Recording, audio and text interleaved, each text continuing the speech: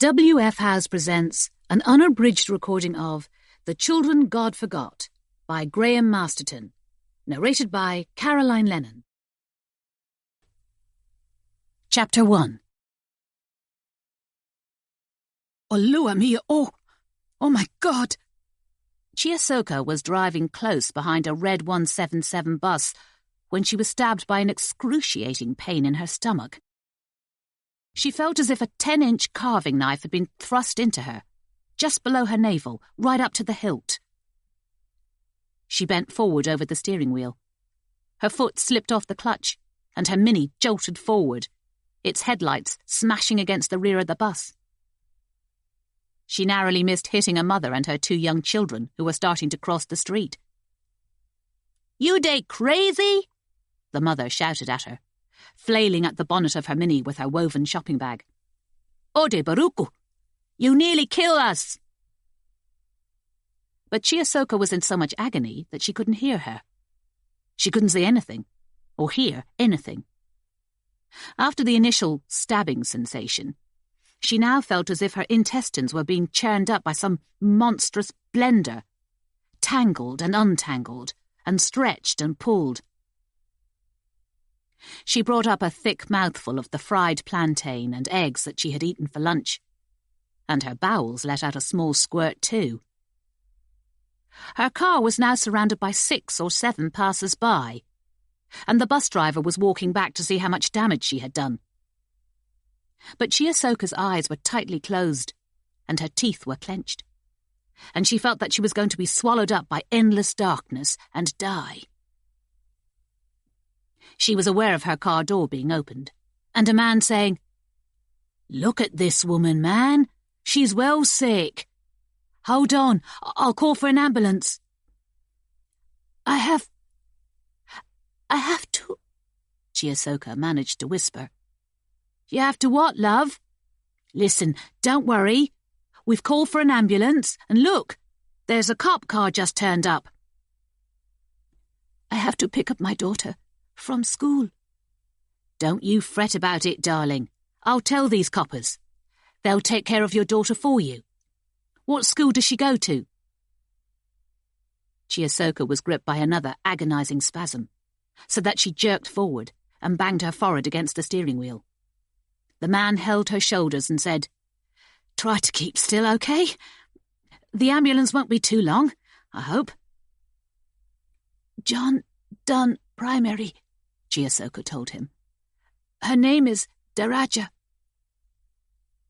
The pain eased for a while, but she still felt as if her intestines were sliding around. It was a deeply disturbing sensation, as if her seat was sliding around beneath her too. She opened her eyes after a few moments and saw a plump, blonde policewoman crouching down beside her, with a concerned look on her face. "What's your name, dear?" the policewoman asked her. Chiyosoka Odewole. I live in Lugard Road.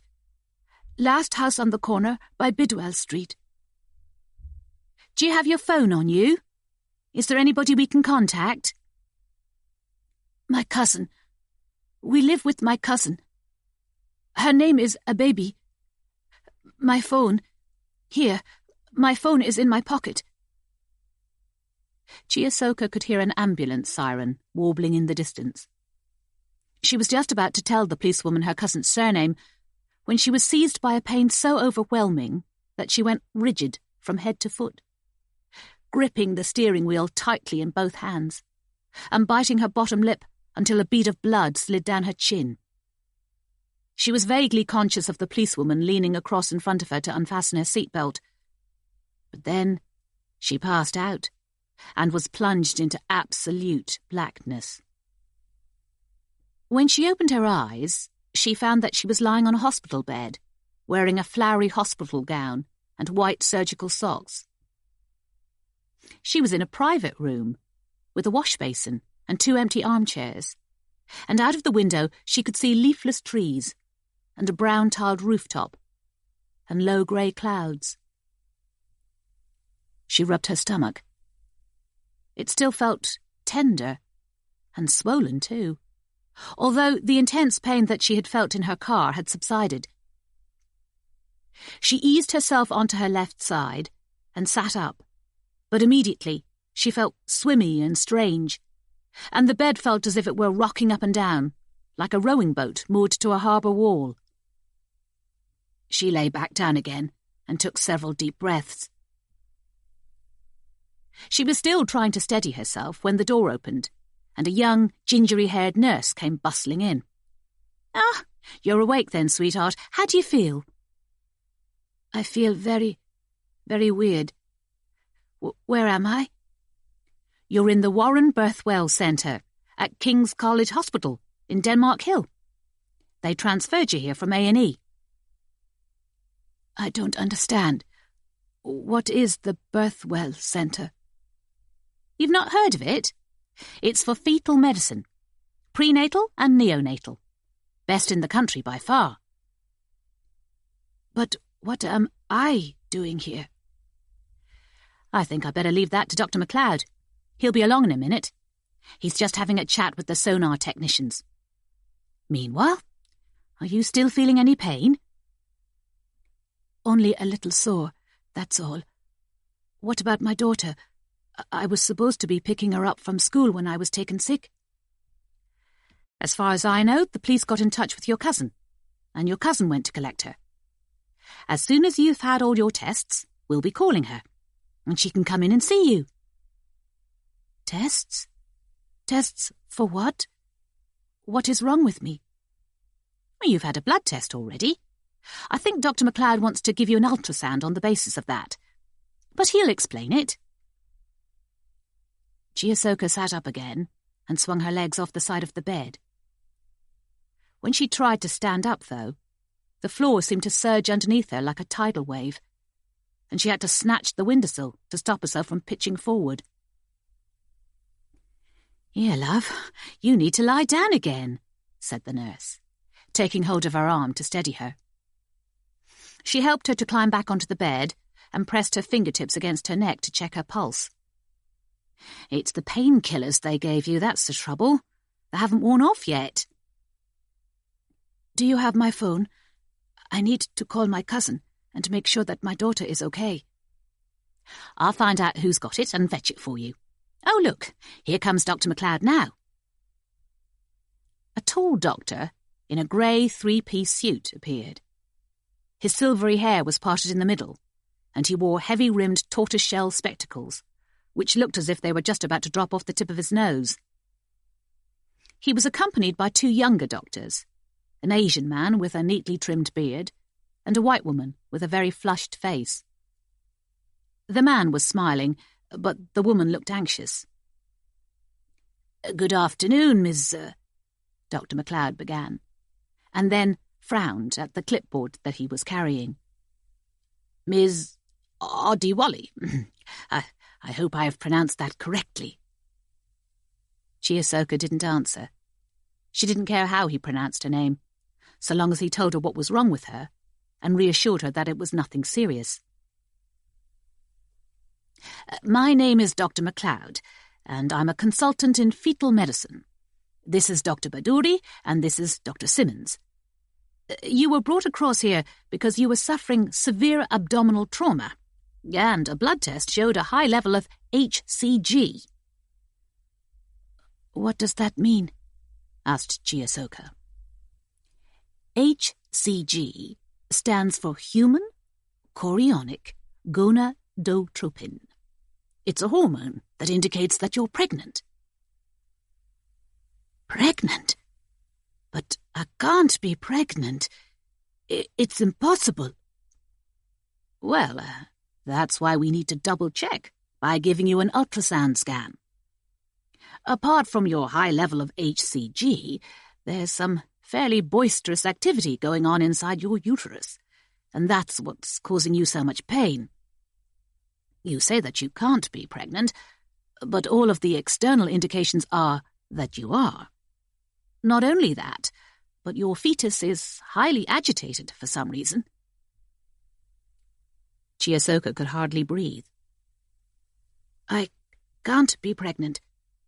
Whatever it is, Whatever is making me feel like this, it isn't a baby. I haven't been with anyone. My husband left me and went back to Nigeria. I live with my cousin. I haven't been with anyone. Well, we'll soon see if you'll agree to a scan.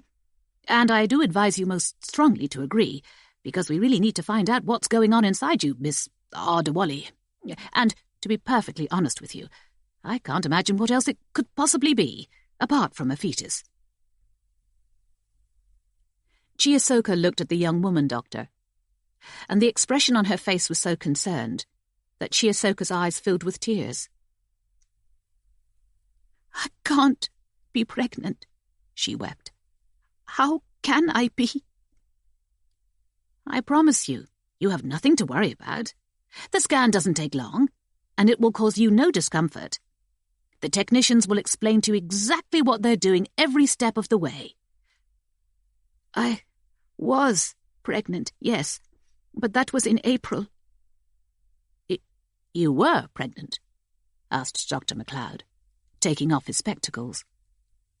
What happened? I ended it. I had an abortion. You arranged this through your GP? Chiyosoka nodded.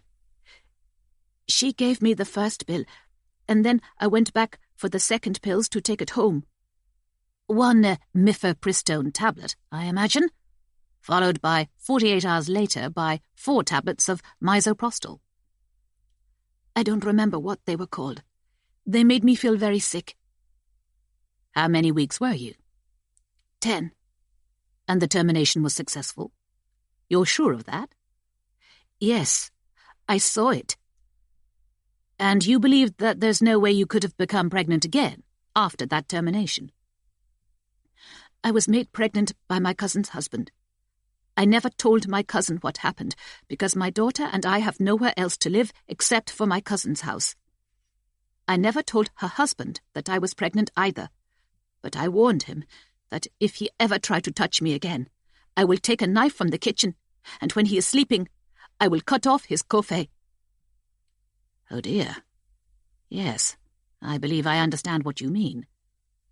But anyway, whether you're pregnant or not, a scan is essential. In fact, if you're not pregnant, I'd say it's urgent.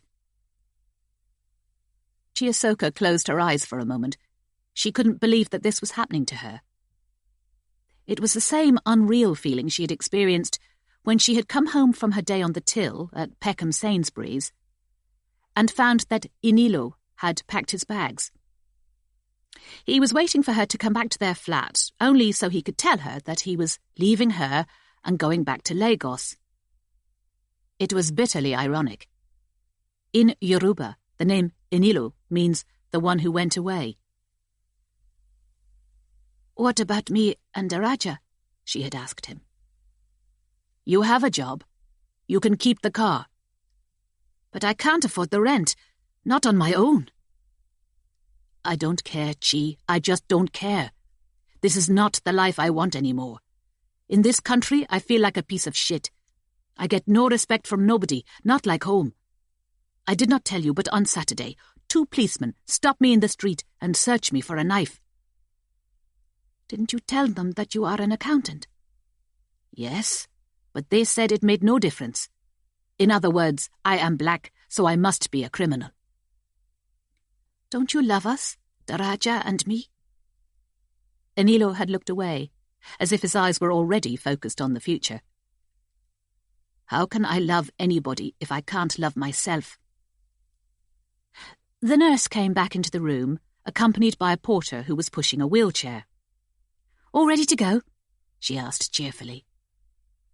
Dr. MacLeod looked down at Chiyosoka and gave her the most sympathetic of looks, almost as if he were her foster father.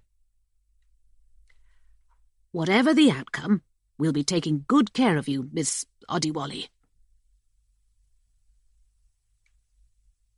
It was 5 o'clock and growing dark outside by the time Dr. MacLeod and his 2 assistants came back with the results of Chiyosoka's ultrasound scan.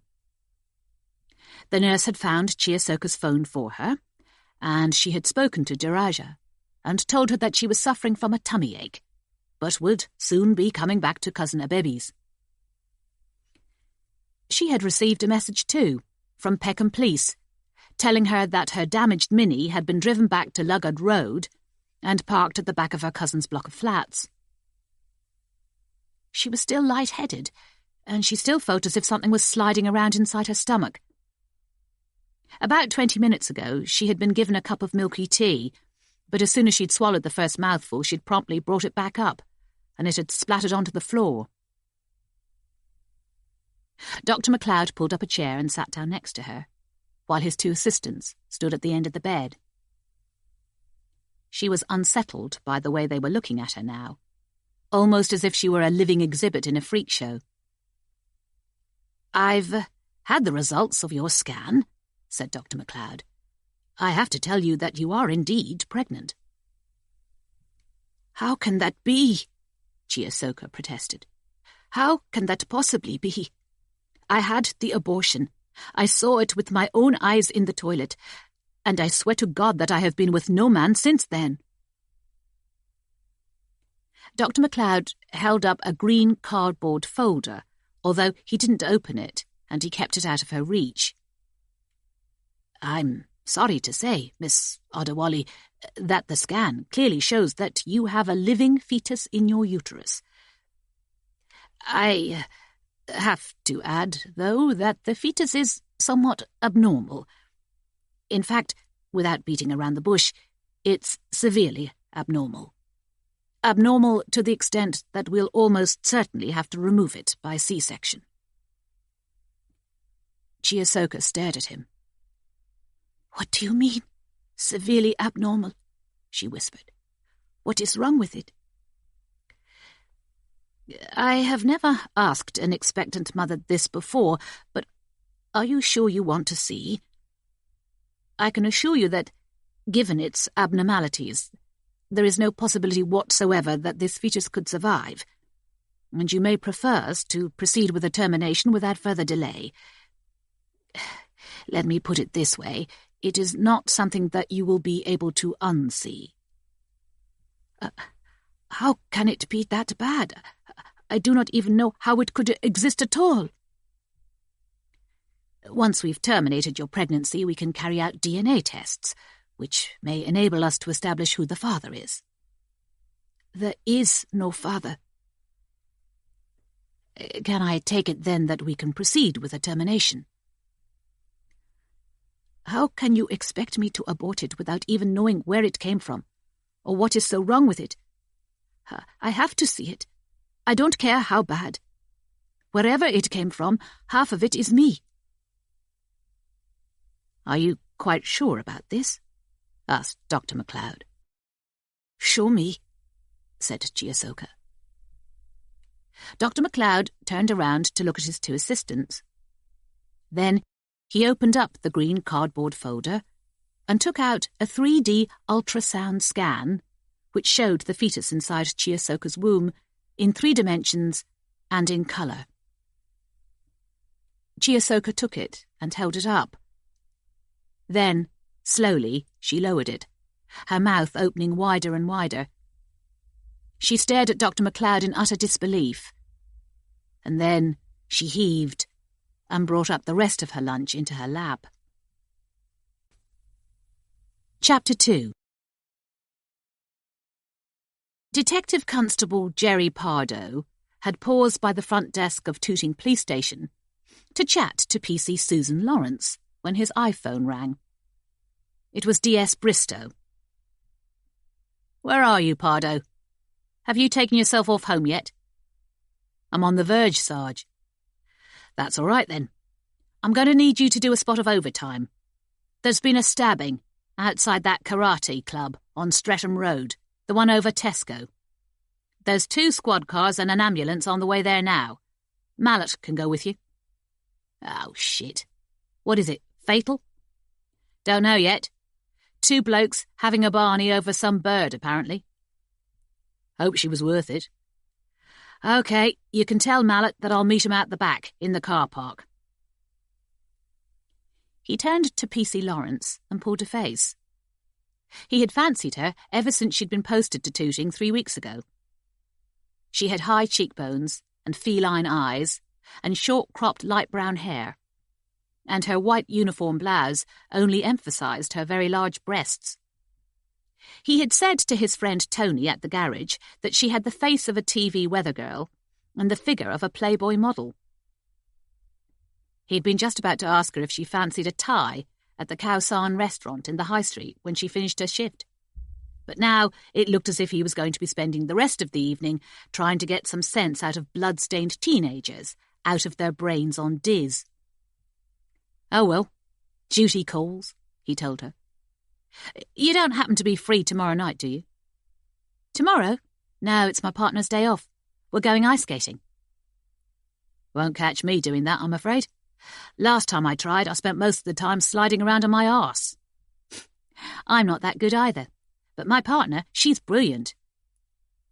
"Oh, been together long, have you? You and your partner?" "Nearly a year now." "Oh, well, have a good time." Jerry went out of the back door of the police station and across the car park to his silver Ford Mondeo. Just my bleeding luck, he thought, as he sat behind the wheel. The tastiest looking bit of crumpet that's turned up at Tooting Nick ever since I've been there, and it turns out she's the L-bit of LGBTQ. DC Bobby Mallet came hurrying out, trying to zip up his wind cheater while holding on to a half-eaten cheese and tomato roll. He was short and tubby, with prickly black hair and bulging brown eyes and a blob of a nose. Everybody at the station called him Edgog. He climbed into the passenger seat and twisted around to find a seatbelt. "I hope you're not going to be dropping crumbs all over the shop," said Jerry, as he started the engine. "I just spent a tenner having this motor valeted." "Bloody kids stabbing each other," said DC Mallet. "What's that? About the fourth one this week? They don't get it, do they? All carrying knives and machetes around and threatening each other. They don't seem to understand that when you've snuffed it, that's it. You don't wake up the next morning and say, 'Caw, that was horrible, that was, being splashed like that.'" "That kid yesterday afternoon, the one who was stabbed outside Chick's, he snuffed it last night." "Yes, I heard. What was he, only about 15? 15 last week," said Jerry. "And the kid who stabbed him's only 17. He put on his drill rap voice. "He was trapping round my ends, and it was peak. No way man was going to stand for that." "What a pillock." "It's your Generation Z, Edge," said Jerry, as he turned down Links Road towards Streatham. "They might be tech-savvy, but when it comes to anything else, they don't know their arse from their elbow." It took them less than 5 minutes to reach the crime scene. 2 squad cars were already parked outside Tesco supermarket with their blue lights flashing, and an ambulance was parked outside the Polski Sklep grocery store. A small crowd had gathered, but they were already being held back by police tape. Jerry pulled up behind the ambulance, and he and Mallet climbed out. It was a chilly evening, and their breath smoked, so that they looked like old-fashioned coppers in a black-and-white 1950s crime film. The victim of the stabbing was lying in the bus shelter outside S. Eingaran's Asian and Caribbean food shop, which was only 5 metres away from the entrance to the karate club. He was a young Asian with a pompadour fade hairstyle and a sharply trimmed beard. He was wearing a white, fresh Ego Kid tracksuit, which was drenched in blood, so it looked as if he'd been knifed in the stomach and the chest at least 8 or 9 times, maybe more. His eyes were open, and he was staring sightlessly at the boots of the bulky police constable in a high-vis jacket who was standing over him. "Evening all," said Jerry. "What's the SP?" "Bit of an altercation, apparently," said the constable, sniffing and tugging out his notebook. "Victim's name is Ataf Hiraj, 21 years old. Suspect's name is Rusul Garaya, 23. He's inside in the changing room." They're both members of the Kunuku Karate Club. According to their instructor, there seemed to be bad blood between them this evening. In his own words, they were kicking the living shit out of each other. I see. Did he have any idea what the beef was about? The constable shook his head.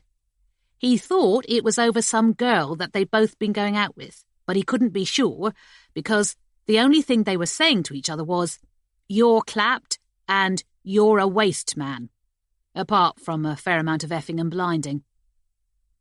Forensics on their way? She'll be here in 10 minutes or so. Witnesses? That lot over there. 5 of them altogether. They all saw the suspect stabbing the victim. A couple of them tried to stop him while he was doing it, but he threatened to stab them as well. It was only when he started to leave the scene that one of them ran after him and brought him down with a karate kick in the bollocks. Then the rest of them jumped on top of him and took the blade off of him. All right, thanks, said Jerry. We'll have a word with them in a minute. First of all, I think we need to have a bit of a chat with our stabber. Edge, you coming? Mallet was prodding at his iPhone. Huh? What? Oh, sure. Yes, just telling Margot that I'm going to be late. They went in through the door to the karate club and up 2 steep flights of stairs. Jerry could smell Tiger Balm muscle rub even before they reached the changing room. Camphor and menthol, which helped to mask the underlying mustiness of stale sweat. The changing room was long and narrow, with dank karate kimonos and JD sports bags hanging along both sides. The suspect was sitting at the far end, handcuffed. 2 uniformed constables standing beside him, their arms folded, looking monumentally bored. When they saw Jerry and Mallet enter the changing room, one of them took hold of the suspect's elbow and pulled him up onto his feet. "Evening, lads," said Jerry. He didn't have to introduce himself. They were both based at Tooting too. "This is Mac the Knife, is it? What's your name, mate?" The suspect was only about 5 feet 8 inches, but very muscular, with the thick, corded neck and bulging biceps of somebody who visits the gym every day. His hair was braided into cornrows, and he wore a large silver hoop in each ear. Jerry thought that he was spectacularly ugly, as if his face were being pressed flat against a window. He was still wearing his white gi, and it was splattered on the left-hand side with a Jackson Pollock action painting of dried blood. His breath smelled fruity and sweet, which told Jerry that he was probably dosed up with lean, a mixture of cough syrup and codeine. Some of the kids drank 3 or 4 bottles a week, or more if they could afford it. "He deserve it," he said, defiantly cocking his head up. "That's your name, is it, mate? He deserve it?" "No, bruv. Man's name is Rasool. I was just saying, like, Ataf was asking to be shanked." "Rasool what?" asked Jerry, in his flattest job interview voice. "How old are you, Rasool, and what's your address?" "Rasool Garaya. Man's 23. Man lives at 79 Sumner House." "On your own or with your parents?" "With his rents, bruv. Man ain't got no job now. Man can't afford a gaff of his own." "What are you, Gujarati?" "That's right." Jerry didn't have to ask Rasool why, as a Pakistani, he was speaking in a slang that was mostly Jamaican. All the kids around London spoke like that. There was even a poster pinned up in the squad room at Tooting with a list of young people's slang, and it was constantly being updated. Even if Rasool had been making gains, building up muscle, he was still Butters, or a 2, meaning that he was ugly, only 2 out of 10. "So you're admitting that you stabbed Ataf?" "Like I say, he deserve it. He was guilty of murder, so man was only giving him justice like the court would have done. So it's not that deep. Best believe a court would have only banged him up like. Ataf killed someone. He only murdered his kid, didn't he? Whose kid? Rusul was about to speak, but then his mouth tightened and his chest rose and fell as he took several deep breaths. Jerry could see that his defiance was abruptly collapsing, and his expression was changing to one of inconsolable anguish. He clasped his manacled hands together and shook them, and tears burst out of his eyes. My kid, bruv. My kid. Ataf murdered your kid? How? When? Why didn't you tell the police? 'Cause the pigs would have done nothing, that's why. And why not? 'Cause they don't pull you in for abortions, that's why. Me and Joya, we was going together for nearly a year, and then this Ataf shows up and takes her off me. But Joya finds out, after she and me break up, that she's expecting my baby. It has to be mine, because she's 6 weeks gone, and she and Ataf have only been together for a month. So, she arranged for a termination, is that it? Ataf knew this woman doctor in Brockley, and she give Joya the pills. But that's the same as murder, innit? Like, if you fix it for somebody to kill somebody else, even if you didn't do it yourself, like, you're still guilty, innit? And that was your justification for stabbing Ataf? You considered him to be a murderer, and therefore you thought you'd get away with killing him. Perhaps you thought you'd even get a medal, put in Mallet. Or a year's free Happy Meals at McDonald's. I don't know. You melt. Jerry looked at the two uniformed constables and shook his head. Then he said, Rusul Garaya, I am arresting you for the murder of Ataf Hiraj. You do not have to say anything, but it may harm your defence if you do not mention when questioned something which you later rely on in court. Anything you do say may be given in evidence. Take him down the nick, lads. Jerry and Mallet talked briefly to all the 5 witnesses, who included Ken, their karate instructor, a former SAS officer who had served in Iraq. They all had the same story to tell. Rusul and Ataf had been pacing around each other all evening like angry pumas, trading insults. And when they had fought together, they had been hitting each other so viciously that Ken had pulled them apart and stopped them before one or both of them suffered a serious injury. Then, just after Ataf had walked out of the club's front door, Rusul had come running down the stairs after him with a long kitchen knife, rammed him hard against the side of the bus shelter, and started furiously stabbing him in the chest and stomach. And this was all over this girl Joya, so far as you know? Asked Jerry. That's right, Ken told him. She used to come to the club with Ataf every now and then. Pretty girl, if that's what you go for. Don't know what she saw in Rusul, though. He's built, I'll give you that. But, you know, face like a bag of spanners. Don't happen to know where she lives, this Joya?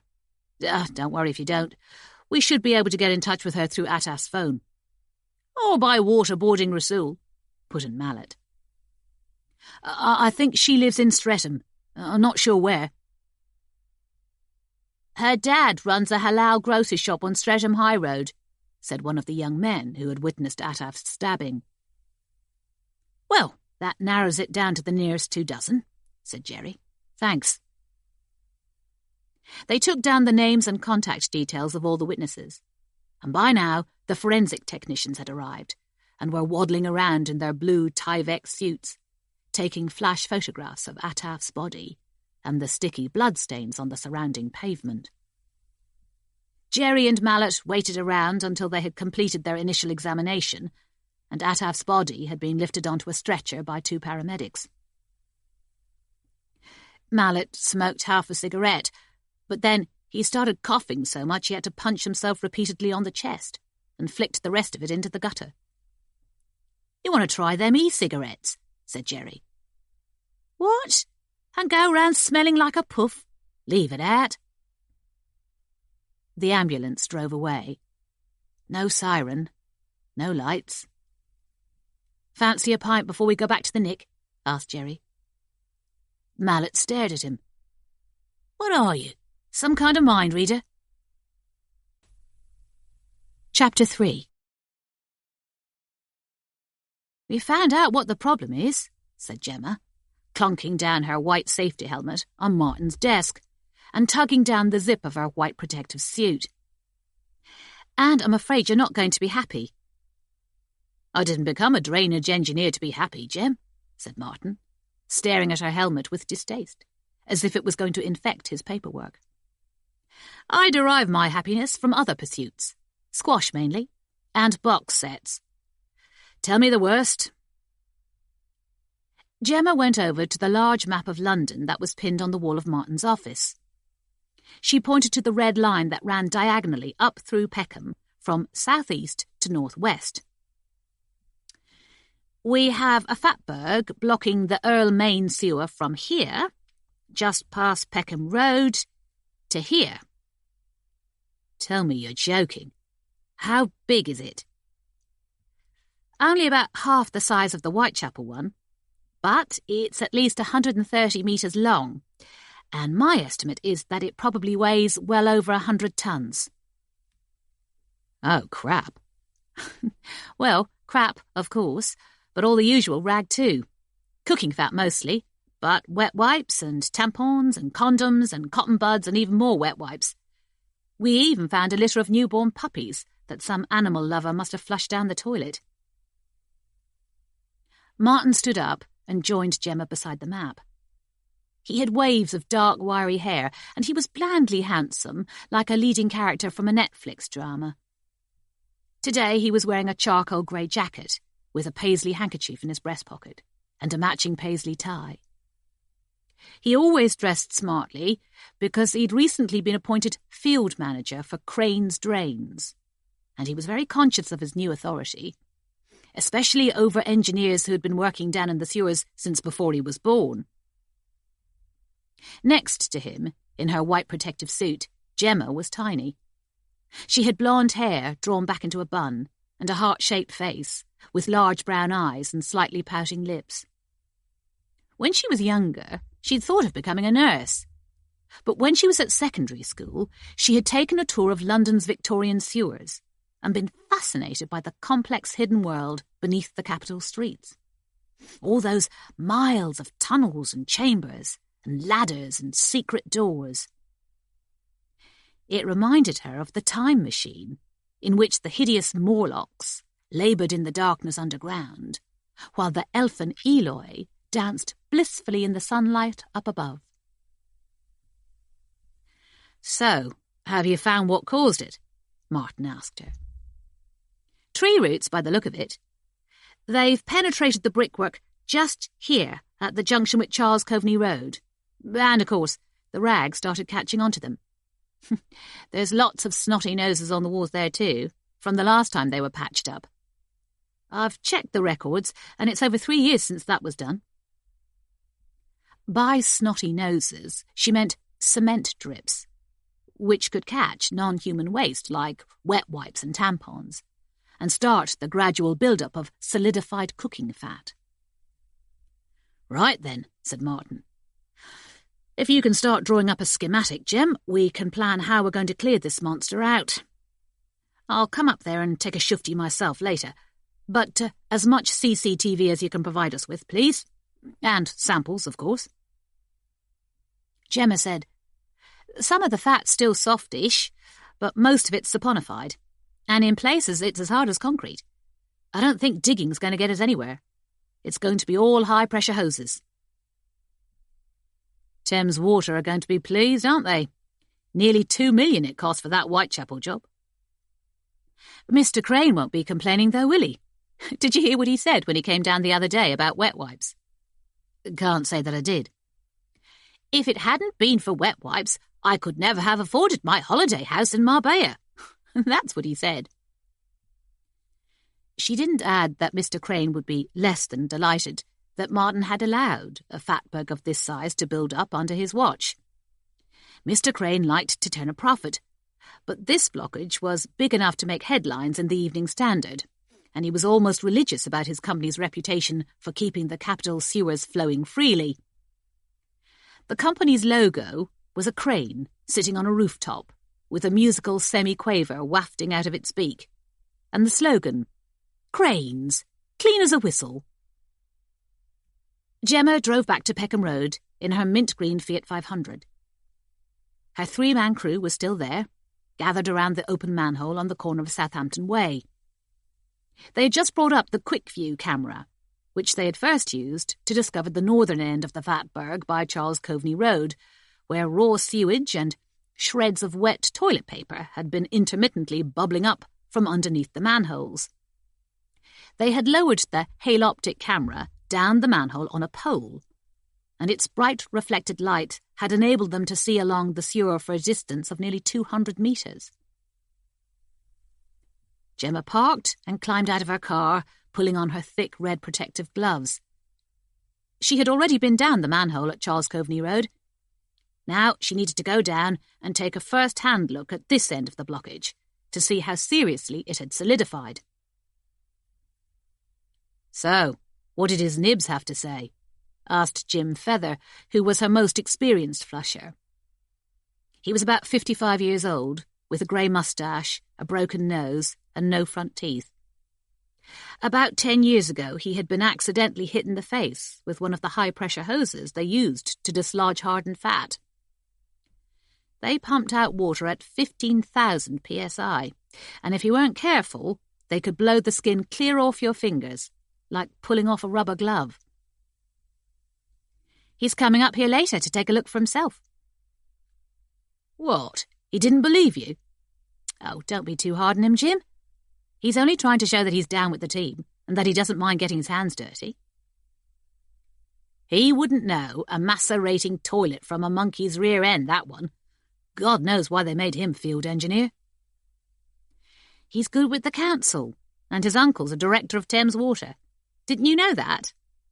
"Field engineer, that's only a title. Everybody knows that all the real engineering's done by you, and all the rest of you guys down the pipes." "Do you know what you are, Jem?" Jim snorted. "You're a flipping flirt, that's what." Gemma covered her eyes with her grey, smoke-tinted goggles, buckled on her helmet, and zipped her suit right up to her neck. Newton, her young camera technician, would be coming down into the sewer with her. He would be taking pictures of the Fatberg, and videos of Gemma as she rooted through the sewage and dislodged chunks of fat to see how hard it had become, and what it would take to clear it. Jim shifted aside the orange plastic barrier so that she could climb down the open manhole. The ripe smell that was rising from the sewer was almost overpowering, and she flapped her hand in front of her face. "Bit on the niffy side, isn't it?" said Jim. "Oxygen levels okay, though. We've checked the hydrogen sulfide and the methane levels too. Still, no farting when you're down there, Newton. Don't want you pushing the levels over the safety limits."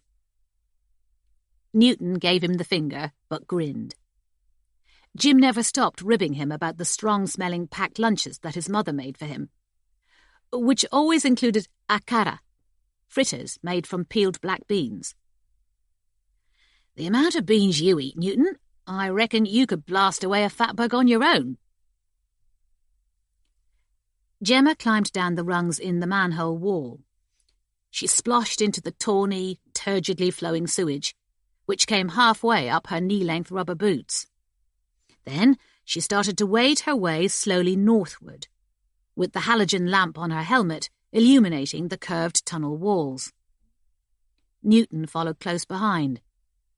The dazzling light from his IPEC camera cast dancing shadows on the brickwork, as if they were being accompanied by dark, distorted ghosts.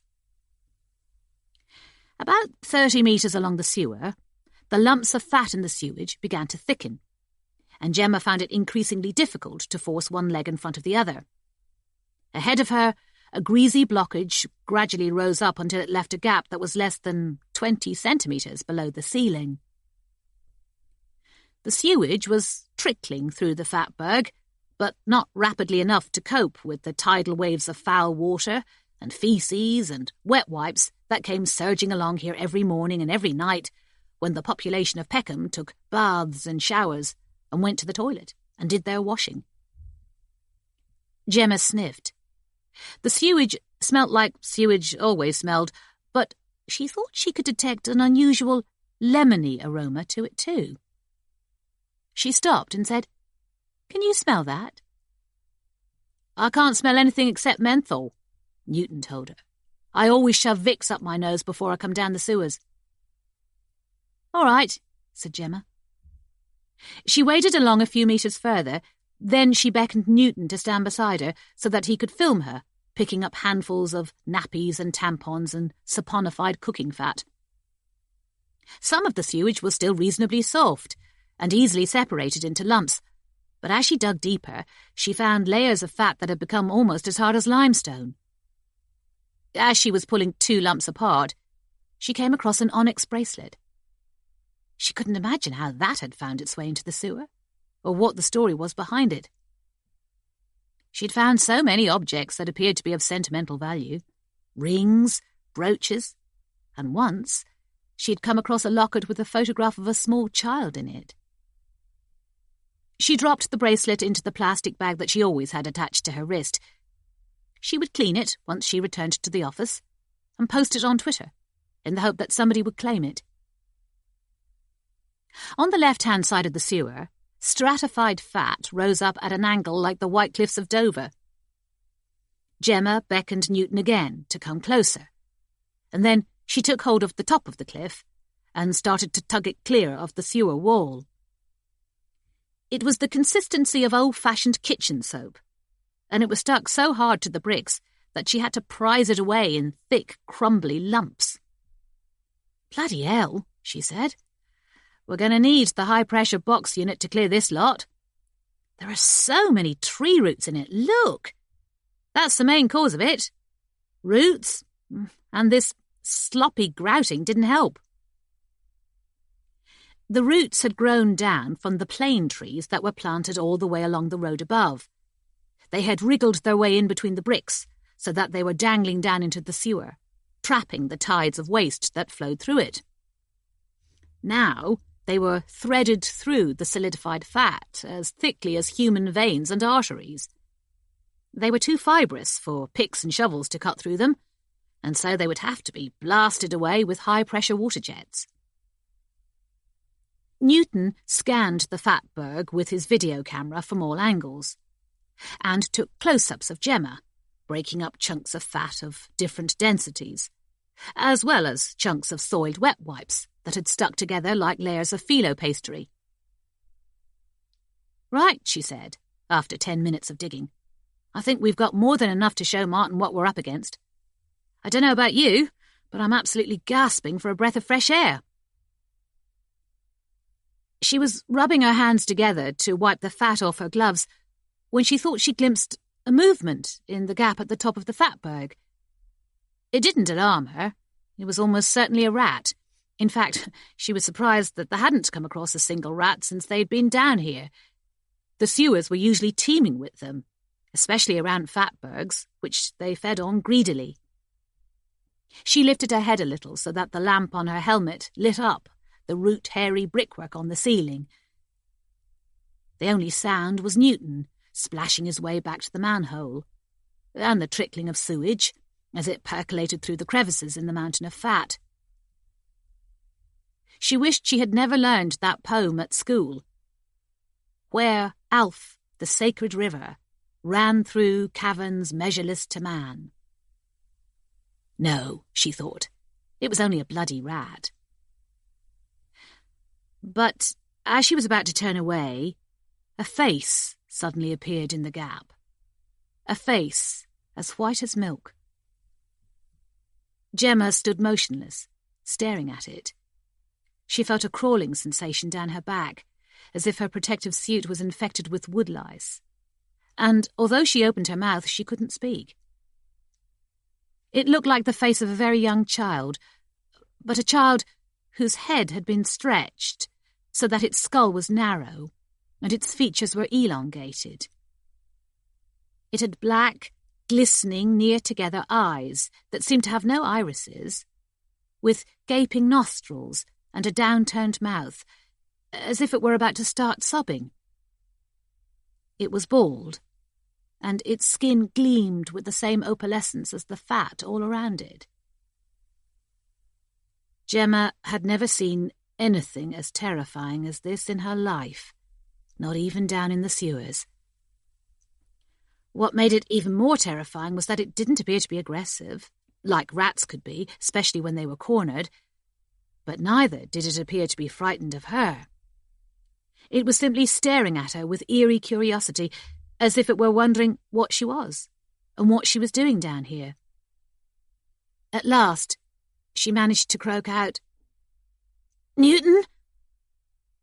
Newton was still splashing towards the manhole, so she had to call out louder. "Newton!" Newton stopped and turned around, but when he did, the white-faced thing immediately slithered out of sight. Her heart beating hard, Gemma waded up closer to the fatberg and cautiously peered into the gap. Further along, the light from her helmet caught something moving, something pale, that glistened, and for a split second something that waved, like a tentacle. But then she could see only tree roots, and craggy white fat, and shredded ribbons of toilet paper. "What's up, Gem?" Newton asked her. His expression was what she always called his Eddie Murphy face, half concerned, but half looking as if he were about to burst out with sarcastic laughter. "You look like you've seen a ghost." "There's something down there. I mean, something alive.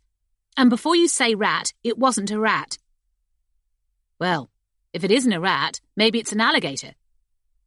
"What the bloody hell are you talking about? Alligator?" "I never heard of any here in London, but it happened in America, didn't it? People bought baby alligators as pets, and when they got tired of them, they flushed them down the bog. I heard stories that some of them grew up to giant size down in the sewers." "It wasn't an alligator, Newton. No way. It was more like... I don't know. It was more like a child." "What? What's a child doing down a sewer? Couldn't be a child any road. How would a child get down here in the first place? Not unless they were flushed down the bog." "I don't know. It looked like a child, that's all. Only its head was all long and thin. It scared the shit out of me." "Well, you're in the right place for that." Gemma peered down into the gap again. But whatever the white-faced thing was, it had been completely swallowed up by the darkness. She hesitated for a moment, wondering what to do next. Whether she ought to organise a shovel party down here to see if they could dig it out. If they used a high-pressure hose, it was highly likely that they would kill it. But then she thought, don't be ridiculous. It couldn't have been a child. No child could survive if it was deformed like that. And what could it live on, down here in the sewers? You're probably hallucinating from methane and a shortage of oxygen. You've had hallucinations before. You remember that time in Blackheath, when you thought you heard women's voices in the tunnels calling your name? Or that time you panicked because you felt that the sewer was going to collapse on top of you? This is probably the same, only different. "Come on, let's get out of here," she told Newton. "I think I've got a serious case of the heebie-jeebies, that's all." Chapter 4. Dr. MacLeod had been staring at the scan for almost 10 minutes before Dr. Simmons said, "Well, what are we going to do with it?" After a moment's hesitation, she added, "Sir?" Dr. MacLeod took a deep breath and then slowly let it out, in the same way he did when he was about to tell a mother that her baby was stillborn. "To be absolutely honest with you, Caroline, I don't have the first idea. Will it survive once we've taken it out of her? Can it survive? And if it does survive, which, heaven help us, I pray for its own sake that it doesn't, what kind of life can it expect?" Dr. Pardoe had been examining the scan over Dr. MacLeod's shoulder. "It's difficult to tell if it's male or female." "It's difficult to tell if it's even human," said Dr. MacLeod. "Well, of course it must be, because it's been conceived inside this poor woman's womb. It seems to have a brain and a spinal column, but its body is severely underdeveloped. And all these limbs. I think the question of its gender hardly comes into it. It's never going to have to decide whether to wear trousers or a skirt, is it?" He paused and said, "Sorry, that was flippant. But I've never come across anything like this in all my 27 years of practice. And I've come across some dreadfully deformed fetuses in my time, I can tell you. Compared to this, conjoined twins were a doddle." Duncan, the anaesthetist, pushed his way in through the double swing doors. He was bald, and his belly strained against his tight white surgical jacket, so that he looked more like a chef. "She's all prepped for you, Doctor." Dr. MacLeod took one last look at the scan and then stood up. "Very well. Let's meet this unfortunate little creature face to face, shall we?" They followed Duncan into the theatre, where Chiyosuka was lying on the operating table covered by a light green sheet. One of the centre's more experienced midwives was standing on the opposite side of the table, next to the 4K surgical display screen. A young nurse was counting the instruments that Dr. MacLeod would be using for the C-section. As Dr. MacLeod came in, the midwife lifted the sheet and folded it back to expose Chiyosuka's swollen stomach. He said, "Thank you, Glenda," and gave her a smile, although it was the queasy smile of a man who's deeply reluctant to do what his professional duty demands of him. He tugged up his surgical mask and was relieved that he could now keep his grim expression to himself. "Vital signs all within normal parameters," said Duncan, sitting down beside his monitors. "Blood pressure 90/60, temperature 37, pulse 75, 16 breaths per minute." On the table next to his instruments, Dr. MacLeod saw that a large stainless steel kidney dish was waiting for the fetus once he had removed it. "Hardly a fetus," he thought. "But what else can I call it?" "Let's get this over with, shall we?" he said, and beckoned Doctors Pardoe and Simmons to come and stand on either side of him.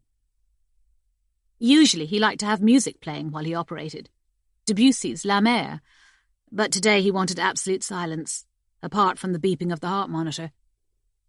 The nurse handed him a number 10 scalpel, and he deftly made the first horizontal incision into Chiyosuka's abdomen.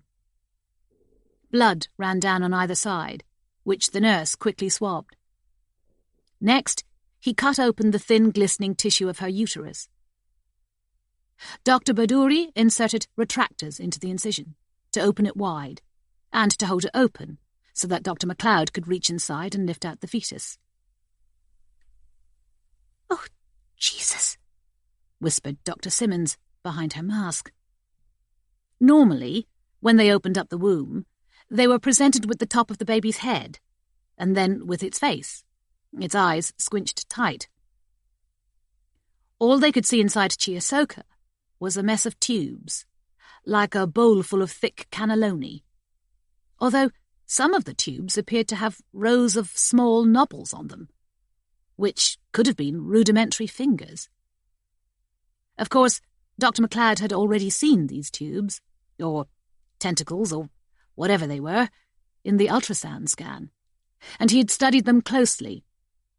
That didn't diminish his disgust and his horror when they came bulging out of the bloodied incision in Chiyosuka's abdomen, because it was obvious by the way in which they slid over each other, winding and unwinding, that they were very much alive.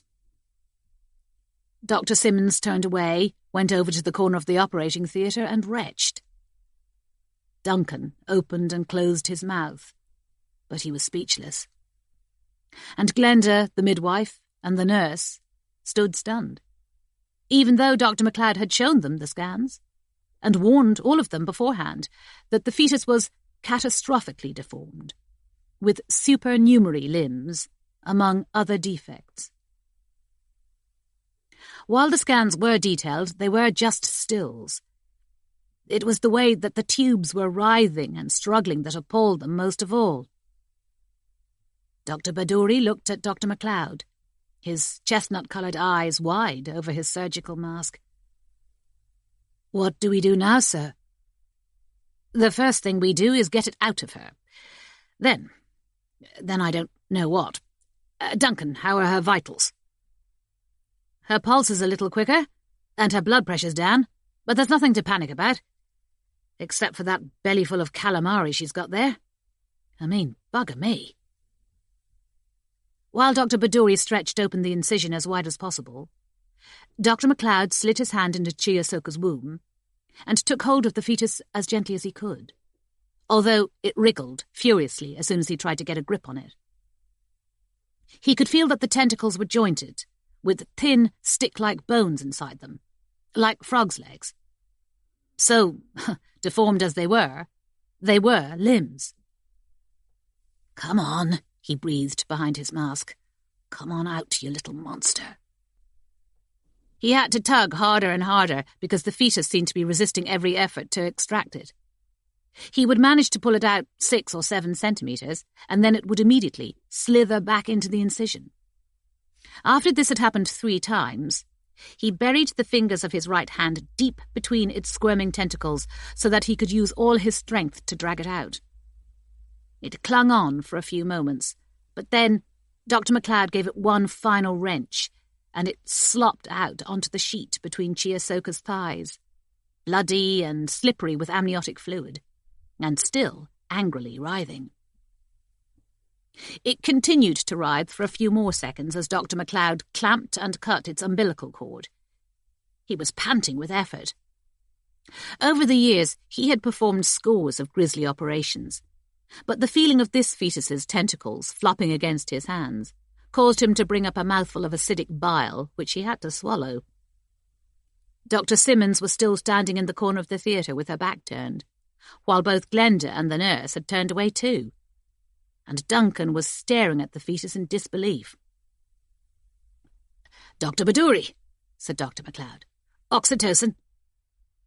This was a hormone injection, which would help Chiyosoka to expel the placenta. Dr. Pardoe picked up the hypodermic and lifted the sheet so that he could inject it into Chiyosoka's thigh. But he couldn't bring himself to look at the fetus, and his hands were trembling uncontrollably. I, he began. "I'm sorry, Doctor. I don't believe I can." Dr. MacLeod said, "It's all right. Let me do it." He reached across and gently took the syringe out of Dr. Pardoe's hand. To his relief, the fetus's tentacles had stopped their furious writhing and were slowly untangling themselves. "Dear God," he thought, "please let this creature be dying." But as the tentacles unfolded, they gradually revealed a white oval shape in their centre, still glossy with slime and streaked with blood. It was a shape that hadn't shown up clearly in the ultrasound because the tentacles, or limbs, or whatever they were, had been wrapped all around it, effectively masking it. It had registered only as a mass of tissue, like a tumour. But because it had appeared to be connected to a small deformed spine, Dr. MacLeod had assumed that it was the fetus's brain. Now that the tentacles had fallen away, though, he could clearly see that it was a distorted human head, with a face. The tentacles were growing out of the back of the head, and from its neck, 2 bulging balloons of thin skin protruded, semi-transparent and laced with red capillaries. These balloons were rhythmically inflating and deflating, like lungs, and Dr. MacLeod could only assume that they were lungs. Beneath the lungs there was a rudimentary body, no bigger than a child's glove, with tiny male genitals and floppy, undeveloped legs. Dr. MacLeod had seen some freakish fetuses deformed by drugs, or alcohol, or genetic abnormalities. But the face of this creature chilled him to the core. It was beautiful, like a cherub. He'd rarely seen a newborn child look so perfect. Its eyes were closed as if it were peacefully sleeping. Its bow-shaped lips were slightly parted as it breathed. And yet, by any definition, it was a monster. He couldn't believe that it not only existed, but that it was still alive. "What are we going to do with it?" said Dr. Pardoe. It's... I've never seen anything like it. Its face." Dr. MacLeod snapped himself back to reality. He lifted the sheet that covered Chiasoka's thigh and injected the oxytocin. He had to think of her welfare above everything. The oxytocin would stimulate her to release the placenta, and then he would try to remove it from her uterus by controlled cord traction. That would lessen the risk of infection. "Her blood pressure's dropping," said Duncan. "Heart rate's okay, though." Glenda, the midwife, said, The thing, Doctor, the fetus. Look, it's having trouble breathing." She was right. The fetus had started to snuffle, twitching its head from side to side, and Dr. MacLeod could see that its nostrils were blocked with mucus. Its tentacles had started to twitch again, too, so that its head was joggled up and down. If this had been anything like a normal birth, he would have told the nurse to use an aspirator and clear out its nasal passages immediately. But now he hesitated. Despite its angelic face, perhaps it would be kinder to let this poor creature suffocate. In fact, he was already thinking about a massive dose of morphine to finish it off. It spluttered and choked, and then, to Dr. MacLeod's horror, it opened its eyes. Clear, sapphire-blue eyes stared at him, in the same way that all babies stared at him when they were first born. "Who are you? And what am I doing here?" Glenda looked across at him, biting her lip. "I know what you're thinking, sir. I'm thinking the same." Dr. Simmons had turned around and come slowly back to the operating table. Her face, usually flushed, looked as pale as if she'd powdered it in corn flour. "It's so beautiful," she whispered. "How can anything so horrible be so beautiful?" The fetus continued to snuffle, and Dr. MacLeod could see by the way its balloon-like lungs were only half inflating that it was having more and more difficulty breathing. "I don't even understand how it can still be alive," he said. He wished that it would stop staring at him, as if it were appealing to him to save it. "I can't breathe, Doctor. Please, I'm begging you, I can't breathe." "I'm not God, but my feeling is that we could do no greater kindness to this unfortunate child than to allow him to pass away with or without our intervention."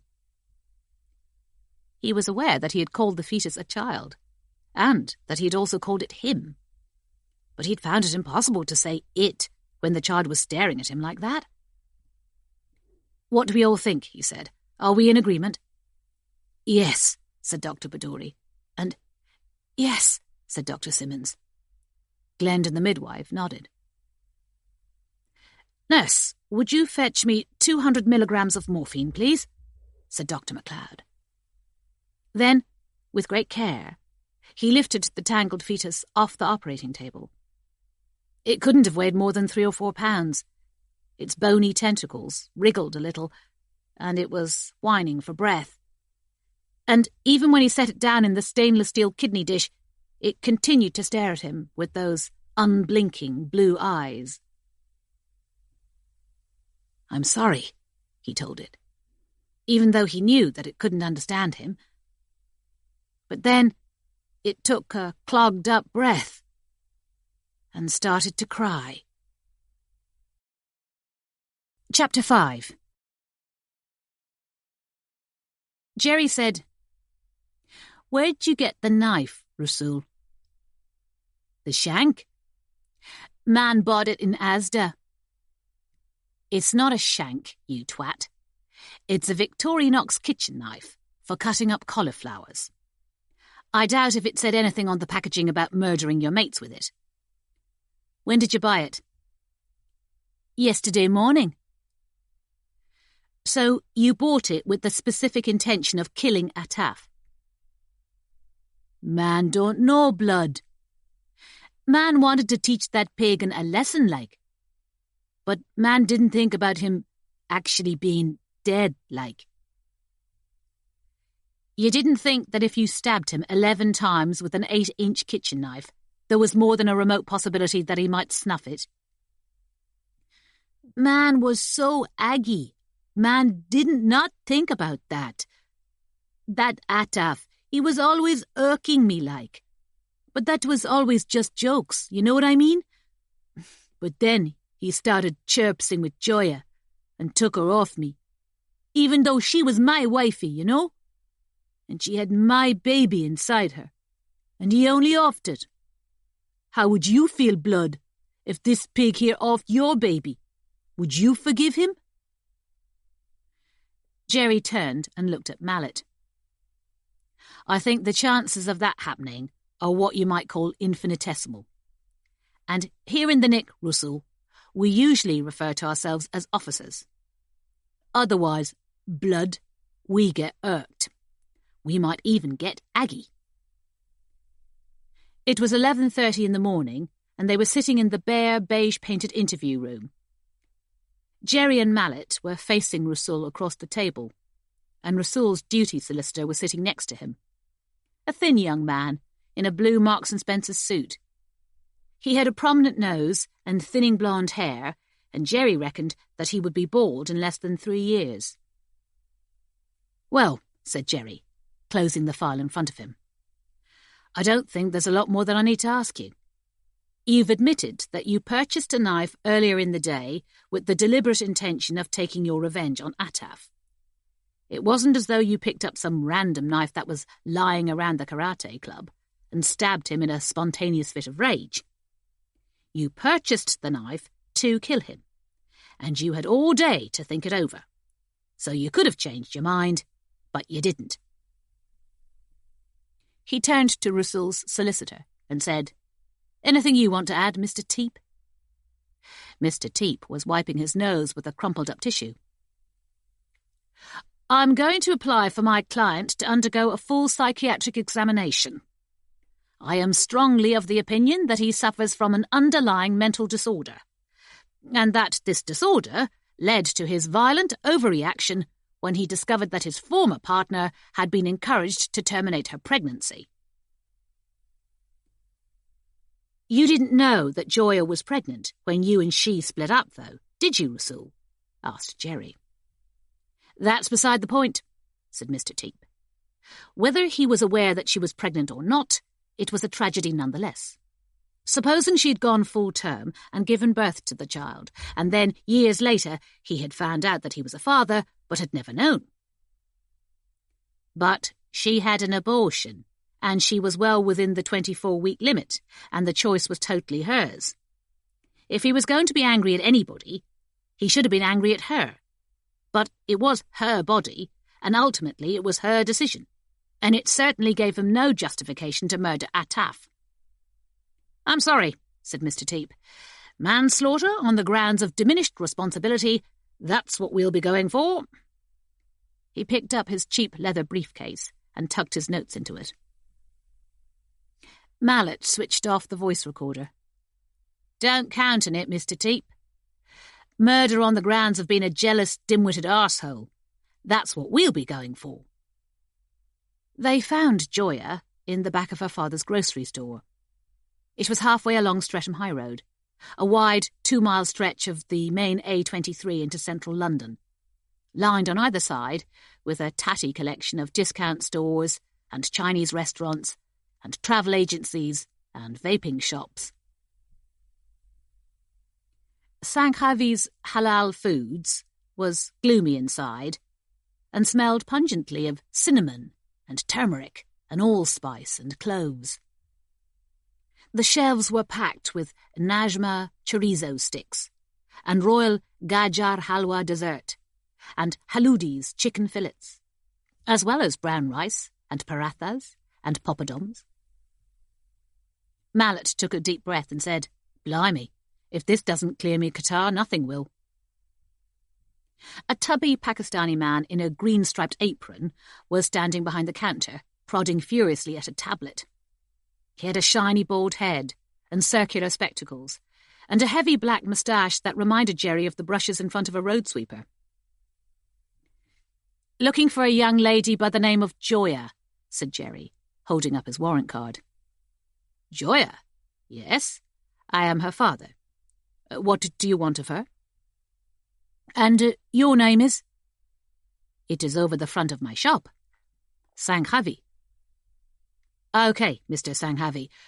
Any chance of having a word with Joya? Gather she comes in to give you a hand now and again. Is she here in the shop today?" "Is this about Ataf?" "We need to speak confidentially to your daughter, Mr. Sanghavi. I'm afraid we can't discuss it with you." "She was told about Ataf late last night by one of her friends. She is very upset, but she insisted on coming in to help me in the shop today. She said she did not want to let me down." "So she's here?" "I told her so many times that I did not approve of her friends from that karate club. They were all Nimna Varga, low class. I met that Ataf once, though, and he was not as bad as some of the others. Clean and very polite, and called me Sahiba. But Joya promised me faithfully that she would not see any of them again. Please do not tell her, but we will be taking her to Pakistan next month in order to marry her to her cousin. That will put an end to all of our worries about who she is mixing with." "Oh, lucky girl," said Mallet. "How old's her cousin?" 43, but a fine man. He has made a lot of money in mobile phones." "So, can we talk to her?" asked Jerry. "Yes, she is in the stockroom in the back. Just come with me." Jerry and Mallet followed Mr. Sanghavi down one of the narrow aisles to the back of the shop. The stockroom was piled high with sacks of rice and boxes of Pakistani food and drink, like Kalai Kas almond and cardamom biscuits, and tinned goat curry, and cans of cow urine. Sitting on one of the boxes was a young woman of about 18 or 19, wearing a red silk headscarf, a loose pink sweater, and jeans. She'd been talking on her iPhone, but as soon as her father appeared, she switched it off and pushed it into her pocket. "Joya, these are police officers. They wish to speak to you about Ataf." Joya stood up. "What about Ataf?" she demanded. Jerry immediately recognised the defiance of somebody who's stricken by grief, but is trying hard not to show it. "Ataf is dead." "Well, that's what we want to talk to you about. And in particular, why he's dead." "How should my daughter know why he is dead?" Mr. Sanghavi demanded. He was standing in the doorway with his arms folded. "Surely you should be asking that of the fellow who killed him." "Mr. Sanghavi, we do need to talk to Joya in private." "She is my daughter, officer. She lives in my house. She is a member of my family. What is the business of a member of my family is also my business." "Not in this case, sir, with all due respect." "And why not, may I ask?" "Because she may want to confide in us information that she's reluctant to share with you. And since this is a murder case, that information could be of critical importance in prosecuting the offender." "Oh, that is ridiculous. She tells me everything." "All right then," said Mallet. "Who's her favourite pop singer?" "How should I know?" "There you are then, QED. She doesn't tell you everything." Mr. Sanghavi stayed where he was in the doorway. Jerry took a deep, patient breath, then said, "Look, sir, I'm sorry, but we have to talk to Joya in confidence. If we can't do it here, we'll have to ask her to come down to the station with us." "Well, very well, but I am sure she has nothing to tell you that can help you. Why should she?" You don't, do you, Joya?" Joya said nothing, but lowered her eyes, her hands clasped together, like a meek and dutiful daughter. Mr. Sanghavi made a snorting noise, then went back into the shop. Jerry closed the storeroom door. He knew that Mr. Sanghavi wouldn't be able to hear them, even if it were open, but he wanted to give Joya the feeling that their conversation was going to be truly held in private. "How long were you dating Rasul?" asked Jerry. "Not quite a year," said Joya. Her accent was a strange blend of South London and Pakistani. She pronounced quite as quite, but year as year. "I met him at my friend's walima." "Walima? That's a wedding party, unless I've got it wrong." "No, that is right. And because it was a walima, Russell was dressed very smart, and he was behaving very polite. It was only after I'd been dating him for 2 or 3 months that I found out how rough he could be. His room was like a pigsty, and even his flatmates used to give him a hard time for being so messy. He never changed his sheets, and all his dirty clothes he just dropped on the floor." "So why didn't you dump him?" asked Mallet. "Oh, come on, Edge," said Jerry. "Same reason women don't walk out on blokes who give them a regular pasting. They always believe they're the ones who can change them. And then there's LOVE, of course." "I did love him, yes," said Joya. "He was rough and not so clean, but he never hit me. Sometimes we had bad arguments, but most of the time he was funny and he was very generous and, well..." "He was good in bed?" Joya blushed and looked away. "I'll take that as a yes," said Jerry. "When did you find out you were expecting his baby?" "Who told you such a thing?" "Rusul himself." Joya didn't answer for almost a quarter of a minute. Jerry could tell by the way she was breathing and biting her lip that she was close to breaking down. Eventually she said, 2 months ago, August the 11th. "But you didn't tell Rusul. Why not?" "We were going through a difficult time. Rusul had lost his job at the garage because he was always late for work. And also..." "Yes? Also what?" "I went to see my Bhavishya Kahanara." "Oh, you did you? And what's one of them when they're at home?" "My fortune-teller. She's a friend of my aunt. Her name is Hazima, and she lives in Mitcham.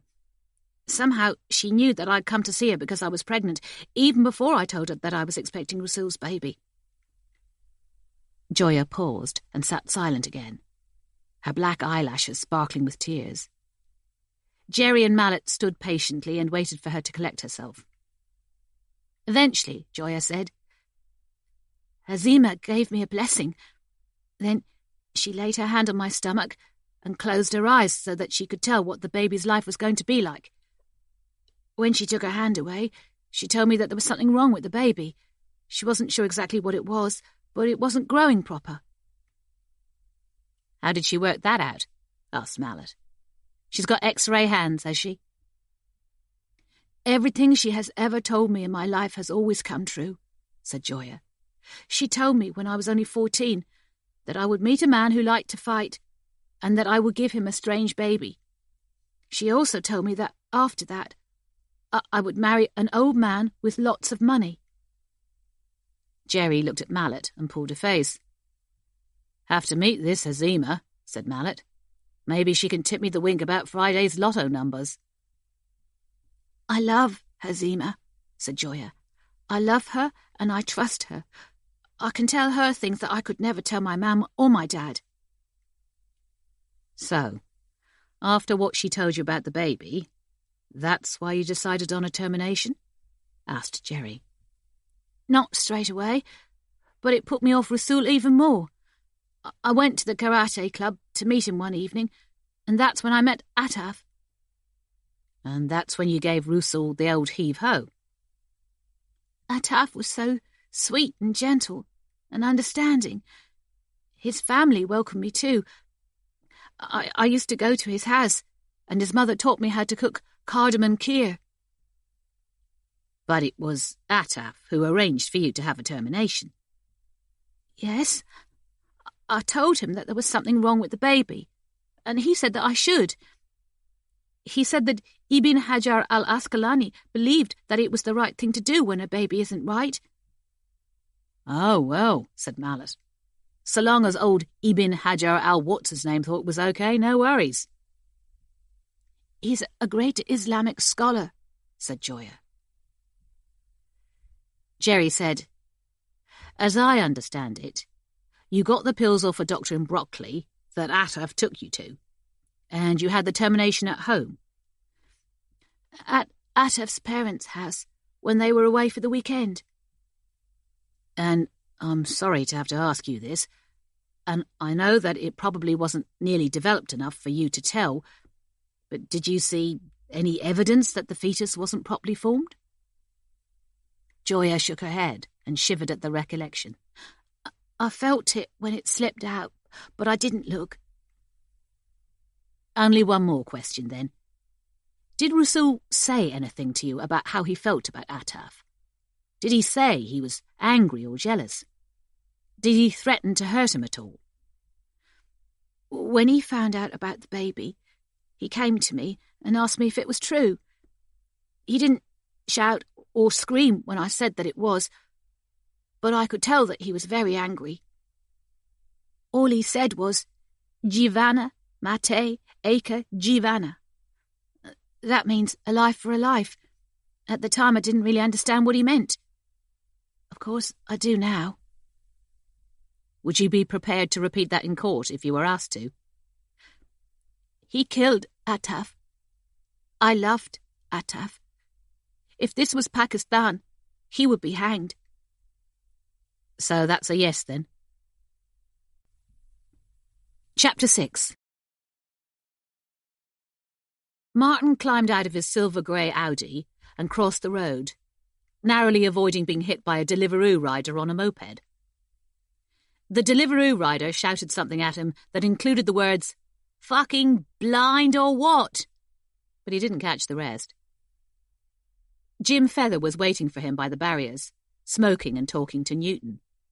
As soon as he saw Martin, he flicked his cigarette into the gutter and blew out a long stream of smoke. "So, how's it going, Jim?" Martin asked him. "Hello, Newton. Everything okay? I've had a shufti at your videos. We've got ourselves a fair old blockage here by the look of it. Where's Gemma?" "She'll be back in a minute. Just gone across the road to get a coffee and a donut." "Blimey," said Martin, flapping his hand in front of his face. Even out here on the open pavement he could smell the rancid fumes from the sewer. "She must have a stronger stomach than me." He kept reminding himself that he was the boss here, but he was acutely aware that his white protective suit was brand new and shiny, without a single dirty streak on it, and that his helmet was new too, and not battered and scratched like Jim's. He felt the same as he had on his first day to secondary school, with a blazer that was 2 sizes too big for him, and a stiff new plastic satchel. Gemma came across Peckham Road from the Payless store, carrying a cup of coffee and a donut, as well as 2 cans of Coke, which she handed to Jim and Newton. "Sorry, Martin. Didn't realise you'd be here so soon. Do you want a drink of anything? Donut?" "I think I'll wait until I've checked out this fatberg, thanks. Bit of a dicky tummy. Dunno why." "Give yourself a couple more years and you'll get used to it," Jim told him. "You think this is bad? You should have gone into the Kazi straight after my old man. You'd have needed a bleeding gas mask." They waited until Gemma had finished her coffee and eaten her donut and Jim had smoked another cigarette. Gemma was trying hard not to appear edgy, but she was still in 2 minds whether she ought to tell Martin about the white-faced child thing. If she told him, and it never appeared again, even when they started to blast away the fatberg, he might think that she was cracking up, that the job was too stressful for her. He had already said that he didn't know what a pretty girl like her was doing down in the sewers. If she didn't tell him, and the child thing was injured or killed by their high-pressure hoses, she would feel unbearably guilty. But she had almost completely convinced herself that she had imagined it. She dropped her empty coffee cup into the nearby rubbish bin, smacked her hands together and said, "Right, Martin.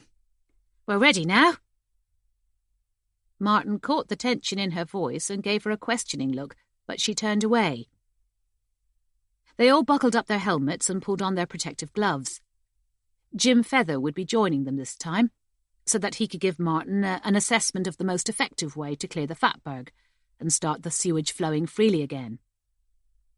After that, it would be Martin's job to work out how much it was going to cost, especially if they decided to attack it from both ends, with 2 clearance crews. Martin knew that their high-pressure hoses would almost certainly damage some of the brickwork too. It dated back to 1865, when Joseph Bazalgette had supervised the construction of London's first citywide sewer system, and it was always expensive to repair. Jim lowered himself down into the manhole first, followed by Newton, Gemma, and Martin last. The sewage was swirling around at a higher level than it had been that morning, almost up to the top of Gemma's boots. And floating around on the surface there were tampons and what they called unpolished turds. "This lot should be running through here at full whack," said Jim. In the fitful lights from their helmets, his face was lit up like a ghost. "Give it a couple of more weeks at this rate and we'll have shite spouting out of the manholes and into the street." "Well, let's take a look at our fatberg, shall we?" said Martin. He had been down plenty of sewers, but because of the blockage, the stench in this one was even more noxious than any he had ever smelled before. Not only was it strong, but it had an unusual sharpness to it. As he waded along the tunnel behind Gemma, he sniffed and sniffed again. "Is it just me, Gem? Or can you smell something acidic?" he asked her. Gemma sniffed too. "You're right. I noticed it before. More lemony, really. It's like verbena, isn't it?" "More like Cif lemon toilet cleaner to me," said Jim. They waited along in single file until they reached the fatberg. Newton lit up the sheer wall of saponified fat from a variety of different angles, so that Martin could see how dense it was, and how thickly laced it was with tree roots. Gemma couldn't stop herself from glancing up at the narrow gap between the ceiling and the fatberg, just in case the white-faced child thing was watching them. She showed Martin how much effort it took to prise the fat away from the bricks, and how it was beginning to form craggy stalactites on the ceiling, which would eventually occlude the sewer completely. "Actually, Gem, it's a damn sight worse than I thought it would be, even after seeing your samples. I think we can only attack it from the north end, though. Obviously, we could get it flushed out quicker if we could attack it from both ends. But think how much water the crew will be pumping out to clear this lot away. We'll never be able to drain it away fast enough from this end. It won't take 5 minutes and they'll be drowned." "It's effing rock hard too, some of it," said Jim. He was hacking with a broad-bladed chisel at the fat on the wall beside him. "Even at Whitechapel it wasn't as hard as this."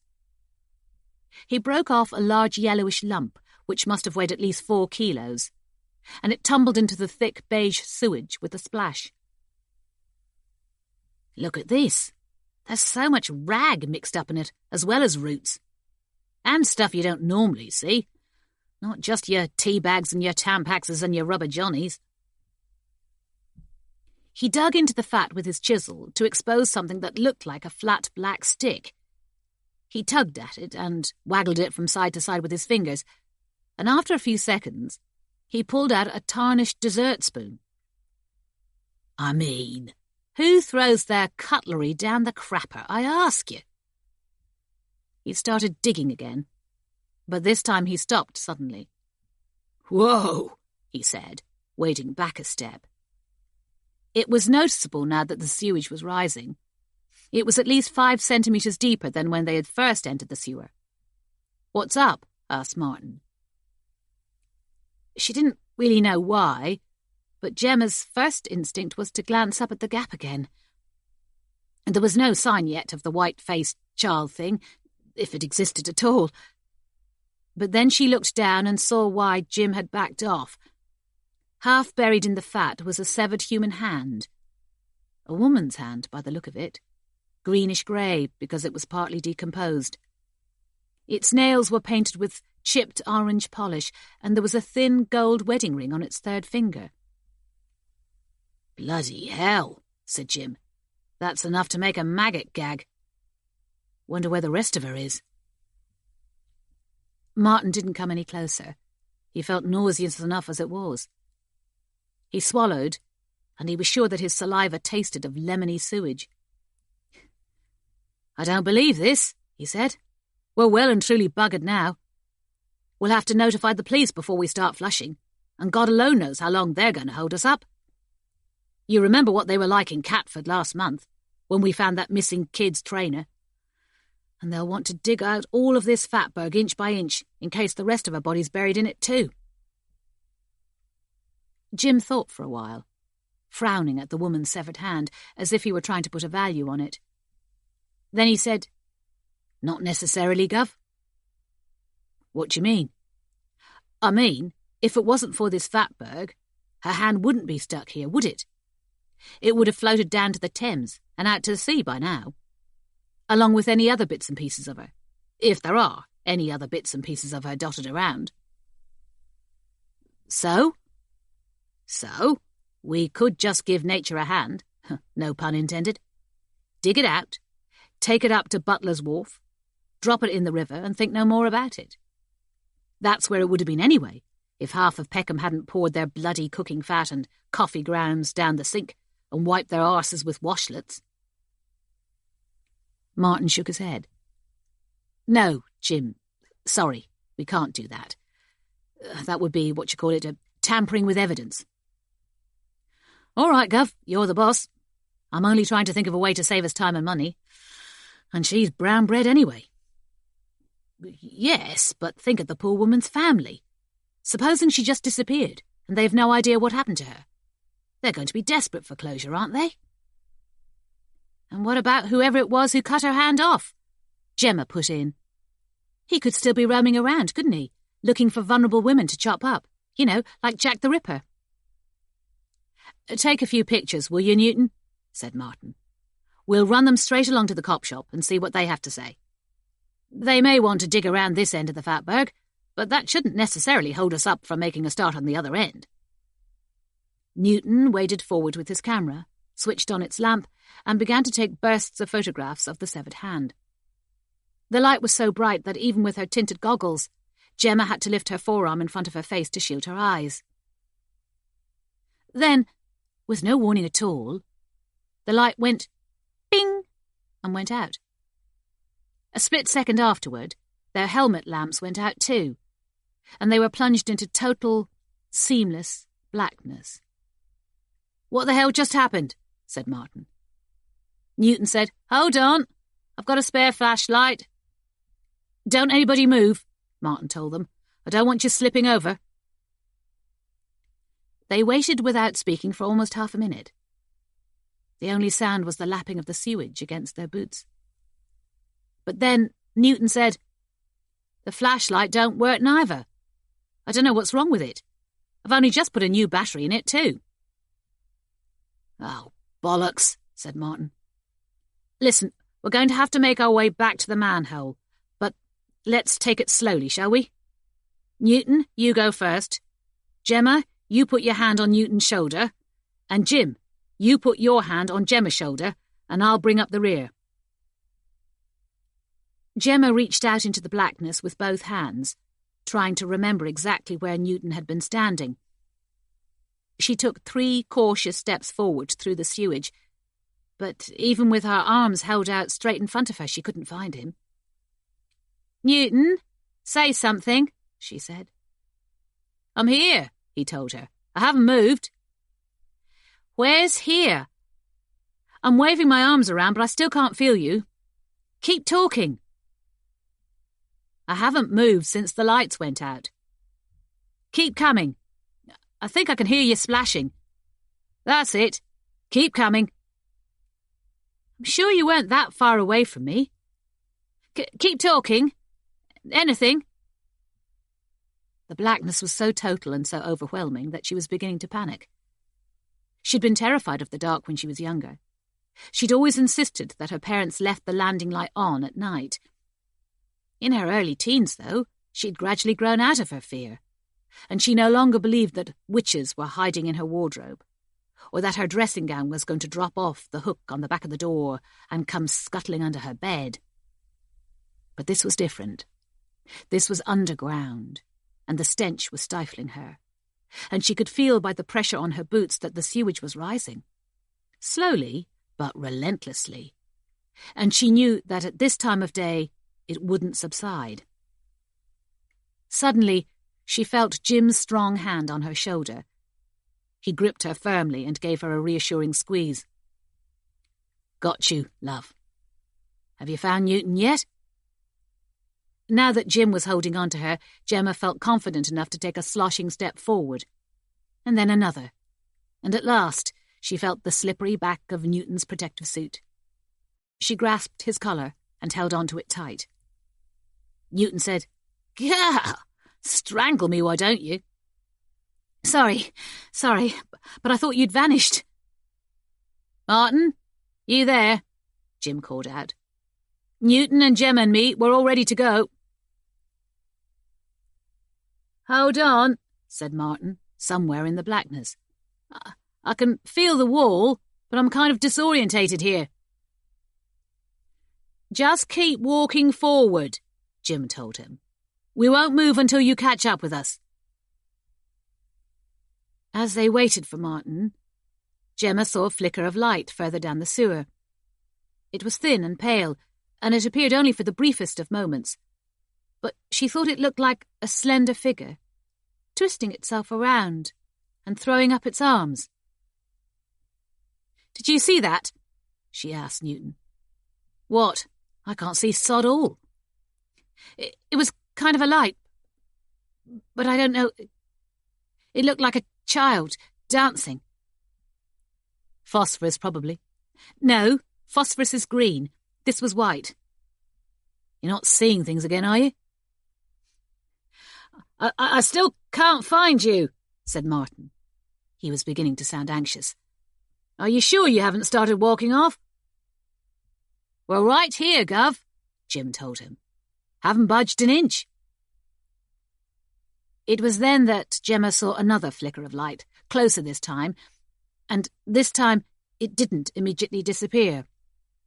It looked like the child thing, pale with an elongated head and smoke-black, near-together eyes, and arms that waved disjointedly, as if they were broken. Newton must have seen it too, because he said, "Shit!" and stumbled backward, so that Gemma lost her grip on his collar.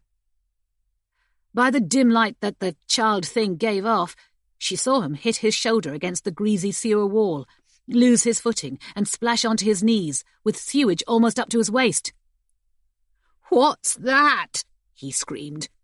"What the fucking hell is that?" Jim said, "Gas. It's just gas."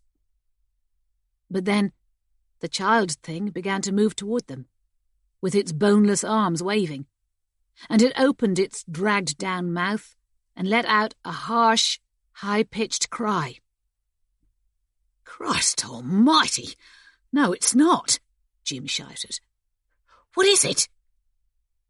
He kept his grip on Gemma's shoulder with his left hand, but he raised his chisel defensively in his right. As the child thing came closer, its waving arms were reflected in the rippling sewer water. The reflections flickered on the brickwork so that the whole sewer was filled with stroboscopic patterns of light. Then Gemma saw more reflections further down the tunnel, and more shining figures began to materialize out of the darkness, at least 5 or 6 of them. 2 of them were slender, like the child thing, with stick-like limbs, but the others were distorted in different ways. One was hunched, with a low, deeply dented forehead, and it dragged itself toward them, chin-deep through the sewage, as if every step was a hideous effort. Behind it came a girl child, who appeared to be disemboweled. Her looping intestines were hanging down and trailing in the sewage, and the bones of her ribcage were exposed. Above her clavicle, though, her neck was white and swan-like, and she had a face of bleached pre-Raphaelite beauty, with wavy reddish hair that defied gravity and flew up almost to the ceiling. Gemma was desperate to call out, "Who are you? What do you want?" But she couldn't take enough air into her lungs to utter a word, and all she did was open and close her mouth and let out a tiny frog-like croak. She was so frightened by these deformed, radiant figures coming toward her that she couldn't even work out how to move her legs so that she could back away. Martin said, "Jim, I can see you now. Hold on." Gemma turned her head and saw Martin wading his way up behind Jim. But before he could reach him, the sewer was abruptly plunged into darkness again. Utterly, totally, seamlessly black. Something as tensile and slippery as a snake struck Gemma across the shoulders, and she yelped and tried to duck away from it. But then a claw-like hand groped in the darkness at the back of her helmet, as if it were trying to lever it off her head. She ducked forward again, colliding with Newton, who was climbing back onto his feet. "What the fuck are you doing, Jim?" he shrieked at her. But then Jim shouted, "Get off me! Jesus, get off me!" And then, "Newt! Gemma! Governor! Let's get the hell out of here!" More claws snatched at the crumpled folds of Gemma's polypropylene suit and scraped and squeaked against her helmet, clearly trying to wrench it off her. She struck out against them as hard as she could, over and over, and as she beat them off, the child thing let out another high, weird cry, half baby and half animal. Newton grunted and swore, and Gemma could feel his arms flailing around, so he was obviously fighting off the tentacles too. He hit her arm, and as soon as he did and realised it was her, he seized her wrist and shouted, "Come on!" He pulled her into the darkness, back along the sewer, toward the manhole, tugging her so forcefully that she almost fell over. "Jim!" shouted Gemma, as Newton dragged her along. "Martin!" "Right with you, love," Jim panted. She could hear his boots splashing in the sewage close behind her, and feel it splattering up against the back of her legs. They jostled and stumbled through the blackness, and it seemed to Gemma to take forever before they saw the autumnal daylight gleaming down through the open manhole, although it couldn't have been more than 3 or 4 minutes. They reached the bottom rungs, all of them gasping, and Gemma started to climb up first. Halfway up, though, she stopped and said, "Martin! Where's Martin?" They looked back into the darkness. It was suddenly quiet, except for the wallowing sound of the sewage that they had run through, and the swishing of traffic from Peckham High Road above their heads. "He was right behind me. I could swear it," said Jim. He lifted off his helmet and shouted out, "Governor? Are you there, Gov? Governor!" Gemma climbed down from the rungs and took off her helmet too. "Martin? Can you hear me, Martin? Martin!" "Maybe he fell over," said Newton. He was holding on to one of the rungs, as if he were desperate to climb out of the sewer and back up into the fresh air. "Try your lamp again, Newt," said Jim. "There's no point in going down there after him unless we've got some light." "And those things," said Gemma, "what do you think they are? One minute they were all lit up, and then they went dark, and it was like they were trying to tear us to bits. Look at me. I can't stop shaking." "I haven't the first fucking clue what they are, love. Not the foggiest. And I've seen some strange-looking animals down the sewers in my time. I saw a rat with 1 head and 2 bodies once. And down Chancery Lane I came across a bloke with no legs. I tried to catch up with him, but he went swinging off so fast in his hands I couldn't keep up. For all I know, he's still down there somewhere." Jim paused, and then he said, "Perhaps that's how that woman lost her hand. Perhaps those things ripped her to pieces." "Blimey, It doesn't bear thinking about, does it? Suddenly, Newton's lamp blinked on again. 2 or 3 seconds later, the lamps on their helmets lit up again too. They stood looking at each other, and they all knew what they were thinking. Jim said, "I'm going in after 'em. You coming?" "What if the lights go out again?" asked Newton. "Then we'll have to turn around and come back, won't we? But we can't just leave 'em there, can we?" "Come on," said Gemma. "If the lights go out, we'll have to bring down some portable LEDs and make a daisy chain. But with any luck, we won't need to." "But what if those things are still there?" "Newton!" Gemma almost screamed at him. "I'm as scared as you are, but Martin's still there. And he could have broken his ankle or God knows what." Newton didn't answer, but Jim had already started to make his way back along the sewer, and after a moment's hesitation, Newton followed him, holding his lamp up high so that the brickwork was lit up as far ahead as possible. Gemma waded after him, her mouth dry and her heart beating hard, trying not to imagine what those child things might have done to Martin. They had tried to pull off her helmet. Why had they wanted to do that? Their lights stayed on, and at last they reached the wax-white cliffs of the Fatberg. There were several deep scratches in the fat, and on the right-hand side, large lumps had dropped into the sewage, and the woman's severed hand had dropped in with them. But there was no sign of Martin. "Where the hell's he disappeared to?" said Jim. "There's no side tunnels, and don't tell me he managed to climb up there." He shone his helmet lamp up to the gap in between the ceiling and the Fatberg. Its edges were scored with sharp triangular grooves, which they hadn't been before, but it still seemed unlikely that Martin had climbed up the Fatberg and crawled right into it. "Not unless those things pulled him into it," said Gemma. Newton shone his lamp into the gap, but it lit up only the same fibrous tree roots and fatty stalactites that Gemma had seen before. Beyond the range of the light there was only darkness. "Governor!" Jim shouted into the gap. "Governor! Can you hear me? Governor!" They waited, but there was no response. "Right," said Gemma, her voice trembling. "We need to go right back and call 999. I'll call Michael too and get him to bring over the GPR." She meant the ground-penetrating radar equipment they used to trace underground pipes and cables. Jim said, "I've got a bad feeling about this, Gem. I really have. It's the spookiest thing I've ever come across, ever." "You and me both, Jim. But let's go. It doesn't matter how spooky it is. We don't have any time to lose." Chapter 7.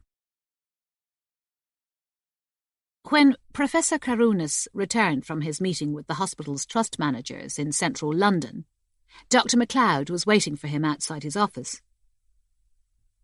"Stuart, is something wrong?" asked Professor Karounis as he approached. "You look as if your cat just died." "I'm afraid it's rather worse than that, Professor. Not that I actually own a cat. I carried out a termination this morning. If I told you that it didn't quite go as planned, it would be the understatement of the century." "Is it the mother?"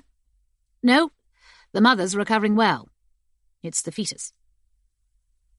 "You'd better come in," said Professor Karounis, opening his office door. His secretary was sitting at her desk close by, and since she was only a temporary, he didn't want her to overhear anything confidential.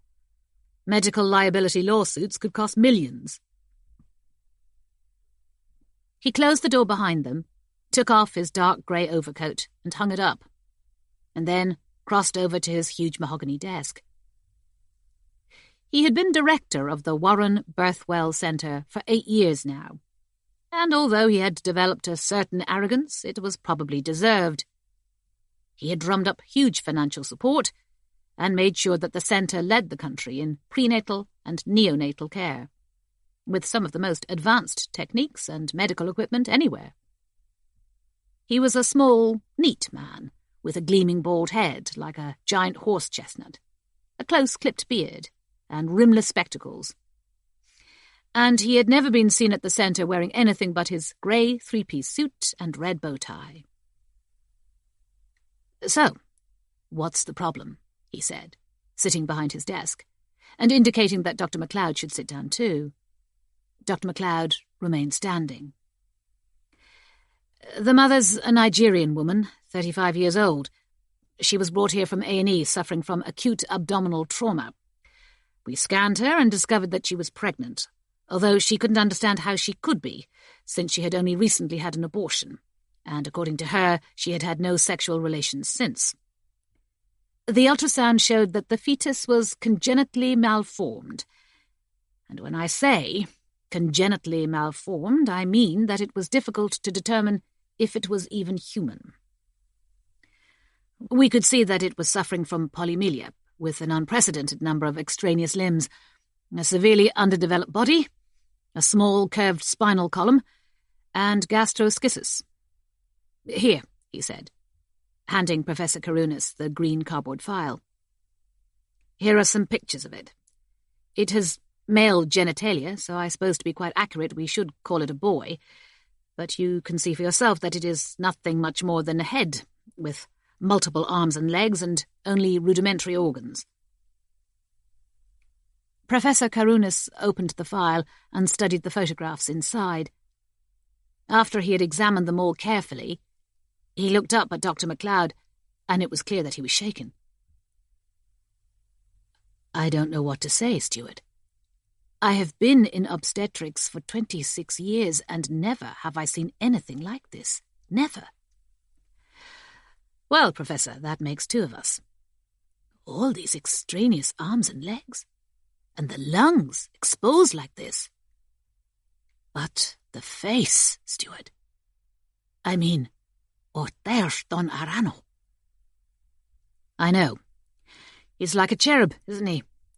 But I'm afraid that there's something even more disturbing about him. I removed him by C-section, but he's still alive." "What?" "He's still alive and breathing. He's in an incubator in a room of his own, of course. In isolation. We wouldn't want any other patients to see him." How can he still be alive?" "I have no idea, Professor. I was about to euthanize him with morphine, but he opened his eyes, and he started to cry like a normal baby, and I have to admit that I couldn't bring myself to do it. I thought that if God had allowed such a boy to exist, then perhaps he has a reason, and he'll take him when he sees fit. In any event, I doubt if he can survive for very long." Professor Karunas stood up and handed back the file of photographs. "I need to see this for myself. Nobody else knows about it, do they? Apart from the team who assisted you with the C-section. It's very important we keep this confidential. If the media get to hear about it, they'll be all over us before you can say freak show." He led the way out of his office and along the corridor. His secretary looked up and said, "Professor Karunas," but he gave her an abstracted wave and said, "Later, Mandy, later." "How long do you think it can survive?" he asked Dr. MacLeod as they waited for a lift to come up to the third floor. "I don't know. Hours, perhaps. Maybe a day, if we feed him." "Is it capable of being fed? Does it have a stomach?" "He has a very diminutive digestive system, yes. Whether that can cope with preemie formula or not, I really couldn't say." "Oh, Thurston Arano," Professor Karunas repeated. "God in heaven." They went down to the second floor. In a large, well-lit room, all of the 9 premature babies who had recently been delivered at the centre were being kept warm and nourished in incubators, or given kangaroo care by their mothers. Professor Karunas looked in briefly, giving the mothers a quick salute, but then he and Dr. MacLeod continued walking along to one of the small private rooms at the end of the corridor. As they reached the door, a young Chinese nurse ran to catch up with them. Nurse Chen, said Dr. MacLeod. I thought you were supposed to be in there, keeping a constant watch on him. I was, Doctor. I am, but the formula ran out. I went to fetch more. She held up a 200-milliliter bottle of Neosure to show him. You should have called for the pharmacy to bring it to you. You shouldn't have left him unsupervised. Nurse Chen blushed and lowered her eyes. I also need a toilet, Doctor. I'm sorry. There's a toilet in there. You could have used that. Yes, but what? Nurse Chen looked up again. It stare at me. The fetus. It stare at me all time. Never blink. Dr. MacLeod pushed the door open. In that case, you should have called for Charge Nurse Rudd to send up somebody to keep an eye on him while you were gone. Yes, Doctor. I'm sorry, Doctor. They went inside. It was a dull day outside, and so the room was gloomy. Dr. MacLeod had decided to keep the light subdued, in case the fetus's eyes were hypersensitive. On the right-hand side of the room stood a Draeger Kaleo incubator. It was one of the most sophisticated, with sensors to monitor a premature baby's body temperature, as well as keeping it enclosed in a perfectly balanced microclimate. It was designed with much wider ports than normal incubators, so that a mother could have maximum access to her baby for natural bonding, and to allow minor surgical procedures to be carried out while the baby remained inside. Here, Professor, said Dr. MacLeod. Tell me what you think. As he crossed the room, the grey light from the window was reflected on the incubator's clear plastic cover so that he couldn't see inside it. When he came closer, though, he realised that the incubator was empty. The thick white gauze pad on which the fetus had been resting was still dented, but the fetus itself had gone. Stuart, said Professor Karunas, coming up behind him. What is this? There's nothing there. Where is it, Nurse Chen? Said Dr. MacLeod. What's happened to it? Nurse Chen hurried over to the incubator and lifted the cover, as if she expected the fetus to suddenly materialise out of thin air. How can it be disappear? She wailed. It can't be disappear. Somebody must have removed it, said Professor Karunas. But why in the world would anybody remove it? Do you think it could have been one of your surgical team? Absolutely not. I mean, why would they? Apart from that, none of them would have wanted to go anywhere near him. They found him totally repulsive, if you want to know the truth. Professor Karunas took out his phone. I'm calling security. Whoever took it may not have had time to leave the centre yet. Dr. MacLeod looked all around the room. The door to the toilet was open, but there was nothing in there except a lavatory and a small wash basin. This is insane, he said. Whoever took him must have been waiting outside in the corridor for Nurse Chen to leave him unsupervised. But how could they have possibly known that she would? And surely they would have needed something to carry him off in, wouldn't they? A bag or a box. I suppose they could have wrapped him up in a coat or a blanket. Professor Karunas put down his phone and said, Only 2 people have left the centre in the past 10 minutes. One was delivering a book from Amazon. The other was Nurse Nanda, going off duty, and she was carrying only her handbag. It seems as if our fetus thief must still be somewhere in the building. I have instructed security to search the centre from bottom to top. Have you told them what they're looking for? I simply said that a premature child appears to have been abducted, a child who is badly deformed. I didn't say how badly deformed. I don't think they would have believed me. My God, this is like a bad dream, said Dr. MacLeod. I keep thinking I'm going to snap out of it in a minute and none of it will have happened. Nurse Chen said, I'm so sorry, Doctor. Please forgive me. Never mind, Nurse. You shouldn't have left him alone, but you couldn't possibly have foreseen anything like this. None of us could. What if he dies? If he dies, quite frankly, I think he'll be doing us all a favour, including himself. He couldn't have gone on living for much longer. Not like that. Professor Karunas said, There's no CCTV along this part of the corridor, but the landing and the stairs are covered, and so are the lifts. David Brennan is going back through the recent footage now. He said that the only way somebody could have left here carrying our fetus without being caught on camera would have been via the fire escape. But if they had done that, the alarm would have gone off in his office as soon as they opened the fire door. I still can't work out why anybody would have wanted to take him, said Dr. MacLeod. How did they even know he was here? Perhaps the mother mentioned to a friend that she was going to have a termination.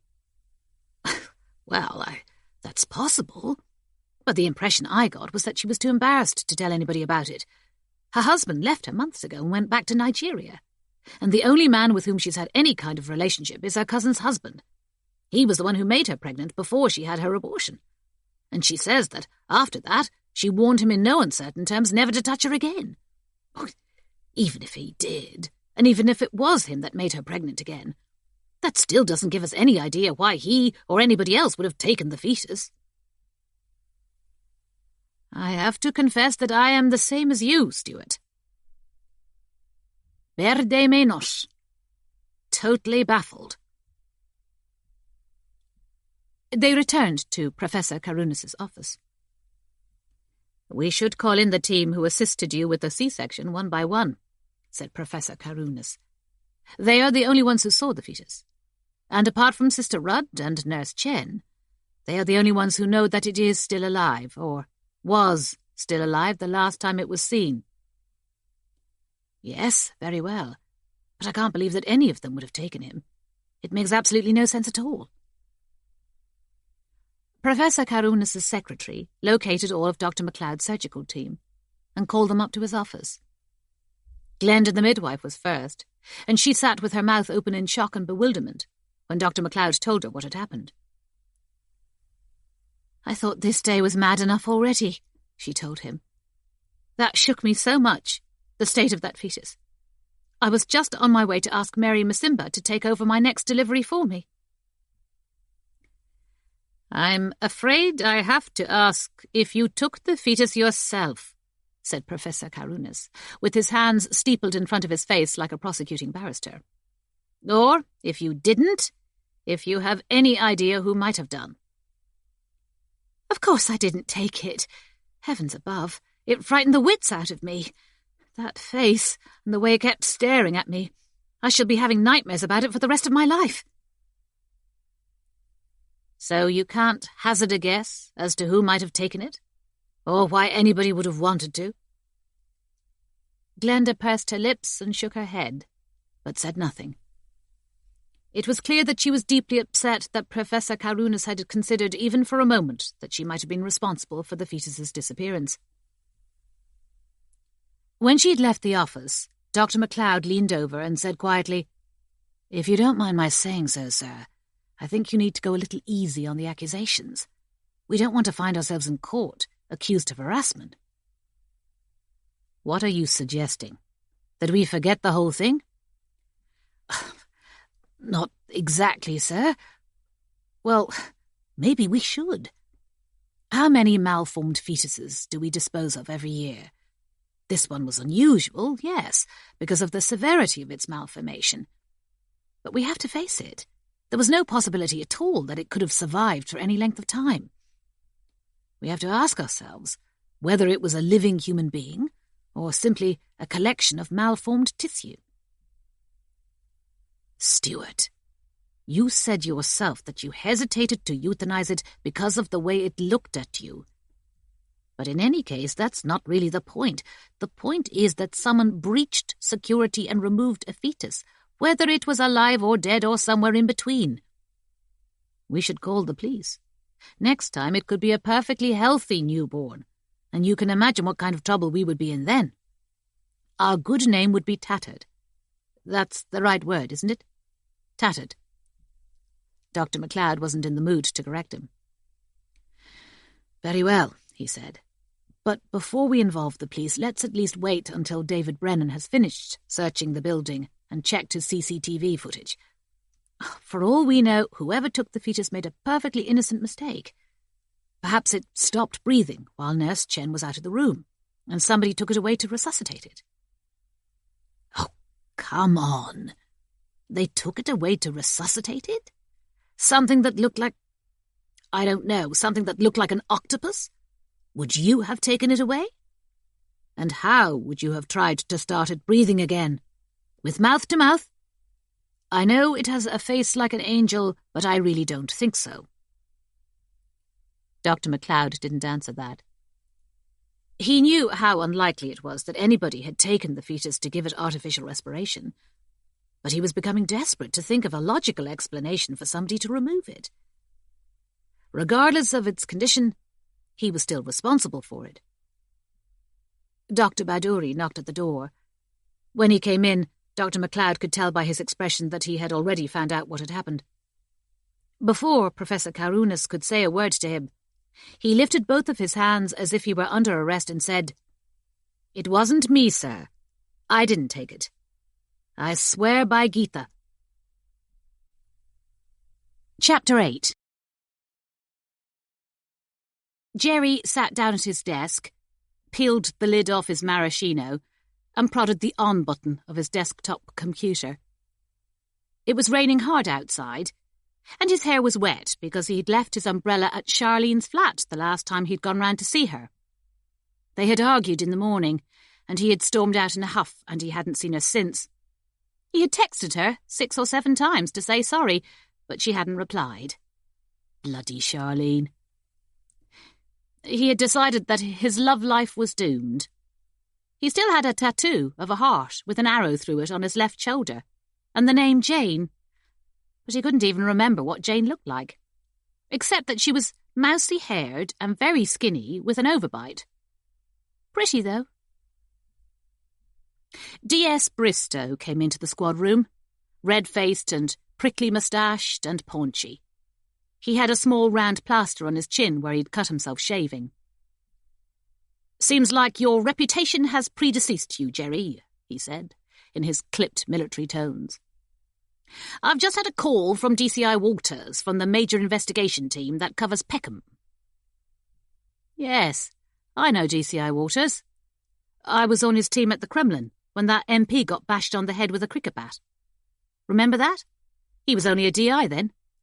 What does he want?" D.S. Bristow squinted at the note he had scribbled on the back of an envelope. "He's got himself a missing person, presumably expired under unusual circumstances." "So? What's that got to do with me?" "The Miss Per's name is Martin Elliott, and he's the field manager in Peckham for Crane's Drains. That's the company that keeps all of the city's sewers flowing. They heard the turd, so to speak. He went down a sewer off Peckham High Road yesterday afternoon with 3 of his staff, and he hasn't been seen since." "What about his staff? All of them okay?" "Everybody else was unblemished." "So what were these unusual circumstances?" "It seems like their lighting went out blonk for no apparent reason, and there was a total blackout. When they did manage to restore their illumination, Martin Elliott was nowhere to be seen. His staff went back down the sewer to look for him, and they tried searching for him with that radar equipment they use for finding underground pipes and whatnot. But after 5 hours, they had to give up. That's when they notified the Peckham Nick." Jerry looked at the paper bag on his desk with the warm Cornish pasty in it. He was hungry, and he wished D.S. Bristow would get to the point. "I don't quite see where I come into this, Sarge." "You come into it because of what this Martin Elliott staff said when they were interviewed about his disappearance. They were questioned individually, so there was no collusion between them. All 3 of them swore that before he disappeared they saw a number of what they could only describe as ghostly figures." "Ghostly figures? Oh, come on, Sarge. How did they manage to see ghostly figures? I thought you said it was a total blackout. In any case, ghosts are supposed to be transparent, aren't they? Not that I've ever seen one myself." "They gave off a light of their own, that's what they said. Like they were luminous, or, fluorescent. That's how they could see them." "They're having a Turkish, aren't they?" I'll bet they knocked the poor bugger on the head because he wouldn't give them holiday pay or something like that. They knocked him on the head and flushed him down the sewer, and now they're trying to blame it on some spooks. Talk about the dog ate my homework. Whether it was ghostly figures that did it or not, Jerry, it has all the makings of a possible homicide, so that's why Peckham passed the investigation on to DCI Walters. I still don't see what this has to do with me. The 3 staff from Crane's Drains were interviewed again late last night by 2 officers from the MIT. DCI Walters said that their stories may have been bonkers, but they were consistently bonkers. They were asked all kinds of trick questions, but they never tripped up once. It could have been that they were pissed, or else they were high on monkey dust or spice or something when they were down that sewer, but if they were all sharing exactly the same hallucination, right down to the last pernickety detail, and that's just not possible, is it? Jerry didn't answer, but he had a fair idea of what D.S. Bristow was going to say next. What you did, you and D.S. Patel between you, sorting out that weird business with those clothes that seem to come to life, that shows you've got an understanding of what we might call the superstitious. You know, stuff that's outside your usual run-of-the-mill police work. Sarge, that was a one-off. I still don't understand all of that, how that happened. Those clothes were all infected with some kind of bug, so far as we could make out. OK, D.S. Patel and me, we got it sorted, but that was mostly by accident. We're not Ghostbusters. I'm not suggesting you are, Jerry. But you and D.S. Patel are the only 2 officers in the Met who have proven experience of successfully dealing with a case that doesn't come within what you might call the normal parameters. MITs investigate homicide cases that call for specialist needs. And if you 2 aren't specialists, then I don't know who is. DCI Walters has asked if you could be seconded to his team in order to look into the disappearance of Martin Elliot. And he's also requested that D.S. Patel be seconded to join you. Have you told the governor? I've had a word with D.I. Kareem, yes. And is he quite happy about me going up to Peckham? Happy? I'd go so far as to say that he's delighted. D.S. Patel was already waiting for him at Peckham Police Station when he arrived. It was still raining hard, but he had helped himself to an umbrella from lost property. He hadn't seen Jamila for nearly 7 months now, even though he kept meaning to take a day off and go up to North London to meet up with her. She was back in Redbridge, working with the specialist team that investigated honour crimes among the Asian community, and somehow neither of them ever seemed to have the time to get together. There she was, in her black silk headscarf and her dark grey trouser suit. She was still as pretty and demure, with those enormous eyes like a Disney princess, and those slightly pouting lips. But he thought she looked a little older than when he'd last seen her, as if the job was wearing her down. He felt the same way himself. She was perched on a chair in D.I. Grant's office, nursing a cup of Starbucks coffee. D.I. Grant was sitting behind his desk in his shirt sleeves, a bulky man, with bristling blonde hair, protuberant blue eyes, and a double chin that bulged over his shirt collar. Standing by the window, staring out at Peckham High Street, was DCI Walters, the senior investigating officer for the area's MIT. He was thin and stooped, with his receding black hair combed straight back from his forehead, and a large, complicated nose like an eagle. He looked almost as if he could swoop down to the street below, pluck a child from its buggy, and flap away with it.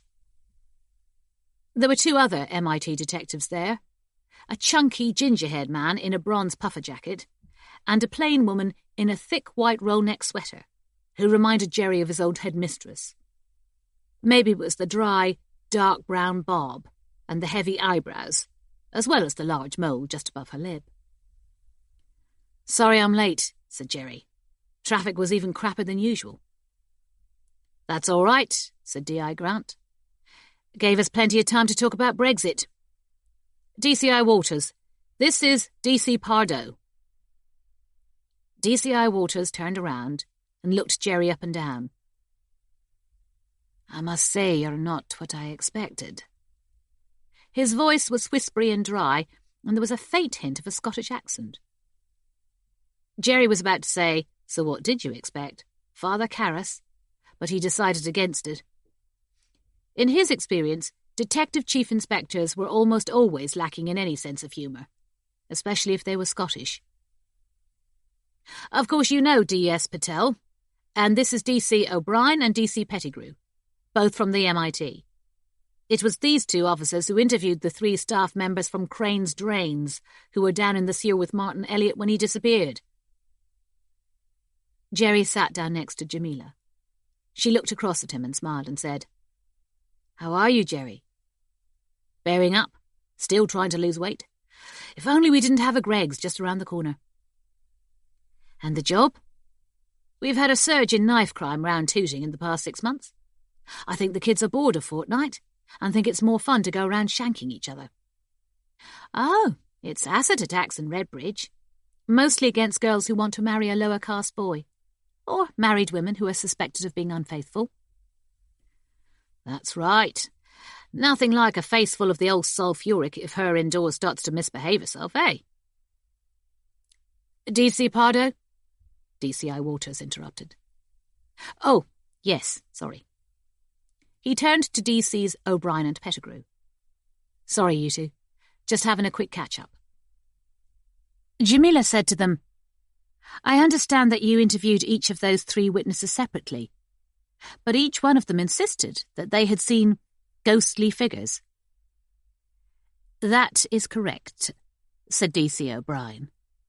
With his ginger hair and a name like O'Brien, Jerry had been expecting him to speak with an Irish accent, but he sounded like one of those East Enders who emphasises the ending of every word with a snap of the tongue, such as correcta. "What were they doing down in the sewer in the first place?" "They were inspecting a fatberg, a blockage in the main sewer between Peckham Road and Charles Coveney Road. That's a shade under 150 metres. Same constituents as the fatberg under Whitechapel. Cooking oil gone solid, wet wipes, that kind of thing." "They were digging into the fat to see how solid it was when they exposed a woman's severed hand," put in D.C. Pettigrew. She not only looked like Jerry's former headmistress, but spoke like her too, as if she was saying, "Now then, class, these are the principal crops that are harvested in Namibia." "That was when all of their lights unexpectedly went out, including their helmet lamps. At first there was total darkness, but they claim that after only a few seconds they were approached by several illuminated figures. They all counted 5 figures or possibly 6, and each of their descriptions tallied exactly. The female staff member, Gemma Bright, even drew me some pictures of them." D.C. Pettigrew unzipped her leather document wallet and took out 3 sheets of paper in a clear plastic envelope, which she handed to Jamila. Gemma had sketched the child thing, with its smudged black eyes and its arms flailing, as well as the hunched-up figure like Quasimodo, and the beautiful girl with her intestines trailing in the sewage. Jamila passed the drawings one by one to Jerry, and he examined them closely. "Bloody hell. She's got some imagination, this woman. She should get herself a job drawing horror comics. Better than spending her life down the sewers." "The trouble is, mate," D.C. O'Brien began. "Jerry," said Jerry. "OK, Jerry. The trouble is, Jerry, the other 2 witnesses gave us descriptions of those same figures that were identical in almost every respect.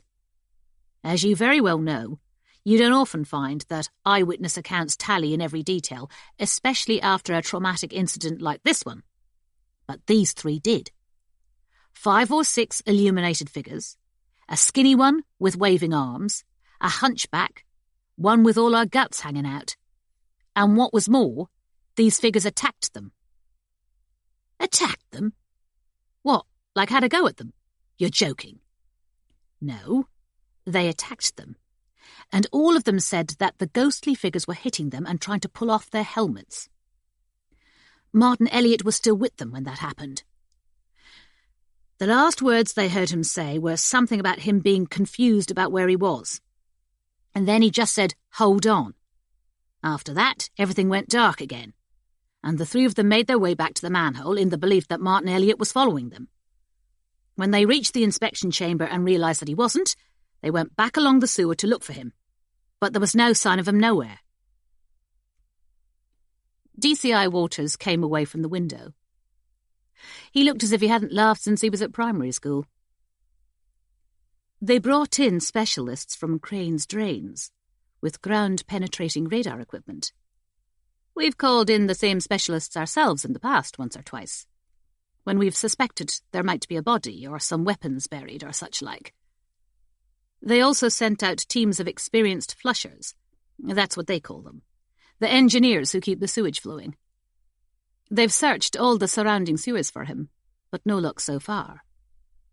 We've also notified the marine unit at Wapping in case his body's already reached the river. Jamila put down her coffee. "I'm truly sorry, sir, but I'm not at all certain how DC Pardoe and I can be of any assistance to you in this case. I specialise in domestic crimes among ethnic minorities, and DC Pardoe's main area of expertise is in dealing with suburban street gangs." "Yes, DS Patel, but there are ghostly figures involved, or what are alleged to be ghostly figures. Nobody else in the Met apart from you two has any experience in investigating what you might call the occult. Granted, it may all turn out to be some kind of elaborate hoax, or a shared hallucination brought on by drugs or inhaled gases. But the witness statements are so convincing that we need somebody with your take on the supernatural to look into Martin Elliot's disappearance and tell us if it really could have been caused by some otherworldly phenomenon. I make no bones about the fact that I myself am extremely sceptical, but you know what unrelenting scrutiny we're under these days from social media. We can't leave any avenue unexplored or any stone unturned." "Well," Jamila shrugged, "if that is what you want us to do. I must tell you, though, that I have never personally encountered anything that you might call a ghost. Of course, we will need to speak to the witnesses ourselves. Where can we find them?" DC Pettigrew took out her iPhone. "I'll call Miss Bright and find out for you. So far as I know, they're staying on site at Peckham Road. Their boss may have disappeared, but they still have the Fatberg to deal with." "Gordon Bennett," said Jerry.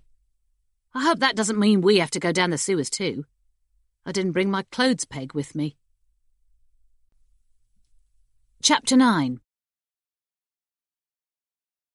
Jenny had meant to get up early so that she could go to Aldi and do some shopping, and then meet her friend Carol for lunch at Persepolis Cafe.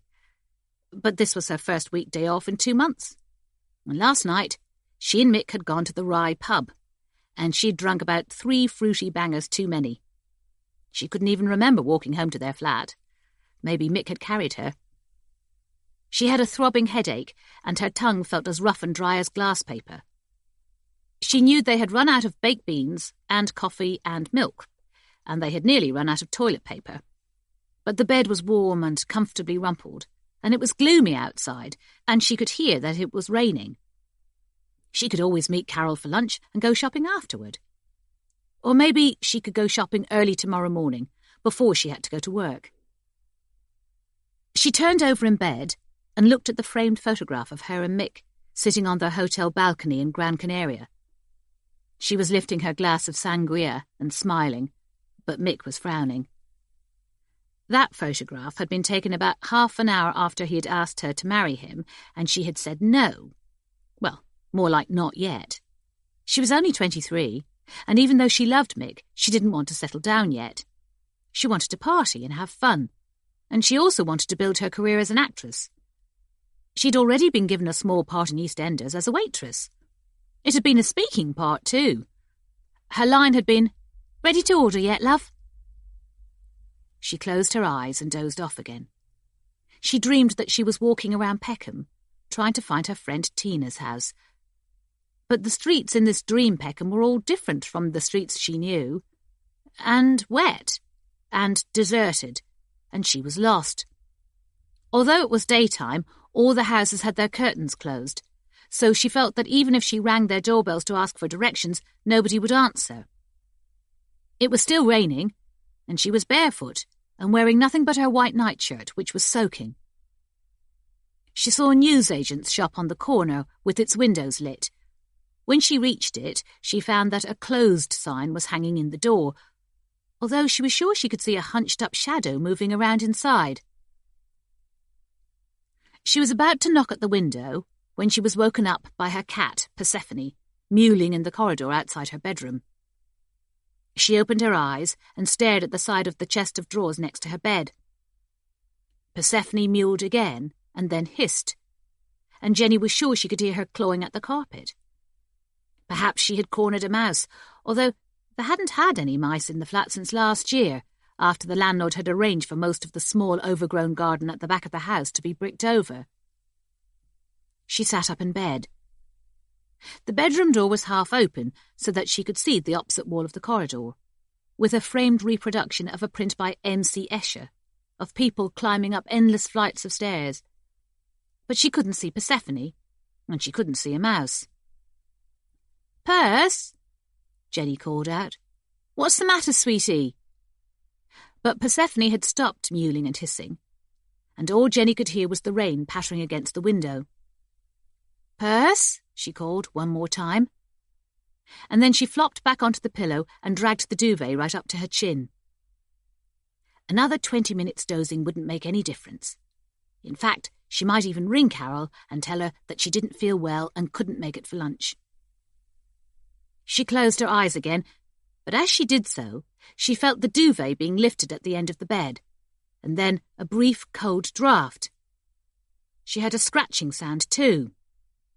"Perse," she complained, kicking her feet from side to side. Persephone had done this before when it was chilly, crept under the duvet and tried to snuggle up next to her. She knew that Persephone was only being affectionate and wanted to keep warm, but she purred like a football rattle, and her breath smelled of tuna. Something touched her bare left calf, but it wasn't furry like Persephone. It was sticky and cold, and it was crawling up between her legs like a giant spider. Jenny instantly threw back the duvet and rolled herself sideways, standing up beside the bed in shock and horror. There was a creature in the bed with her. It was still mostly hidden under the duvet, but she could see 2 moist eyes looking up at her, and what could have been a finger sticking out, except that it had a bunch of small knobbles on the end of it. Whatever it was, the creature didn't move for nearly 20 seconds, but then it gradually inched its way back under the duvet until it was completely covered over. Jenny's brain was a jumble and she couldn't think what to do. She knew that one of Mick's golf clubs was leaning in the umbrella stand beside the flat's front door. Perhaps if she tiptoed out of the bedroom and went to fetch it, she could beat this creature to death. But what was it? And where had it come from? And why had it crept into her bed? She edged her way out of the bedroom without taking her eyes off the small hump under her duvet. She found Persephone in the corridor, cowering among the untidy heap of shoes and Wellington boots. Persephone's gingery fur was standing on end, and her little sharp teeth were bared. She hissed as Jenny approached, as if she were trying to warn her that the creature under her duvet was something dangerous, and that she was right to be frightened of it. "It's all right, Perse," Jenny whispered. "Mummy will deal with it." Then she thought, why am I whispering? She picked up Mick's sand iron and made her way back to the bedroom, feeling as if she could hardly breathe. The hump was still in the same place, not moving. She didn't know if she ought to start hitting it, or if she should leave it where it was and phone Mick. She knew that he wouldn't be able to come home straight away because he'd gone to Sheffield for a meeting with his suppliers, but at least he could advise her what to do. If only she knew what the creature was, that would help. If it was some kind of stray animal, perhaps she ought to call the RSPCA, or Rentacle if it was a rat. She approached the end of the bed. She hesitated for a moment, then she turned the golf club around and poked at the hump with the end of its handle. The creature retreated a few inches further across the bed, but then it stopped still again. "Oh, my God, this is scaring me to death. I'll have to call Mick. But the first thing he's going to ask me is, what the hell is it, Jen? And I'm going to feel like a fool because I'm too frightened to look and find out. She took hold of one corner of the duvet in her left hand, gripping the sand iron tightly in her right. She counted to 3, then she whipped the duvet sideways off the bed and dropped it onto the floor. When she saw the creature that had been hiding underneath, she took 2 stumbling steps backward and gasped. She didn't have enough breath in her lungs to scream. It was about the size of a small child's hand and shaped like a crab. It had a small bulbous head supported by 4 limbs that resembled fingers, although each limb had those bud-like protrusions on the end. They reminded Jenny of the stunted arms of children deformed by thalidomide. What stunned her the most was that the head had a face. It was a baby's face, with its eyes closed and its pale lips puckered, and only 2 small wet holes where its nose should have been. It was breathing quickly and stickily, as if it were panicking. Jenny dropped the sand iron onto the carpet and stood staring at this creature, shaking with shock. She couldn't believe that it was real, and that she wasn't still sleeping and having a nightmare. How could such a thing like this exist? And how had it managed to crawl into their flat and into her bed? Still shaking, her teeth chattering, she circled cautiously around the end of the bed to pick up her phone from the top of the chest of drawers. She had nearly reached it when the creature opened its eyes, and she froze.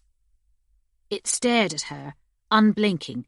Then it opened its lips and let out a sound like nothing she had ever heard. It was a thin, plaintive whistle that ended in a cry, almost as if it were appealing to her to help it. Its finger limbs started to move, and it crawled across the bed toward her. It was then that Jenny completely lost it. She snatched up her phone and stumbled out of the bedroom, across the corridor and into the living room, slamming the door shut behind her. She jumped onto the couch, lifting her feet clear of the floor, in case the creature somehow managed to follow her, and jabbed frantically at her phone. "Please answer, please answer, please answer. Oh, God, Mick, please answer." "Jen, what is it? I'm right in the middle of a meeting. Can I call you back in half an hour?" "Mick, there's a horrible thing in the flat. I don't know what it is, and I don't know what to do." "What do you mean, a horrible thing?" "It's like a giant spider, except that it isn't a spider. It's got a face. It crawled right into the bed with me. It's still in the bedroom now. Well, I hope it is." "Hold on, Jen. A giant spider with a face? Oh, sorry, guys, it's my girlfriend. She's thrown a bit of a wobbly for some reason." "It's got a face like a baby, and it crawled right into bed with me, right under the duvet." "Jen, you still pissed? You sound like it." "I'm not pissed, Mick. I'm scared shitless. This thing frightened Perce, and then it came into the bedroom. What am I going to do?" "Listen, Jen, try to calm down. Honestly, try to calm down. Whatever this thing is, maybe Bill downstairs can get rid of it for you. Go down and ask him. If he can't, phone up the letting agents." "I've shut myself in the lounge, Mick. I don't want to go out there." "Try to keep calm, Jen. I'd come down myself if I could, but it's going to take me 3 hours at least. Take a look outside the lounge, and if this thing's still in the bedroom, run down and knock on Bill's door. He'll help you. He was in Afghanistan, Jen. I bet he's seen spiders a damn sight scarier than this one." "I'm too scared, Mick. It's horrible. You'd feel the same if you could see it." "Just open the door a crack and take a look. Think about it, Jen. It might look scary, but I bet it's a lot more scared of you than you are of it." "All right. I'll look. But if I can't see it, I'm not going out there." "Fair enough. Call me back when you've decided what you're going to do." "Can't you stay on the phone?" "I'm right in the middle of a meeting, Jen, and everybody's staring at me and drumming their fingers." "All right. Sorry." "You don't have to be sorry, sweetheart. Just go down and fetch Bill." Jenny put down her phone. She knew that Mick was right, and that the creature was probably much more frightened than she was. With its 4 finger-like limbs, it looked like a giant spider, but it had the face of a vulnerable baby, and its cry had been desperate rather than aggressive. She climbed off the couch and went over to the door. She listened for a while, with her ear pressed against it. Nothing. Only the rain and the intermittent clonking of the central heating. But she was just about to turn the handle when she heard a scuffling sound, and then a scream from Persephone. A harsh, high-pitched scream, more like a child than a cat. She flung open the door. Persephone was struggling among the shoes and Wellingtons in the corridor. She was lying on her back, and the creature was on top of her, furiously tearing at her stomach with its finger-like limbs. It looked as if claws were sticking out of the bud-like knobbles, and bits of ginger fur and red flesh were flying everywhere, sticking to the boots and shoes and the wallpaper too. Jenny rushed up and screamed at the creature. "Get off her! Get off her!" But the creature carried on, ripping at Persephone's stomach, staring up at Jenny with no emotion in its eyes at all, its moist nostrils flared and its lips tightly pursed. With a sharp crackle, it split open Persephone's ribs, and Jenny could see her cat's dark red heart still beating. She tried to seize the creature's limbs, but they were slippery and strong, and they wriggled so much that she couldn't get a grip on them. Its claws scratched her fingers too, and the scratches stung. She managed to force her hand underneath its head, into the bloody, furry mess that it had made of Persephone, and she pulled it upwards as hard as she could. But the creature jerked and jumped and scrabbled so ferociously at her wrist that she had to let it go. As she staggered back, the creature let out another high-pitched whistle, but this time it sounded more triumphant than appealing. Whimpering with pain and distress, with both of her hands covered in scratches, Jenny limped back to the bedroom and picked up the sand iron. Now she was going to do what she should have done before, and smash the creature into a pulp. She could worry if it was human or animal or giant spider once she'd killed it. She went back out into the corridor, with the sand iron held high. Persephone was lying on top of the shoes and Wellingtons, her head still intact, but her stomach ripped wide open, and her legs splayed apart like a tiny tiger-skin rug. The creature, however, was no longer on top of her, and there was no sign of it. Jenny cautiously made her way along the corridor to the front door, still holding up the sand iron, ready to strike. "Where are you, you demon? Where are you hiding yourself?" The bathroom was off to the right, and its door was slightly ajar. Jenny poked the door open wider with the sand iron, and then quickly reached inside to snatch down the light pole. The bathroom was small and windowless, so if the creature had crawled in here, there was no way for it to escape. Before she went in, Jenny bent down so that she could see under the wash basin. Nothing. The creature wasn't hiding there. She stepped inside, immediately swinging the door back, but the creature wasn't hiding itself behind the door either. The bathroom was too small for a bathtub, although there was a shower, with pale green polyester curtains with a seahorse design on them. Jenny hesitated, but then she took hold of the left-hand curtain, counted to 3, and yanked it aside, holding the sand iron ready to beat the creature to death. The shower tray was empty, except for Mick's sodden orange sponge. Jenny immediately left the bathroom and hurried back along the corridor, trying not to look at Persephone's mutilated body. She was so frightened that she felt she was going to be sick. If the creature wasn't in the bathroom, where was it? She hadn't seen it run back into the bedroom when she had gone to pick up the sand iron, but she supposed it might have scuttled past her into the living room or into the kitchenette. There was a small airing cupboard too, halfway along the corridor, although that was tightly closed. She went into the living room first. There was no sign of the creature in there, not behind the curtains, or under the couch, or hiding in the small corner beside the bookcase. She even looked up at the ceiling, in case the creature was able to scurry up walls like a spider. Next, she looked in the kitchen. She opened the larder and all the cupboards and looked in the oven and the dishwasher. She didn't see how it could possibly have climbed into any of the kitchen units, but she wanted to make sure for her own peace of mind. She ended up by searching the bedroom. She knelt down, peered under the bed, and slid out every drawer in the chest of drawers. Nothing. However it had managed to escape from the flat, the creature had disappeared. If it hadn't been for poor Persephone's remains, lying on top of the shoes and boots, Jenny could almost have persuaded herself that she had imagined it. She looked into every room one more time, just to make absolutely sure. There was no point in going downstairs and asking Bill to help her now. He would probably think she was going doolally. He might even think she had killed Persephone herself, and was making up a story about a spider-like creature with a child's face so that she wouldn't be blamed for it. She was even reluctant about calling Mick again now, but before she could decide what to do, her phone rang. She went into the living room and picked it up. "Jen, how's it going? Have you got rid of that thing yet?" "It's gone, Mick." "Blimey, Jen, you sound terrible. Did Bill come up and help you?" "He didn't have to. It's gone, Mick. It's disappeared. I don't know how. Listen, I've finished all my meetings and I'm catching the first train back." Jenny was about to tell him about Persephone, but tears started to stream down her cheeks, and her throat tightened so much that she couldn't speak. "Jen? Are you still there, Jen?" She managed to crack out a "yes," but that was all. "I'm on my way home now, Jen. Just hold on. You were supposed to be having lunch with Carol, weren't you?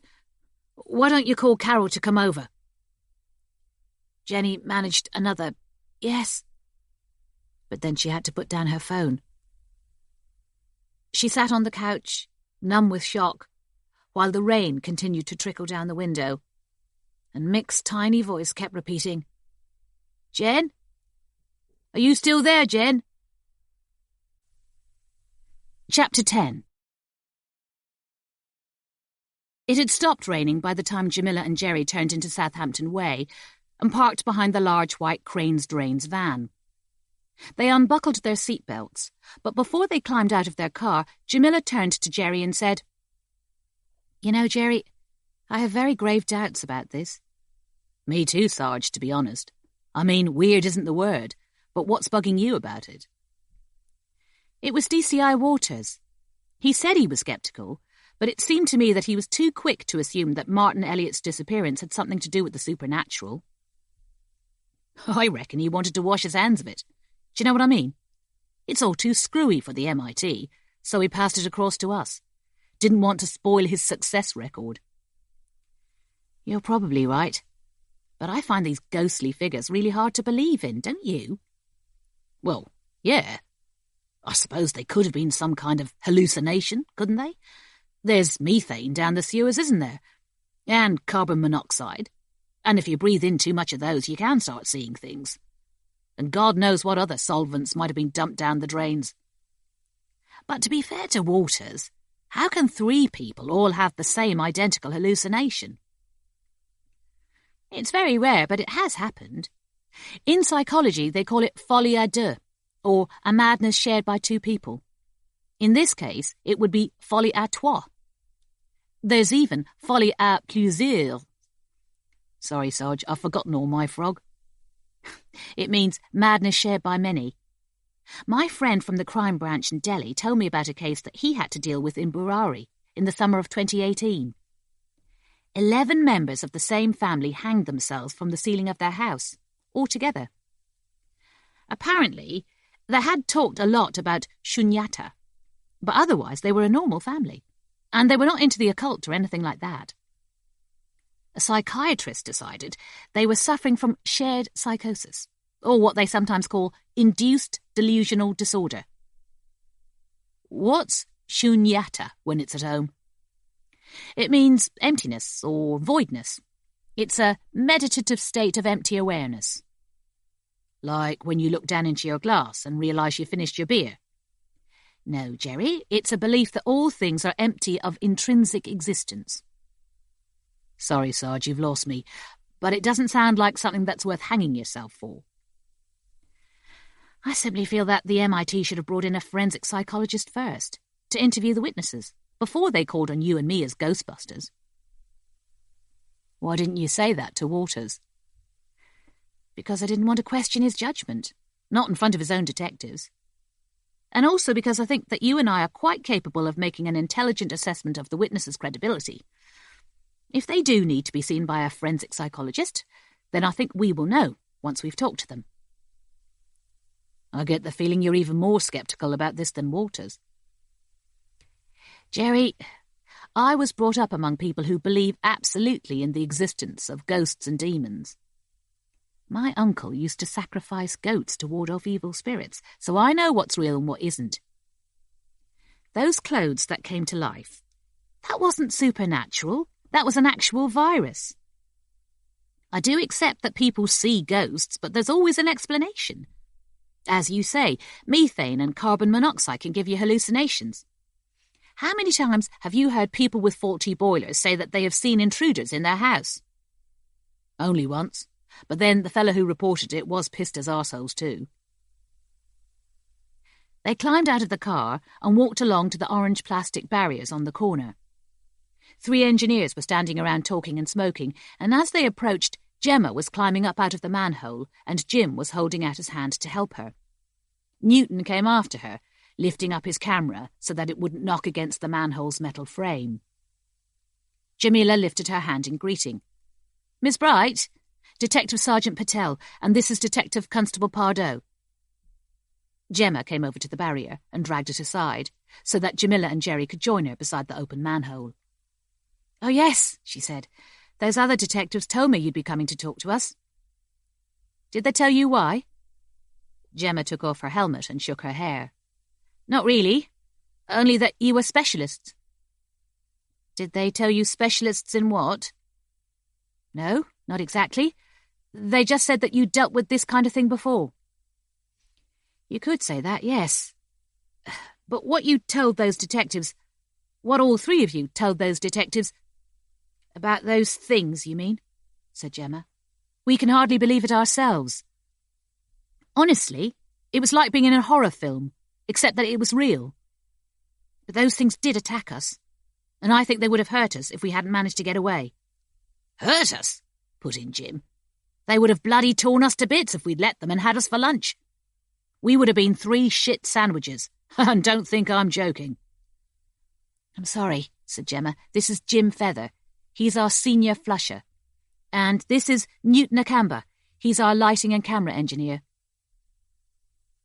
You've got yourselves a fatberg down there, as we understand it, said Jerry.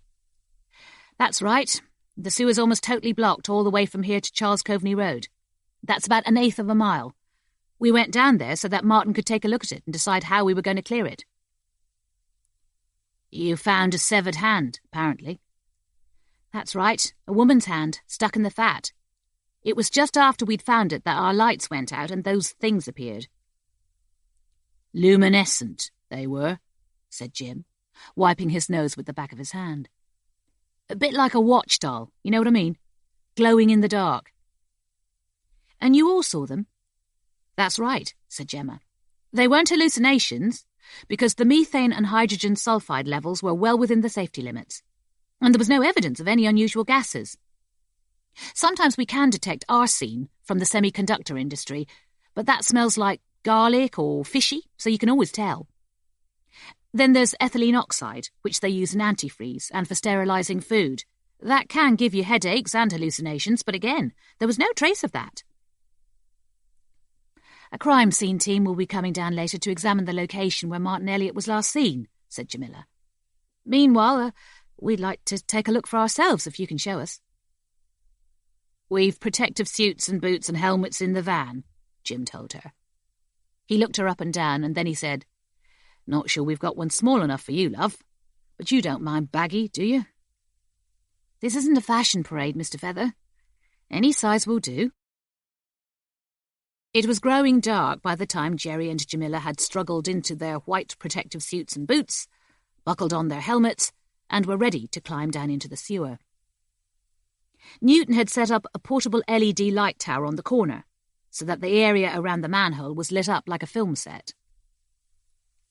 I feel like I'm on a mission to the moon, said Jerry, tugging on his thick black nitrile gloves.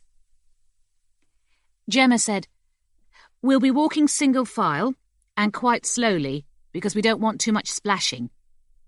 You'll find it slippery underfoot in places, so watch your step. If the smell's too much for you or you start feeling faint, please shout out immediately.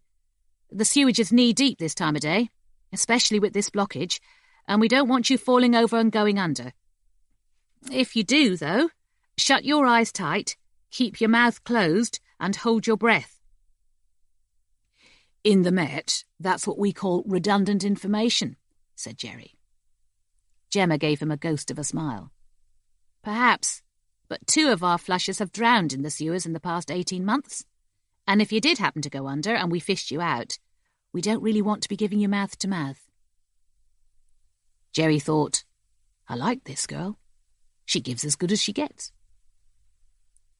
Newton climbed into the manhole first so he could switch on the daisy chain of LED lights that he'd strung along the walls of the tunnel. Jim went down after him, followed by Jerry, Gemma and Jamila. Jerry carefully lowered his boots into the slowly moving tide of pale brown sewage. He sniffed, and then he said, "To be honest with you, it doesn't smell as bad as I thought it would. It's no worse than the bogs at the Tooting Nick after Sergeant Khalid's been in there, getting rid of last night's vindaloo." "Now you're being racist," said Jamila. "You think so? You want to tell him that? I reckon he's taking his revenge for the Raj." Jamila took several deep breaths. "I can smell something lemony." "Yes, we could too," said Gemma. "We're still not sure what it is.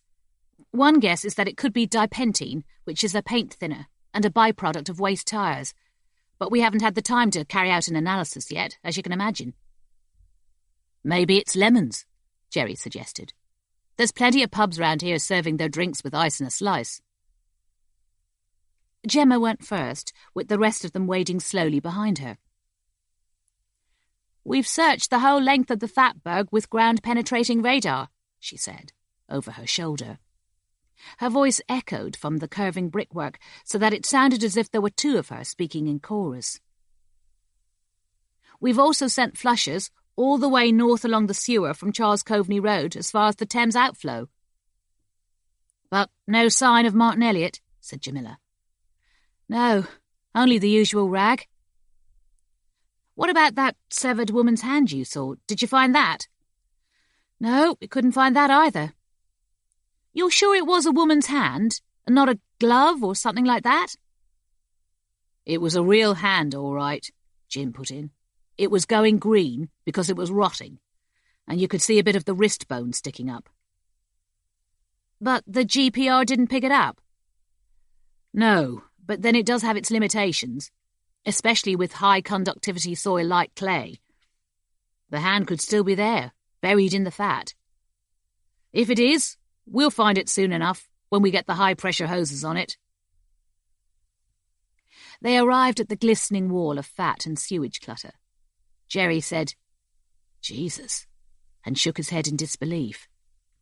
He had seen pictures of fatbergs on the TV news, but the reality of dripping solidified grease, stratified with layers of toilet paper and wet wipes, prickly with cotton buds, was more repulsive than he could have imagined. He glanced across at Gemma, who was frowning at her handheld 4-gas monitor, checking for methane and hydrogen sulfide, and wondered why on earth a pretty girl like her had chosen a career in drainage. Jamila caught him looking, and she gave him a quick one-shouldered shrug as if she'd read his mind. He had begun to suspect that Jamila was telepathic, or if not, the shrewdest woman he had ever met. He knew one thing for certain: she could always tell when somebody was lying to her. She said that she could see their eyes turn glossy black, like black olives. Gemma said, "Right here. This is where Martin was standing the last time we saw him. Look, you can still see his finger marks where he grabbed at the fat to try and keep his balance. I was standing here, next to him. Jim was here, and Newton was almost exactly where he's standing now." "So take us through it," said Jamila. "The light went out, and then what?" Newton said, I was carrying a haloptic camera, which has a very powerful lamp attached, 20 times brighter than your standard lamp, and that suddenly switched itself off. I say switched itself off because the lamp and the camera were not damaged in any way, and afterward they worked fine, no problem at all. Next second, all of our helmet lamps went out too, said Jim. It was pitch dark, and that's when those ghosty things came at us. But you could see them, even though it was totally dark. That's right. They sort of glowed, almost like they was radioactive. And they attacked you? They were all over us, said Gemma. One of them was snatching at my helmet as if it was trying to pull it off. I truly, honestly felt that they were trying to kill us. As she said that, the LED lights that Newton had strung along the sewer wall started to flicker. They flickered rapidly at first, like strobe lights, so that when the 5 of them turned around to look at them, their movements appeared to be jerky, like characters in a silent movie. "What's happening, Newton?" asked Gemma. "Don't tell me there's a loose connection." "No, it can't be. Maybe that bloody generator's on the blink again." The lights stopped flickering, but then they went out completely, so that they were left with only their helmet lamps. After a few seconds, though, the lights came on again, but now they began to shine much brighter than they had before. Brighter and brighter, so bright that the interior of the sewer was almost completely bleached of colour. "Newton, what the hell?" said Jim, holding up his arm to shield his eyes. I don't know what's going on," Newton protested. "These lights never did nothing like this before." Then, abruptly, the lights all turned green. Not just the LED lights along the wall, but their helmet lamps too. Gemma checked her gas monitor again. "I don't know what's causing this. There's no gas warning, but I think we need to get out of here. Fast." They started to slosh their way back along the sewer. Gemma went first, with Jamila and Jerry close behind her, followed by Newton and Jim. The lights stayed green and almost unbearably bright, so that everything was green. The brick walls, the sewage, their faces, their hands, their white protective suits. They were not even halfway back to the inspection chamber when they heard a low moaning sound. It was coming from behind them, and it grew louder and louder. At the same time, a foul draught began to blow along the sewer. It gained strength with every splashing step they took, until it was shrieking in discordant chorus with the moaning sound. The sewage lashed against the backs of their legs, and Jerry felt it spray against his neck and splatter against his helmet. It was like being caught in a storm, except that it was underground, and everything was blindingly green, and the rain was human waste. Gemma shouted something, but the moaning and the shrieking were so loud now that Jerry couldn't hear what she said. The moaning sounded like a woman in terrible agony, and the shrieking reminded him of a traffic accident he had once attended, when a school bus had caught fire and all the children had been trapped inside. He wanted to walk faster and escape from this claustrophobic hellhole as soon as he possibly could, but the sewer was slippery underfoot, and he had nearly lost his footing twice already and had to reach out for the wall to stop himself from falling over. They were less than 50 metres from the inspection chamber when he was struck on the right shoulder by some small, hard object. Then he was hit again on the back of his helmet, and this object clanked as if it were metallic. 3 or 4 more flew past him, and one of them hit Jamila. They dropped into the sewage before he could see what they were, but they had felt like nails. Jamila, right in front of him, slipped and stumbled forward. She fell onto her hands and knees in the sewage, which was almost thigh-deep now, and rippling in the draught like an incoming tide. She almost went under, but Jerry bent forward and put his arms around her waist and lifted her up. She was so light it was like picking up a small girl. She staggered and nearly slipped again, but then she regained her balance, She turned around and looked up at him, and even in the bright green light, he could see how relieved she was. Gemma looked back to see what had happened, and Jerry raised his hand to reassure her that they were fine. Before Jamila continued to follow, though, she held up an object in her glove so that Jerry could see it. It was a large, old-fashioned key, with a bow shaped like a star, and he guessed that she'd picked it up from the sewage when she fell. "Let's get out of here first," he shouted at her. Although the shrieking was so piercing now, he doubted that she could hear him. The children in the bus had shrieked like that, and he'd never really got over it. At last, they waded into the inspection chamber below the open manhole. As soon as they did, the moaning and the shrieking died away. The draft subsided, although the sewage was still gurgling around their boots and slapping against the sides of the chamber. Jerry looked back along the sewer and saw that the green lights were gradually fading and changing back to white. He looked at Jim, and he didn't think he'd ever seen a man with such a grim expression on his face. "What was that all about?" Jerry asked him. "It's all stopped now. That makes me think that somebody must have known we were in there. Do you know what I mean? I reckon that was all for our benefit. Somebody wanted to scare us out of there." "Well, they bloody well succeeded, didn't they?" said Jim. "I stink," said Jamila, holding up both arms and looking down at her sewage-streaked suit. "I have to get out of here and wash myself." Jerry said, "Technically, though, what did we just witness down there? Do you have any idea what could have made an effing awful noise like that, and turned the lights green, and started that wind blowing?" "I can't understand how the lights change colour," put in Newton. "They are standard LED lights. They cannot turn green without a filter. It's not possible." "Well, you say it's not possible, but it obviously is. And what about the noise? And the wind?" "I know what you're asking me, Detective," said Jim, "but the answer is no. I can't explain how that was done. I can't even understand how anybody, apart from Crane's Drains operatives, knew that we were down there." "OK," said Jerry. "Maybe the forensic technicians can come up with some kind of answer when they go down to take a look." "Well, bloody good luck to them," Jim told him. "Right now, all I need is a stiff double scotch." Gemma stood to one side so that Jamila could climb out of the inspection chamber first.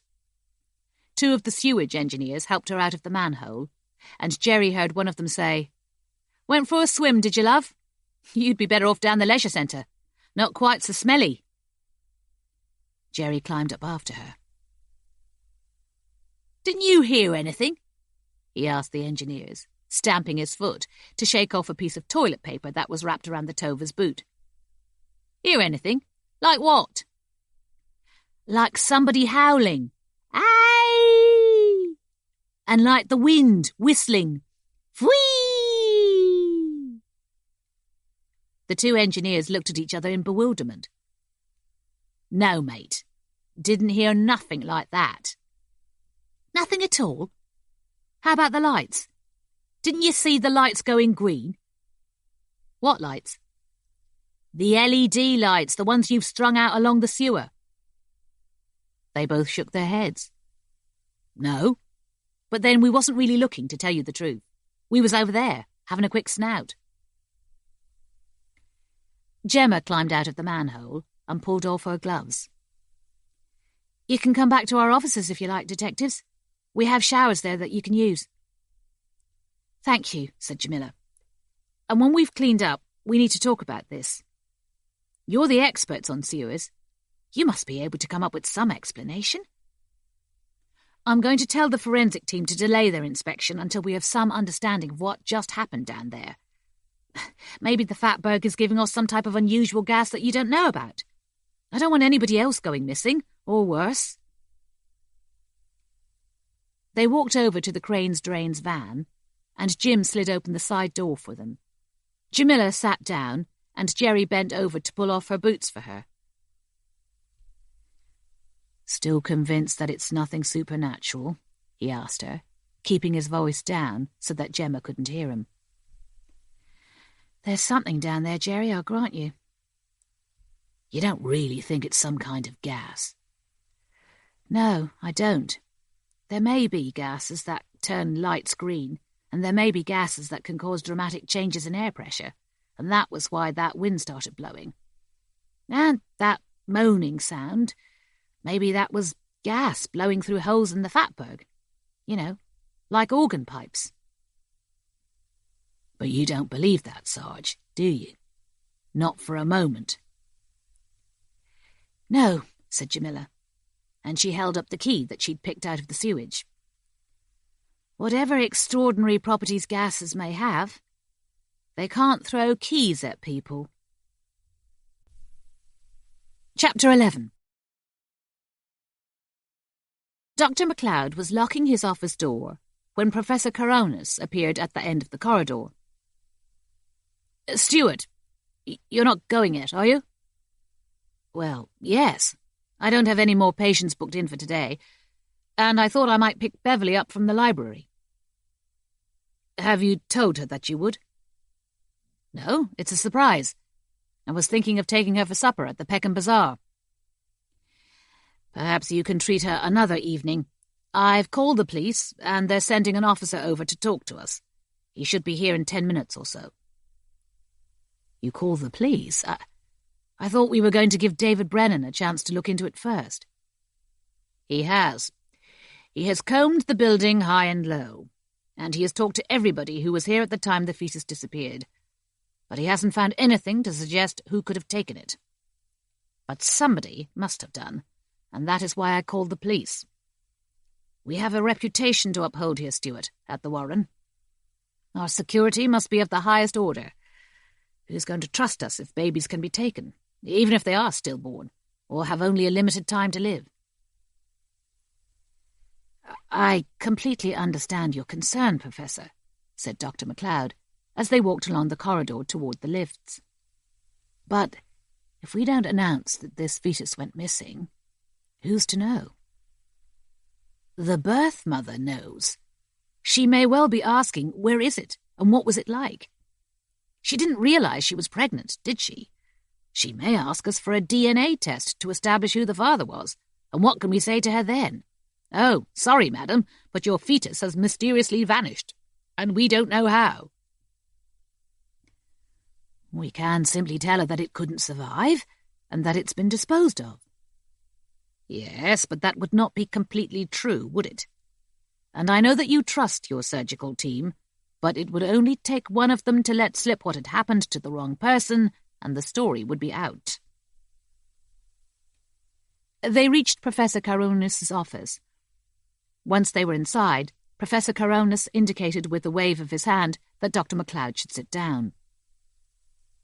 "You are deeply worried that this might botch your copybook, aren't you, Stewart?" "Blot," Dr. McLeod corrected him under his breath, but he didn't think that Professor Coronis heard him. "When you delivered it, the fetus was living and breathing, and its continuing welfare was your responsibility after all, no matter how deformed it was, or how distressed, until it passed away. I agree with you that there was no chance of its survival, but that is not the point." At that moment, Professor Coronis' secretary knocked at the door and poked her head around. "You've 2 visitors, Professor. They're police officers." "Good. Thank you, Mandy. Please show them in." 2 uniformed constables came into the office. One stocky man in his mid-30s with a crew cut, and cheeks that looked as if they had been sandblasted, and a plump young woman with pale green eyes and the smallest nose that Dr. McLeod had ever seen on an adult. "I thank you for coming so promptly," said Professor Coronis. "I know that the police are very hard-pressed these days, what with all the stabbings, and the lads on mopeds snatching people's mobile phones. I am Professor Coronis, the director of this clinic, and this is our chief surgeon, Dr. McLeod." "You reported a suspected abduction, sir," said the young woman constable flatly. "I did, yes, indeed. The circumstances are that a woman patient was referred to us complaining of acute pain. A scan showed us that she was pregnant, but the fetus that she was carrying was cataclysmically malformed. Dr. MacLeod immediately performed a C-section to remove the fetus, but, contrary to his expectations, it survived the operation. We were keeping it in isolation in an incubator under supervision, but it was momentarily left unattended, and in that very short period of time when the nurse was out of the room, it disappeared." "And you have your own security staff here, don't you, sir? And CCTV?" "Yes, we do, but they could find no evidence of how the fetus might have been taken. The closed-circuit television covers all the entrances and exits as well as the landings and the stairs and the lifts, but they recorded nobody acting suspiciously, and no comings or goings that could not be accounted for." The male constable turned to Dr. MacLeod and said, "The fetus was cataclysmically malformed. What exactly does that mean, sir, if you don't mind me asking?" "I think Professor Carunas meant catastrophically. It's not easy to describe it to you, so perhaps I can show you a picture." Dr. MacLeod took out his phone and prodded at it until he found a photo of the fetus in the picture library. He handed it over to the constable and said, "There, that's it. I took that about 5 minutes after I removed it from the patient's uterus." Both constables stared at it for nearly 10 seconds. Then they looked back up at Dr. MacLeod, and both of them had stunned expressions on their faces. "Is this real?" asked the male constable. "I mean, this isn't some kind of a wind-up, is it?" "He's real, all right. Do you honestly think that we would make up a creature that looked like that for a joke?" "You say he." "If you look closely, you'll see that he has male genitalia. Diminutive, but unmistakable." "Blimey." "Don't think that I wasn't as shocked as you are," Dr. MacLeod told them. "Probably much more so, because there he was, living and breathing in the palm of my hand. I've never seen anything like him, ever, not in all my years as a surgeon. And believe me, I've seen some desperately deformed fetuses in my time. 2 or 3 of them would have given you nightmares." "And you think that somebody might have taken it?" "It could hardly have left the clinic on its own, could it?" said Professor Caronis with a sharp hint of impatience. "No, of course not. But can you think of any reason why anybody might have wanted to take it?" "There could be any number of motives," said Dr. MacLeod. "He might have been taken by a dealer in human organs. A human head can fetch up to £500 when sold for dissection. Hospitals and universities pay very respectable money for livers and kidneys and other organs. So you can imagine what a dealer might be able to ask for a very unusual specimen like this." "But what would a dealer in human organs be doing, wandering around this clinic?" asked the female constable. "You don't sell stillborn babies for dissection, do you? Or do you?" Dr. MacLeod was about to speak when Professor Caronis raised his hand and said, "Please, that question is not at all relevant to this disappearance, madam. Dr. MacLeod was only making a conjecture. As he said, the fetus could have been taken for any one of a number of motives, and not necessarily for dissection." The male constable handed back Dr. MacLeod's phone. "I'm afraid this is rather out of our league, sir, to be perfectly honest with you. Missing children, yes. Stolen property, yes. Like you say, there must be a reason why this fetus was abducted, but considering its deformity, I think Constable Lake and me need to hand this over to officers who specialise in this kind of thing." "What do you mean, this kind of thing?" said Professor Caronis. "Don't tell me there are more fetuses like this." No, sir, I meant cases that are out of the ordinary, not like your everyday common or garden stabbings or robberies or drug dealing or internet scams. I'm talking about cases that defy rational explanation, and I certainly think that this disappearance has all the characteristics of one of those." So what action are you going to take? I'm going to return to the station, sir, and inform the DCI in charge of the major investigation team of the circumstances under which this fetus disappeared. Of course, I'll show him a picture of the fetus, if you can send it to me, please, along with any details such as its size, weight, and general physical condition. Do you think it could still be alive? I simply don't know, said Dr. MacLeod. I couldn't even guess. I was staggered that he was still alive after I delivered him. As you saw, his lungs and other organs are external, and his heart is no bigger than my fingernail. It depends very much on how he's been treated by whoever took him. Okay then, sir. We'll get back to you just as soon as the DCI has assessed the case and decided how to go forward from here. Is it possible to have a word with your security people before we leave? David Brennan, of course. My secretary will take you downstairs to his office. When the constables had left, Dr. MacLeod stood staring at the door as if he expected them to come back in again. Why do I think that this is going to have a very bad ending? I don't know, Stuart, said Professor Caronis. He sat down behind his desk, picked up a folder, frowned at it, and then dropped it. My feeling is that it will have no ending at all, and that we will never find out why that fetus was malformed the way it was, or what happened to it. My feeling is that we will never know the answer to these questions before we are 6 feet below the ground. Not me, said Dr. MacLeod. I'm going to be cremated. I never fancied being eaten by grave worms. Professor Caronis gave an odd, off-key bark like a surprised dog.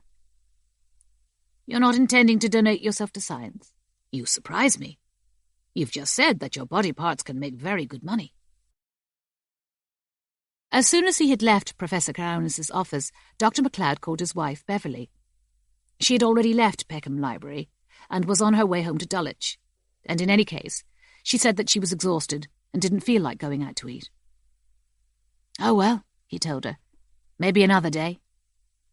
After talking to the police, he didn't have much of an appetite himself.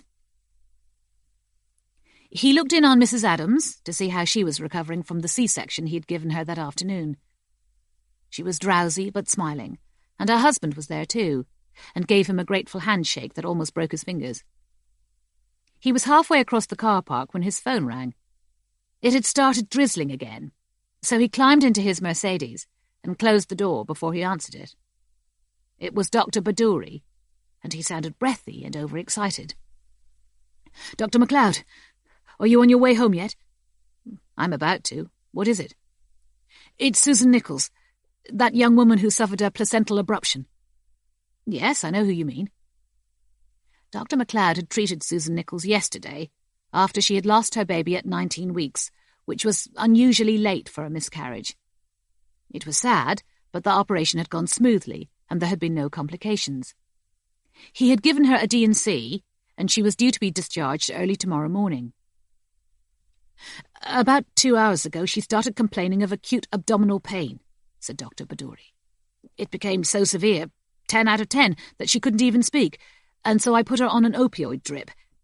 She was vomiting too, which made me wonder if it was mesenteric ischemia, and so I sent her for an urgent scan. Why didn't you tell me this before? What? You were in surgery, sir, and I thought I would wait until I saw the results of the scan. All right, Dr. Pardoe, calm down. Have you been given those results? Dr. MacLeod could hear Dr. Pardoe take a deep, quivering breath. He sounded as if he were just about to start crying. She's pregnant. That is to say, she has a fetus in her uterus. Dr. Pardoe, she can't be pregnant. It's less than 48 hours since she miscarried. Are you sure her ultrasound hasn't got mixed up with another patient's? It has happened. But it looks like the same fetus, sir. The fetus that you removed from Chiasoka Odewole. The fetus that has gone missing. That's impossible. They've given you Mrs. Odewole's ultrasound scan by mistake. They must have. No, sir. I have double-checked it. I took it back down to the technicians, and they confirmed absolutely that this is the scan of Susan Nichols." Dr. MacLeod felt chilled all over, and even in his thick Crombie overcoat, he shivered. "I'm coming back in," he said. "Where is Susan Nichols now?" 203. I took her out of the ward because I didn't want to upset the other mothers." Dr. MacLeod climbed back out of his car and walked quickly through the fine rain back to the centre. The receptionist looked at him quizzically as he strode, grim-faced, to the lifts. As he went up to the second floor, he stared at himself in the mirror in the back of the lift and thought, "This can't be happening. This can't be true. This is like something out of a horror film." Dr. Pardoe was waiting for him in the corridor. Dr. Simmons was with him, and Sister Rudd. Without a word, Dr. Pardoe handed Dr. MacLeod the cardboard folder containing the ultrasound scan, and nodded toward the open door of room 203. Dr. MacLeod went inside. Susan Nichols was lying on her bed with her eyes closed, attached to an intravenous opioid drip. She was 23 years old, quite pretty in a punky way, with her spiky dark brown hair bleached blonde at the tips, a stud in the side of her nose, and a tattoo of a mermaid on her left forearm. A nurse was sitting close beside her, but she stood up when Dr. MacLeod came in. "She's sleeping now," said Sister Rudd. "She went through more than an hour of absolute agony, and it's worn her out." "Vitals?" asked Dr. MacLeod. "Her blood pressure's slightly elevated, 140/90, but apart from that, normal." Dr. MacLeod opened the folder and looked at the ultrasound scan. He couldn't help shivering again.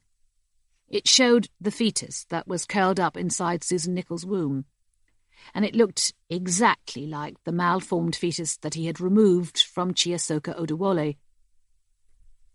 Its spidery limbs were wrapped around its head so that its angelic face was obscured. But he was in no doubt that if it wasn't the same creature, it was that creature's identical twin. It had the same external lungs, although they weren't inflating and deflating as they had when the fetus was breathing air. And it had the same diminutive genitalia. Dr. Pardoe pointed to the way in which the fetus was pressed against the wall of the womb. "You see, it can only have been lodged there for a very few hours, and yet it has already put out microvilli to attach itself to the lining of the uterus. It is my guess that within a very short space of time, it will be taking nutrition and oxygen from Miss Nichols like a normal fetus." "Is she aware that she has this fetus inside her?" "Not yet," said Dr. Simmons. "We thought it important to discuss it with you before we told her. She's only just lost a baby halfway through her pregnancy, a baby that she'd already felt moving, as if that wasn't enough for her to contend with." "She'll have to know," said Dr. MacLeod. "A C-section is going to be the only way to get it out of her, and we can't do that without her permission. Not unless her life is at risk, and at the moment it isn't, no matter how bizarre this thing is." "I can't understand how it got into her," said Dr. Pardoe. "I mean, did it crawl all the way from room 207 into the ward? And then what? It's like some terrible kind of parasite." Dr. MacLeod turned to Sister Rudd. "We have to remove this, and as soon as possible. Let her sleep until we've organised an anaesthetist and prepped the theatre. When she's awake, I'll come back and explain how this thing has somehow invaded her body and what we'll have to do to extract it." "And when we have extracted it," asked Dr. Simmons, "what are we going to do with it then?" "What I should have done before. Euthanize it." "It's not him anymore?" Dr. MacLeod didn't answer that. He handed the ultrasound scan back to Dr. Pardoe. Then he walked off to tell Professor Karounas that the fetus had reappeared, and that, instead of calling for the police, he probably should have called for an exorcist. Chapter 12. Back at Crane's Drains red brick building on Copeland Road, Jerry and Jamila were shown to the washrooms so that they could both take a long, hot shower. Even after soaping himself twice, though, Jerry was sure that he still smelled faintly of sewage. Jim Feather was waiting for them when they came out, their hair still wet. Jerry sniffed his fingers to reassure himself that he didn't really smell, and Jim said, "You're all right, mate. That's phantosmia. All of us flushers get it from time to time." Phantosmia? What's that then? It's when you're worried that you stink of something, and your brain conjures up the smell that you're worried about, even though it's only imaginary. You'll probably smell it again on and off, maybe for 3 or 4 days. But you only smell of lynx, believe me. Bloody hell, that's bad enough. Jim led them to Martin Elliott's office, whistling between his teeth as he walked. Gemma had already contacted John Crane, the company's founder and owner, so that she could tell him about the lights turning green and the howling draft, and update him on their continuing search for Martin, whether he was alive or dead. As Jerry and Jamila came in, she was still talking to him on Skype, on the 55-inch television in the corner of the office. He had a broad northern face with deep lines in his cheeks and a deeply cleft chin. His hair was grey and combed straight back like a 1950s cricketer, and he had a distinctive Yorkshire accent. "Whatever happens down drains, Pet, there's always a logical explanation," he was saying. "Sometimes you can see things that look like ghosts flitting around and hear shouting and singing. Once in Beckton, the sewage itself caught fire. Spontaneous combustion. I saw that for myself. But like I say, there's always a logical explanation. That sewage catching fire, we tracked that down to a fly-by-night haulage firm in Barking. They'd poured thousands of litres of illegal red diesel down the sewers so they wouldn't be caught with it.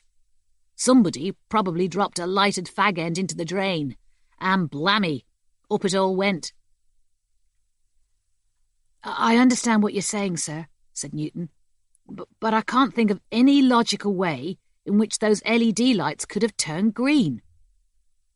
"Not now you can't, lad," said John Crane, "but I can assure you that it didn't happen by magic, any more than that draft that blew you all out of there." Jamila sat down at the conference table next to Gemma and introduced herself. "I am Detective Sergeant Jamila Patel, Mr. Crane. I'm one of a team that's investigating Martin Elliott's disappearance. This is my partner, Detective Constable Pardoe."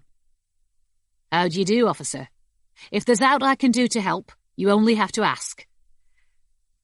"Mr. Crane, we saw those green lights for ourselves, and we felt that draft. But there was one thing more. As we were retreating along the sewer, we were showered with keys." John Crane's brow furrowed. "Keys? You mean like door keys?" "That's right, sir. Metal door keys. And they struck us with some considerable force, as if they were being thrown at us to hurt us, or at least to make sure that we left the sewer as quickly as possible." "Well, keys. That's right queer, I'll admit. But there must have been some scientific reason for it. I don't know, maybe there was a sudden upsurge of magnetic energy. It's always full of surprises, that bobber, and none of them pleasant. You can never tell what's going to come floating along in it next." Jim said, "I can put together a technical team first thing tomorrow morning, Mr. Crane. I'll call in Dale Roberts from Safety, and Lenny Machin from the lab, and maybe Ken Williams too. Ken really knows his onions when it comes to ventilation. We can carry out a thorough gas analysis and double-check the electrics, as well as take sewage samples, all the way from the inspection chamber to the Fatberg." "That's good," Jamila put in, "because as soon as you've done that, we can send in our own forensic experts. Provided, of course, you can assure us that it's safe for us to do so." "I'll admit it's 1,000 to 1 phenomenon, what you experienced," John Crane told her. But if there's one thing I've learned about sewage over the years, it's never predictable. You can never tell what some misguided barn pot is going to flush down his bog, or how that's going to react with what some other misguided barn pots might have flushed down their bogs, especially in confined spaces like sewers. But don't you worry, Detective. We'll get this sorted in double-quick order. We're Crane's Drains, and when it comes to sewers, we're the bee's knees. Jamila and Jerry went back to the station to report to DCI Waters. They caught him just as he was leaving the station to go home. And even when they told him about the green light, and the draft, and the flying keys, he stood beside his desk with his coat on, jiggling his car keys, and they could tell that he wasn't really listening to them. "What can I say?" he told them, looking at his watch.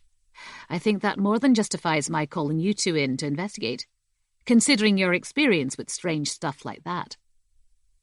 Jamila said, "Mr. Crane's quite convinced that there's a logical explanation for what happened." "It still sounds pretty weird to me. Somebody was throwing keys at you, and you couldn't see who it was. I mean, you have to admit that's weird, even if it isn't supernatural." "Crane's technicians are going down there tomorrow morning, and if they give us the all clear, we'll be able to send in our own forensic experts. Between them, I think they should be able to give us some answers." "Right. Good. I look forward to hearing what they come up with. Meanwhile, I have to love you and leave you, I'm afraid. We're having the wife's mum and dad for dinner tonight." "Everyone to his own taste," said Jerry. "I was thinking of going for a ruby myself." Once DCI Waters had hurried off, Jamila looked at Jerry and said, "He really doesn't want to get involved in this, does he? I'm sure he thinks that Martin Elliot is never going to be found, and he doesn't want the MIT to be blamed for it." "Let's just play it by ear, shall we? Meanwhile, I'm starving. I noticed this little curry house when I was on my way here. Do you want to join me, or have you had it up to here with Indian food?" Jamila nodded. Jerry could tell that she was upset by DCI Waters' indifference. Personally, he couldn't give a monkey's. He'd been sceptical of senior officers ever since he had worked at New Scotland Yard and found out how many of them were taking backhanders from fraudsters and drug dealers. They hadn't sacked him because that would have risked him whistleblowing and creating a public fuss. But that was why they sent him out to the suburbs, where he could cause less trouble. They drove down to Holly Grove, a narrow residential street with a yellow-fronted Indian restaurant on the corner, and parked right outside. "Ganapati," said Jamila, looking up at the name over the restaurant's front door. "That is another name for Ganesh, the god with the elephant's head." "I used to know somebody in the Kremlin with an elephant's head," said Jerry, "but his name was Gordon." Inside, the restaurant was plain, with bare wooden tables and utilitarian chairs, but it was warmly lit with lamps made from coloured glass jugs hanging from the ceiling, and there was a fragrant aroma of spices that made Jerry's brain forget all about the smell of sewage. When he took off his jacket and sat down, though, he could see himself in the mirror on the wall, and he thought that he was looking scruffy and washed out. He watched Jamila study the menu. "What do you think, Sarge?" he asked her. "Do you really believe we could have been given this job so we could be, like scapegoats?" "I'm not sure. Perhaps. You told me, didn't you, that Chief Inspector Kelly has been trying to pull the rug out from under you ever since he left the yard. And I know for sure that I've made many enemies in the Pakistani community in Redbridge. All men, of course, who don't like being criticised for the way they treat their women." She paused, playing with the turquoise ring on her left finger. "After we wrapped up that case against Jacobus Lipa and his ghost virus, you and me, they could hardly dismiss us straight away, could they? After all the press coverage we were given." "But—" "I'm not sure. I'm just suspicious of the way they brought us into this investigation so quickly. As if they'd been waiting for some weird case to come up so that they could put us both onto it. If we can't make any headway with it, they might well accuse us of incompetence. Either that, or they'll say that we've been playing on our reputation as ghost hunters to get ourselves assigned to a job that's going to win us even more personal publicity, even if they were the ones who assigned us to it. Well, you may be right. But supposing there is some kind of a spooky influence at work here. What happened to us down in that sewer? You have to admit that it was totally mad. Especially those keys flying around like a swarm of bloody locusts. Jamila unfastened her maroon leather purse and took out the large old-fashioned key that she'd picked up in the sewer. She held it out to Jerry, but at first he hesitated to take it. "Don't worry," she said. "Before I took a shower, I washed it in very hot water. It's clean."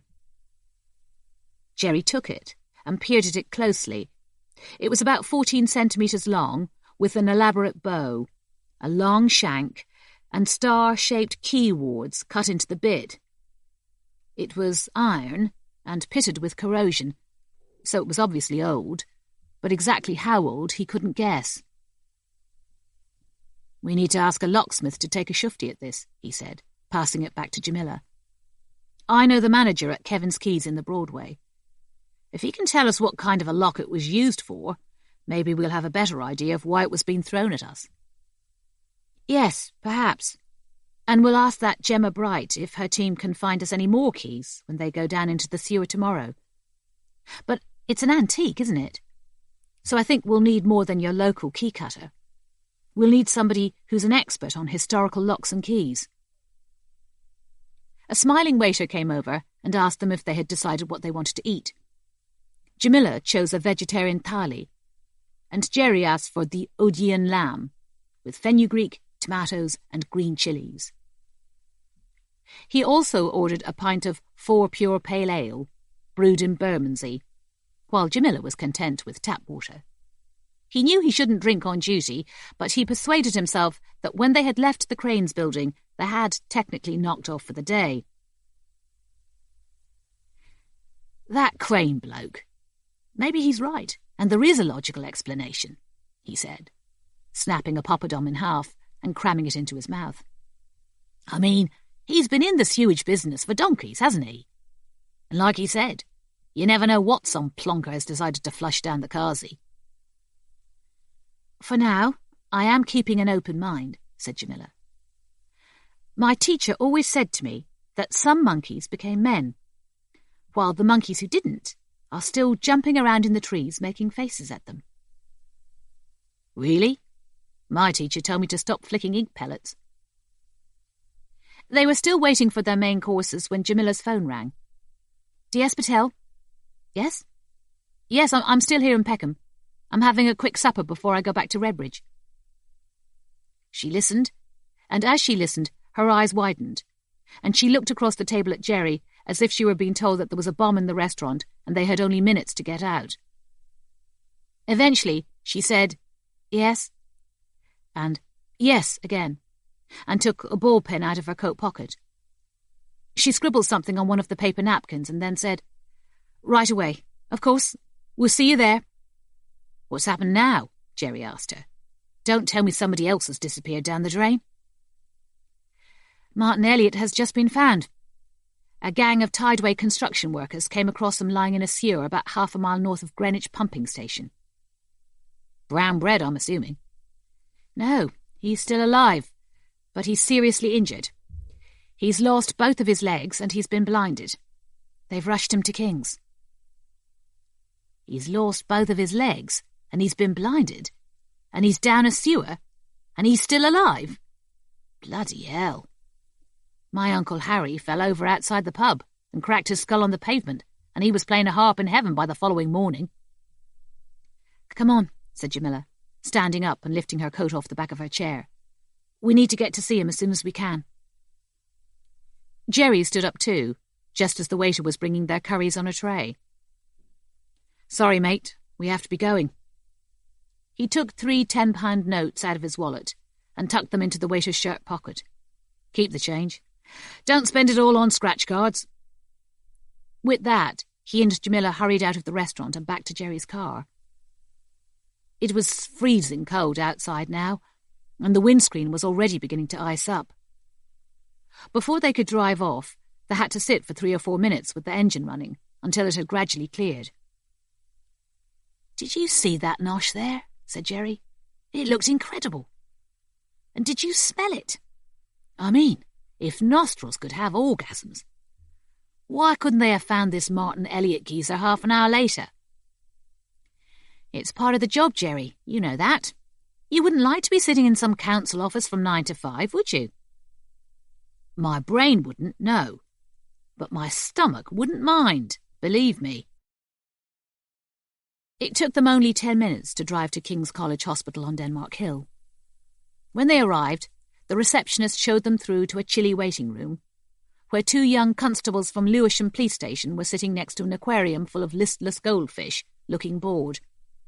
One constable was short and thick-set, while the other was tall and thin and mournful-looking. Jerry thought that they looked like an unsuccessful comedy act.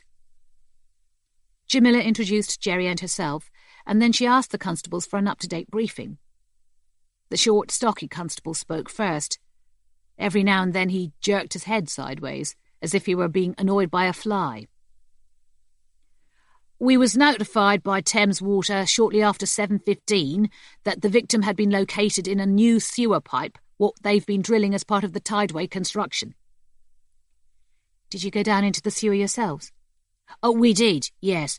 It's not yet operational, so we was unable to follow the ambulance crew. The victim was lying on a shelf at the side of an inspection chamber. He was missing his legs, and it looked like his eyes had been put out too. To be honest with you, we couldn't believe he was still alive and talking." "When you say he was missing his legs, were they still there?" "No, they wasn't, and that was the funny part about it," put in the tall, thin constable in a sad tone. "Well, not funny, but you know what I mean. We walked all the way down the sewer until we reached the tunnel face, but there was no sign of them." They were still talking to the constables when a doctor appeared. He was Bengali, not much taller than Jamila, with rimless spectacles and a hooked nose, like a parrot's beak. "I am sorry to have kept you waiting, officers. I am Dr. Sanjay Gupta, a consultant in emergency medicine. It has been touch and go with Mr. Elliot. We have had to resuscitate him twice, although he now seems to be stable." "Is he conscious?" asked Jamila. "At this moment, no. He is under sedation because he was suffering very great pain. His injuries are extremely severe, and we have had to clean them and dress them, and he is now on intravenous antibiotics. However, he was conscious when he was admitted." Jerry said, "Really? Did he say anything?" "Nothing coherent. He was shouting very loud, like he was angry at somebody. He kept saying that it wasn't his fault, whatever he meant by that. It wasn't my fault. It wasn't me who got rid of them. Very loud. But he didn't say what it was that he didn't get rid of, or who." "No, although he repeated that again and again. With those injuries, I doubt if he was talking sense, or shouting sense, rather. But I will take you up to the intensive care unit, and you will be able to see his trauma for yourselves." He led them along to the lifts. As they were going up to the second floor, Jamila said, "What do you think his chances are?" "It's very difficult at this moment to say. To be frank with you, I am staggered that he is still alive at all, but his injuries are most unusual, as you will see." Before he took them into the ward, a nurse came up and gave them light green aprons to tie on, as well as surgical caps and masks. "I feel like a very hygienic bank robber," said Jerry in a muffled voice. Martin Elliot was lying on a tilted-up bed in a bay screened on either side by diamond-patterned curtains. He was linked up to an intravenous drip and also to a blood bag. A nurse was standing beside his bed, watching his vital signs monitor and taking notes. In the next bay, a young woman was whimpering like a lost puppy and calling out, "Mama! Mama!" "Nurse, if you could," said Dr. Gupta, indicating that she should fold down the sheet that was covering Martin up to his chest. Once she had done that, he beckoned Jamila and Jerry to come closer. White crepe bandages were wrapped around Martin's torso, and he was wearing an adult diaper. His legs had both been severed at the upper thigh, so that all that remained were 2 short stumps, both of which had thick gauze pads stuck over them with surgical tape. Both of his eyes were covered with gauze pads too. "The only reason we have applied dressings is to prevent infection," said Dr. Gupta. "When he was found, he was not bleeding, despite his rectus femoris and his femoral artery having been cut clean through. This was because, somehow, his stumps had already been cauterized, as if by a red-hot iron." He took a pair of surgical gloves from the dispenser beside the bed and snapped them on, wiggling his fingers as if he were preparing for a puppet show. Then he carefully peeled away the dressing from Martin's right stump so that Jamila and Jerry could see how his thigh muscle had been seared. His flesh was blackened and crusted, like a steak that had been charred on a barbecue. His thigh bone had been cleanly sawn off, and then scorched by the heat of the cauterization to a light tan colour, with a scab of burned bone marrow in the centre of it. Dr. Gupta carefully replaced the dressing. "Both legs are the same. If you ask me what was used to amputate them, I would have to guess at a circular saw. When he was first admitted, I thought he might have fallen in front of a train, but as soon as I examined him, I changed my mind. A train or any other vehicle will cause severe crushing, and will certainly not cut through muscle and bone as precisely as this. Now and then we have to deal with patients who have had limbs amputated by trains, and sometimes they have also suffered serious burns because they have touched the 3rd electrified rail. But this cauterization could not have been accidental. The heat has been applied too uniformly, and too comprehensively, and too deeply. Whoever did this did not want his victim to die." Jamila turned to Jerry. "They cut off his legs and blinded him, but they didn't want him to die? So why did they do this to him? Was it out of revenge, do you think?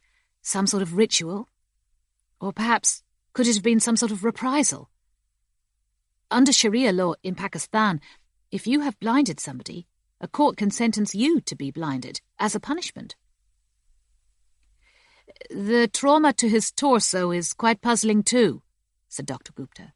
"I don't want to remove his dressings to show you, but I have pictures here that will enable you to see quite clearly what has been done to him."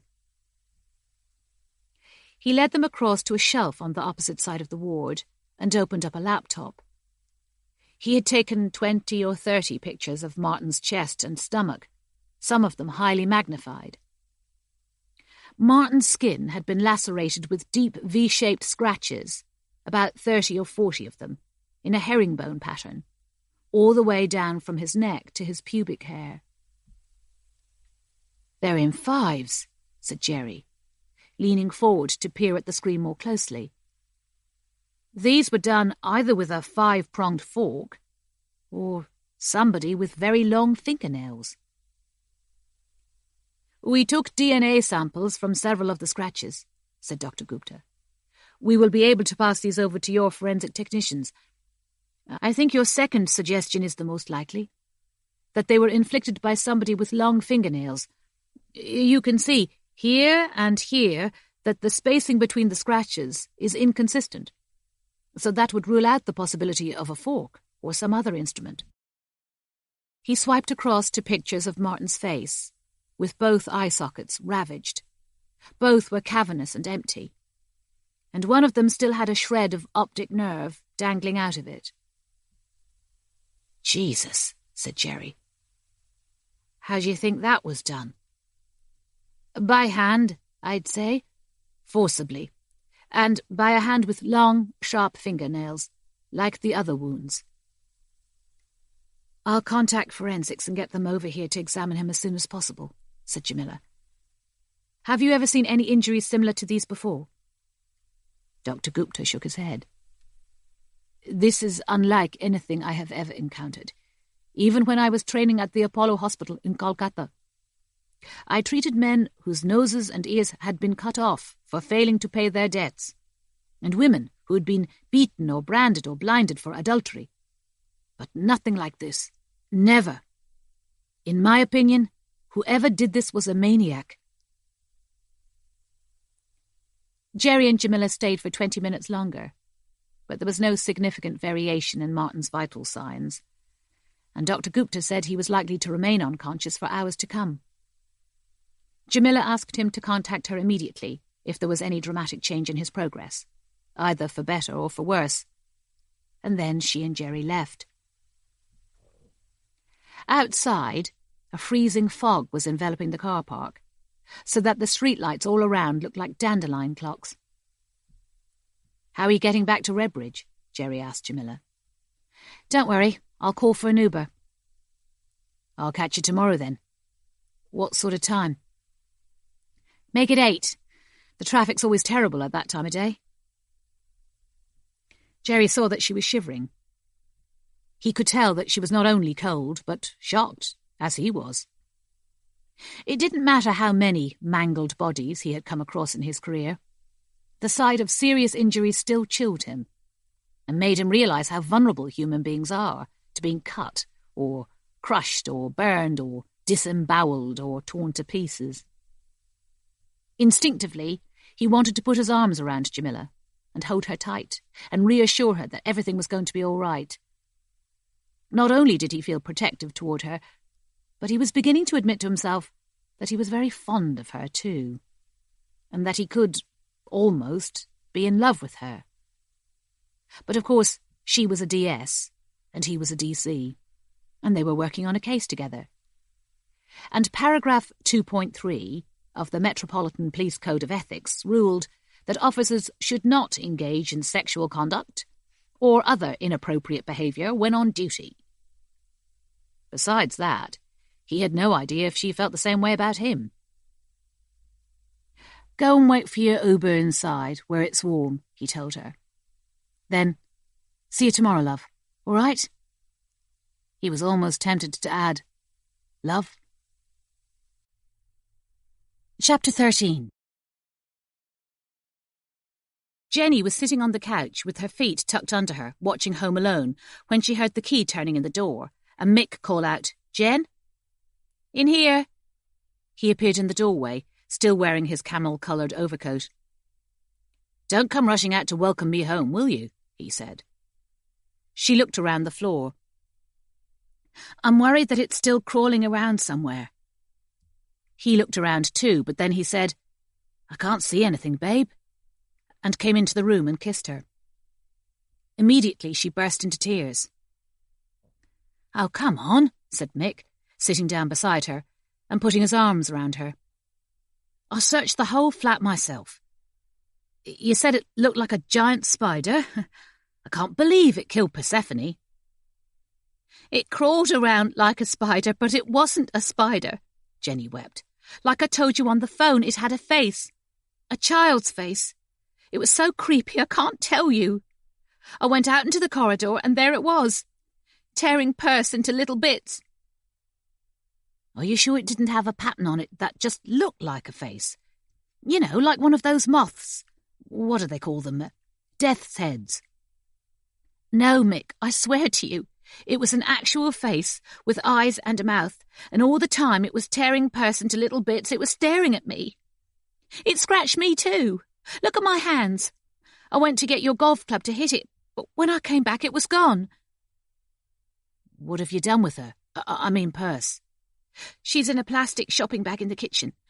I thought about taking her into the backyard garden and burying her, but I was scared that thing might still be crawling around outside somewhere. In any case, I thought you ought to see what it did to her." Mick gave her a squeeze and kissed her again.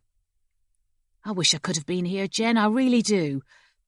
But listen, I'll make absolutely 110% sure that it's not hiding in the flat somewhere. And maybe in the morning I ought to call the police and tell them about it. It could have been somebody's pet spider that's got loose, like a tarantula or something. I mean, Christ almighty, if it killed Perse, what if it attacked a baby? It wasn't a spider, Mick. It was like a human hand with a child's face on it.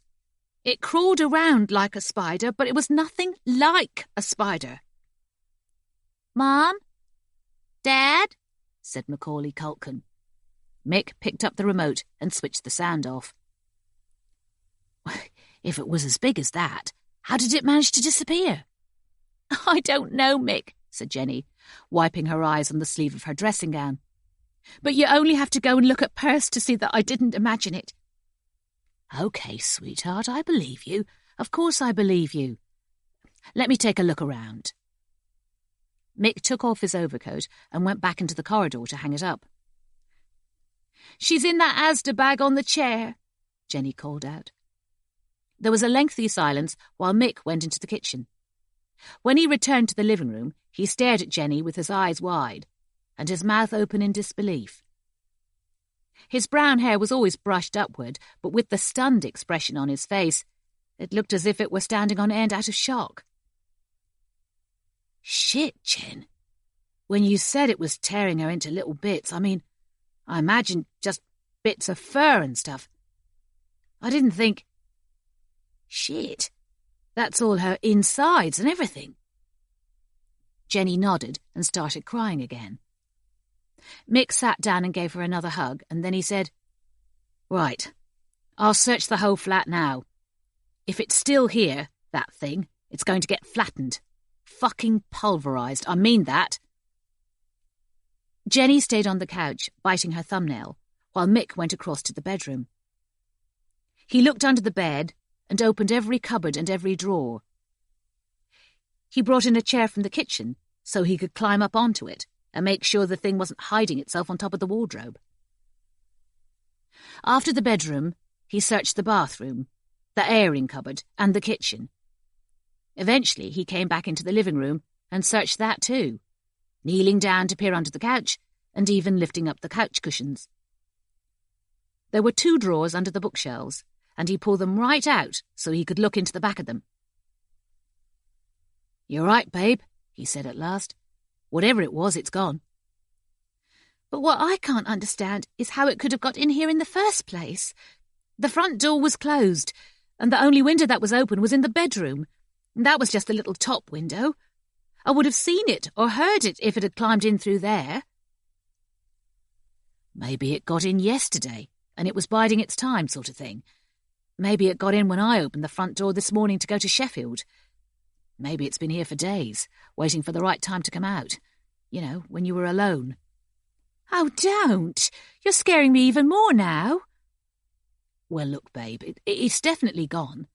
So let's try and relax. I'll take poor little Perce to the police station tomorrow morning before I go to work and tell them what's happened.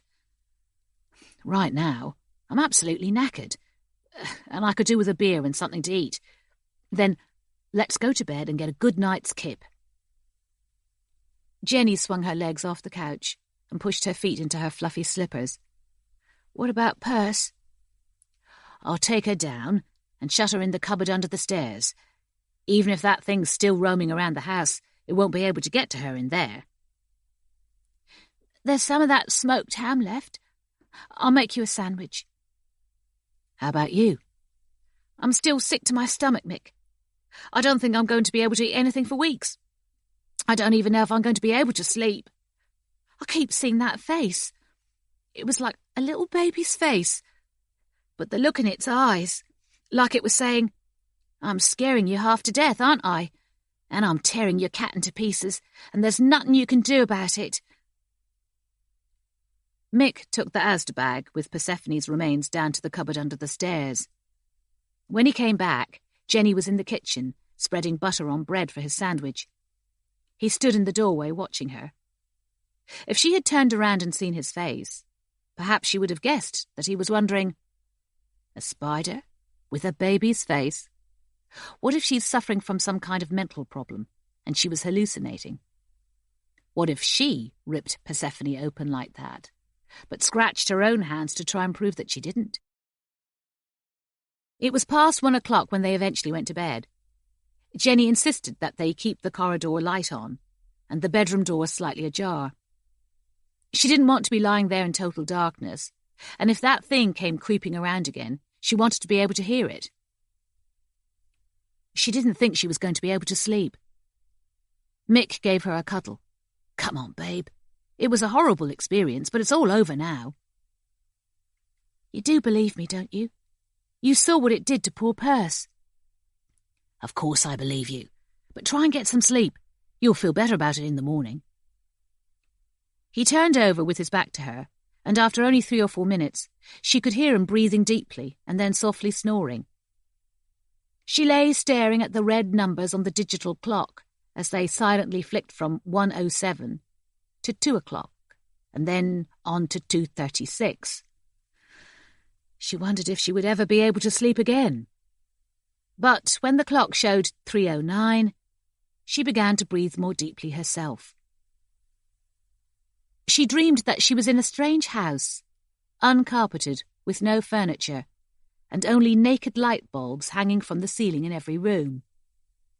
It was chilly, this house, and dusty, as if it hadn't been occupied for months, if not years. She was walking along the hallway toward the stairs, but when she put her hand on the newel post to start climbing up, she heard Persephone mewling. "Perce? Where are you, Perce?" She went from room to room, but there was no sign of Persephone in any of them. She went back into the hallway, and now she could hear Persephone mewling from upstairs.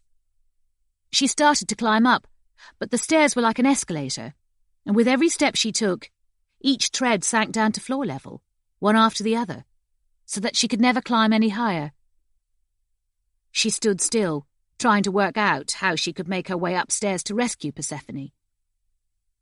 As she was standing there, she felt a cold draught, and she looked around to see if the front door of the house had been opened. The draught subsided, but after a few seconds, she was conscious of a wetness between her thighs, and a sensation like fingers touching her and parting the lips of her vulva.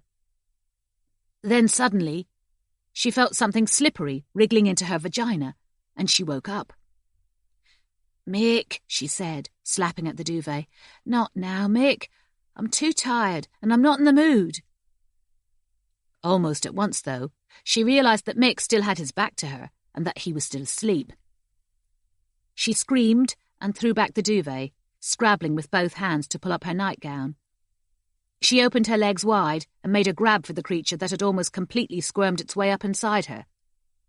Between her labia she could feel fingers, or protrusions that felt like fingers, and she tried to pinch them between her own fingers and pull them out. But they were so slimy she couldn't get enough of a grip, and the creature was forcing its way further up into her by expanding and contracting itself like the muscles of an oarsman rowing upstream. Mick jolted awake. "What? What is it?" He lunged across and switched on the bedside lamp, but he knocked it off the nightstand onto the carpet. Jenny was screaming and bouncing up and down on the bed, trying to wrench the creature out of herself. "Get it out, Mick! Get it out! Oh, God, Mick! Get it out!" Mick knelt up beside her, and she pulled her labia apart as wide as she could, so that he could see the knobbled tips of the finger limbs as they gradually started to disappear from sight. He tried to get a grip on them, but they were too strong and too wriggly, and too slick with juice. Jenny had stopped screaming now, and Mick said nothing. He ripped the pillowcase off his pillow and thrust his left hand into it, so that it acted like a large white cotton glove. Pushing his hand up between Jenny's outstretched labia, he managed to clasp the tip of one of the creature's limbs and hold on to it tight. Then, with his right hand pressed flat against Jenny's hip to give him leverage, he slowly tugged the creature out of her, centimetre by centimetre. It tried to cling on, squirming and twisting, but at last, with a slow, sucking sound, it came out. As soon as it dropped onto the sheet, its claws came out, and when Mick picked it up, it scratched at the pillowcase, tearing it. Mick flung it hard against the opposite wall, so that it tumbled onto the carpet close to the bedside lamp. Jenny moaned and pulled down her nightgown, squeezing her thighs tightly together and rolling over onto her side. Mick swung himself off the bed. The creature was lying face down, its finger-like limbs quivering, like a spider's legs after being sprayed with insecticide. But that was its only resemblance to a spider. "Fuck me," said Mick. He was panting, but more from shock than exertion. "It's only fucking real. Are you all right, babe? Has it hurt you?" Jenny was almost incoherent. "No," she sobbed. "Only when you pulled it out." Mick's left hand was still wrapped in his pillowcase.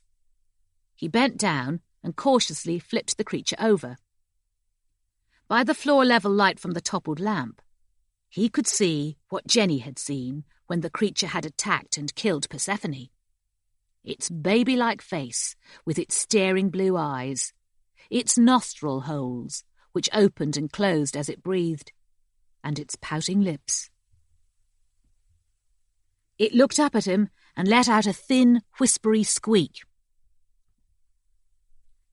"What are we going to do with it?" said Jenny. "It's alive, isn't it? Do you think we should kill it?" The creature gradually started to crawl sideways across the carpet toward the door.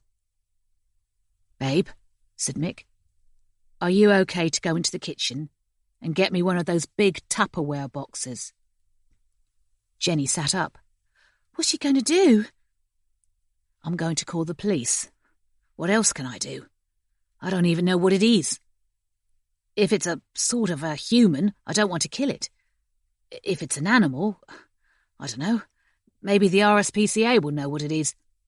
But it assaulted you, babe. It fucking assaulted you, and it's dangerous." Jenny eased herself off the bed and hobbled into the kitchen, keeping her eyes on the creature all the time, in case it suddenly came scuttling after her. She came back with the largest size of plastic storage box, handing it to Mick before she climbed back up onto the bed and clutched a pillow protectively in front of her. Mick peeled the lid off the storage box, held it above the creature for a few seconds, and then suddenly slammed it down onto the carpet, trapping the creature inside. The creature tried to jump to one side, obviously realising what he was going to do, but he was too quick for it.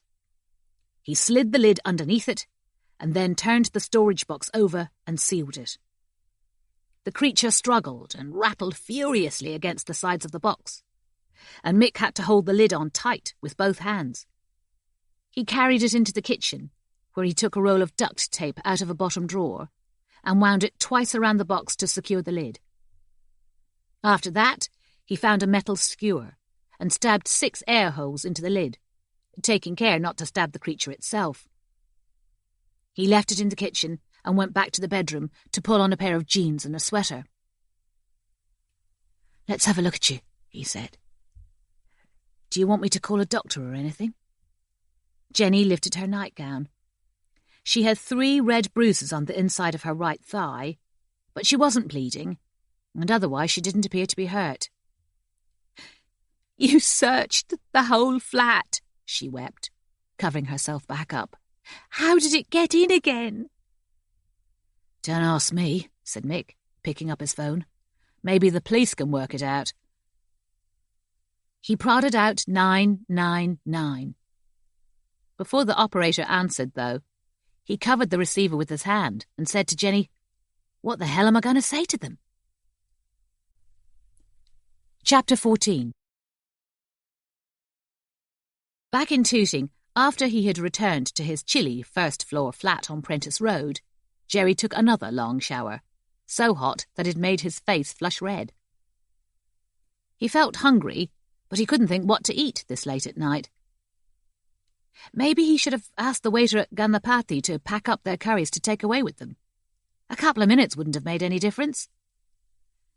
But he kept picturing Martin Elliot with his hollow eye sockets and the deep lacerations in his chest and his bandaged stumps for legs. And he didn't know if he would have been able to chew and swallow a cold lamb curry at 2 a.m. after seeing that. He went to bed, but he had to force himself to close his eyes, and even when he did, he couldn't sleep. After about an hour, he climbed out of bed and went into the living room to watch TV. He started to watch a Netflix crime drama called Night Stalker, but he was too tired and too hungry to follow the plot. And the detective was so incompetent that he felt like shouting at him, "You don't touch the door handles, you prick! Not without nitrile gloves!" At 4:10 a.m, he switched off the television, went for a pee, and then crawled back into his messed-up bed. Usually he slept as if he were dead and never had dreams, not that he could remember in the morning anyway.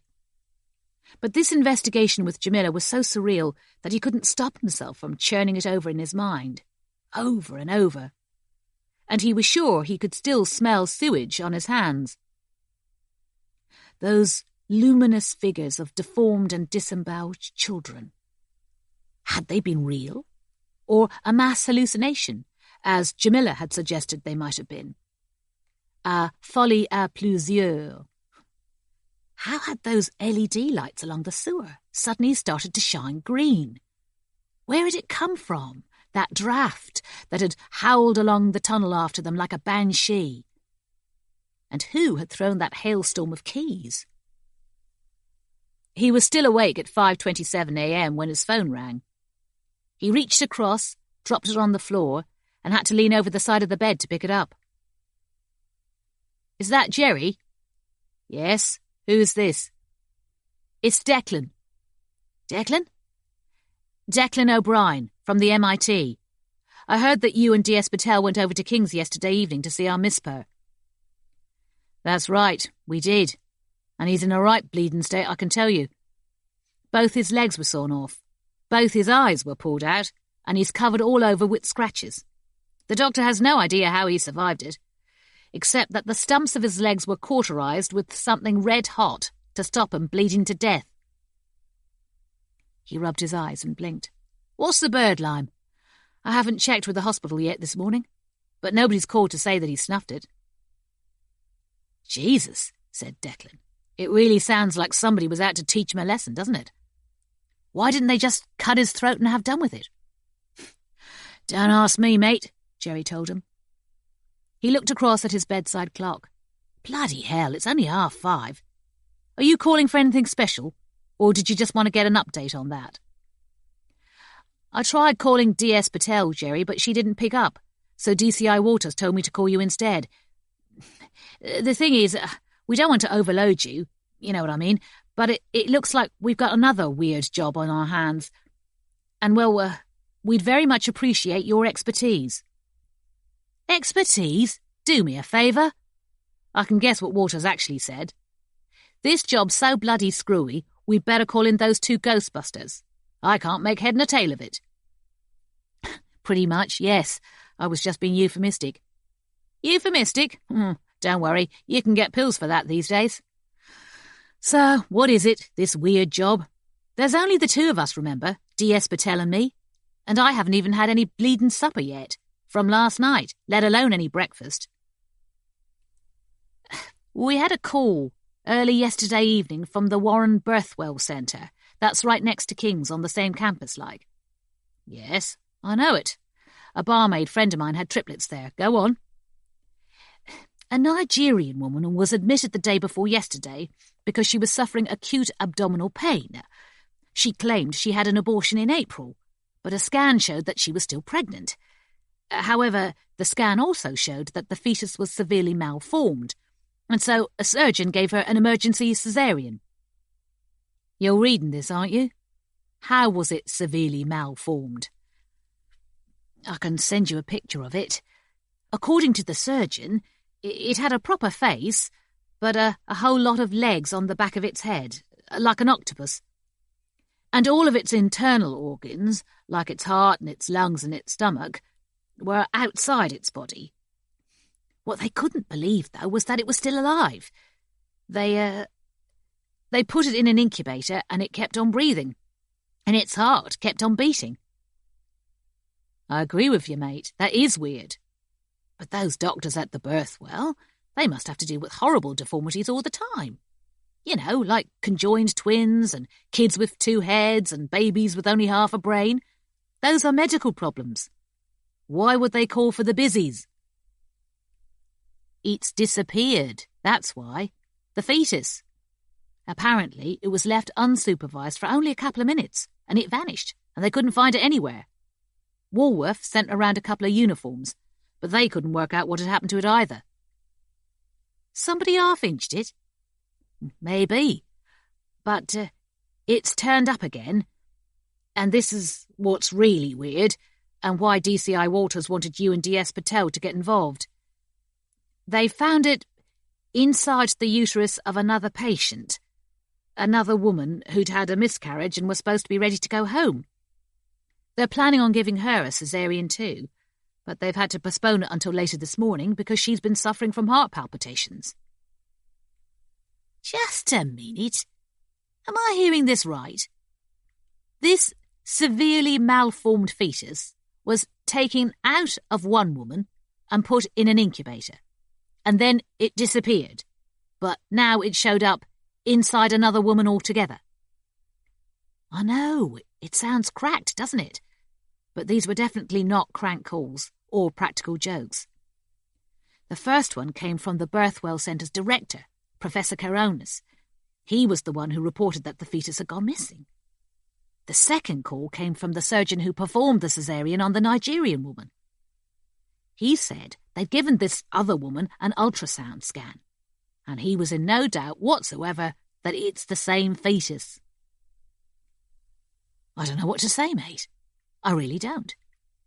Look, let me try and get in touch with DS Patel and see what she has to say. Then I'll get right back to you, okay? I think DCI Walters wants this dealt with pronto, Jerry. Mostly because he doesn't want it leaking out to the media until we've really got a handle on it. The last thing we want is a crowd of TV and newspaper reporters following us around, pestering us to tell them what this job's all about, when we don't have the first notion ourselves. I mean, Jesus, we don't even understand why teenage kids are going around stabbing each other, do we? Let alone why kids who aren't even born yet are starting to assault innocent women. In any case, I'll send you the picture of the fetus right now, and you can see for yourself. Declan ended the call, but a few seconds later there was a ping, and the picture of the fetus appeared on the screen of Jerry's phone. He stared at it for almost 20 seconds, unable to grasp what he was looking at. Yet that sweet, angelic face was staring at him from out of that tangle of limbs as if it could read his mind, and was appealing to him to be loving and understanding.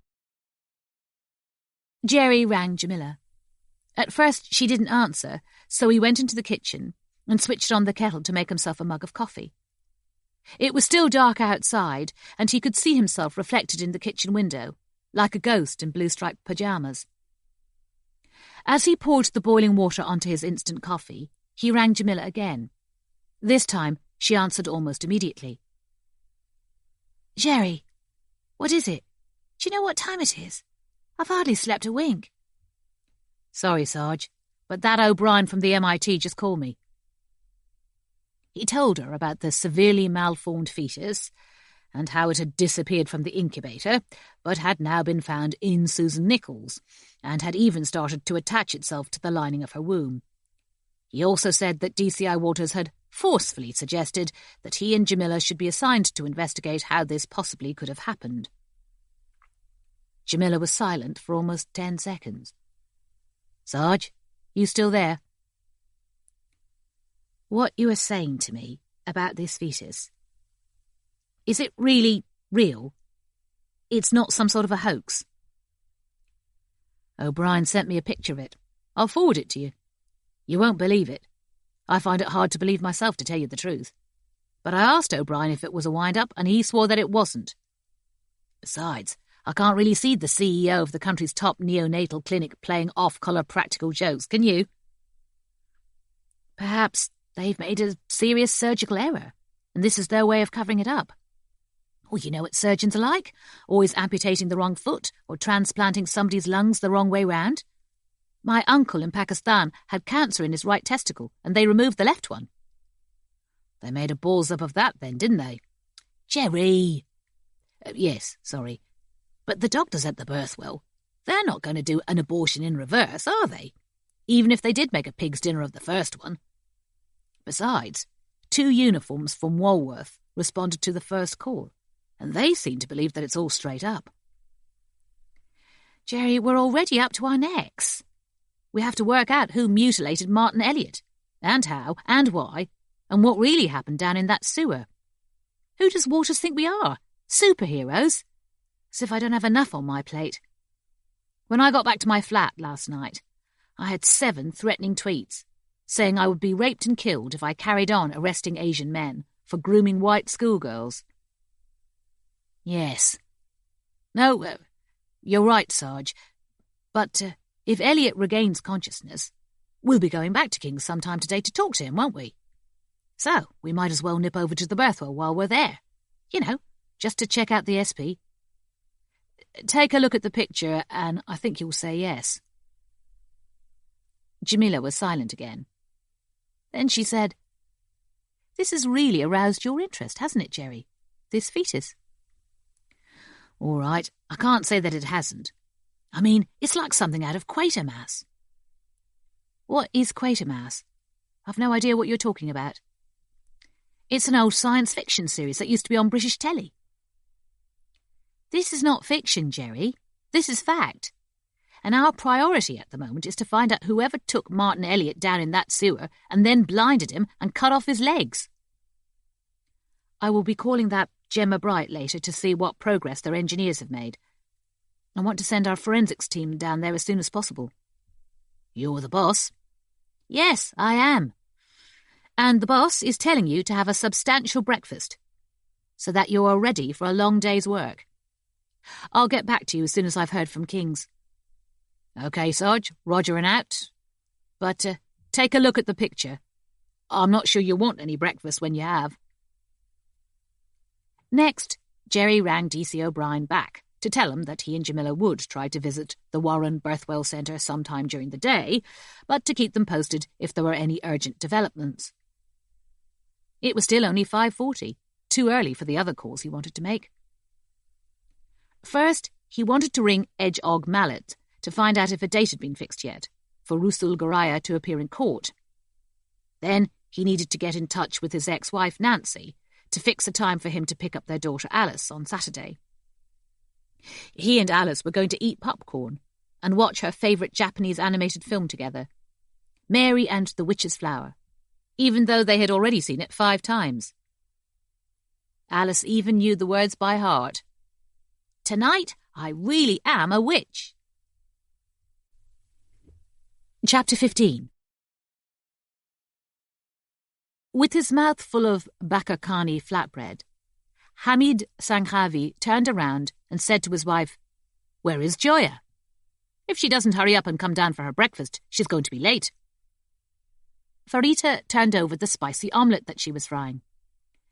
"Let me finish cooking your eggs and I will go up and see why she's taking so long." "I won't be able to wait for her.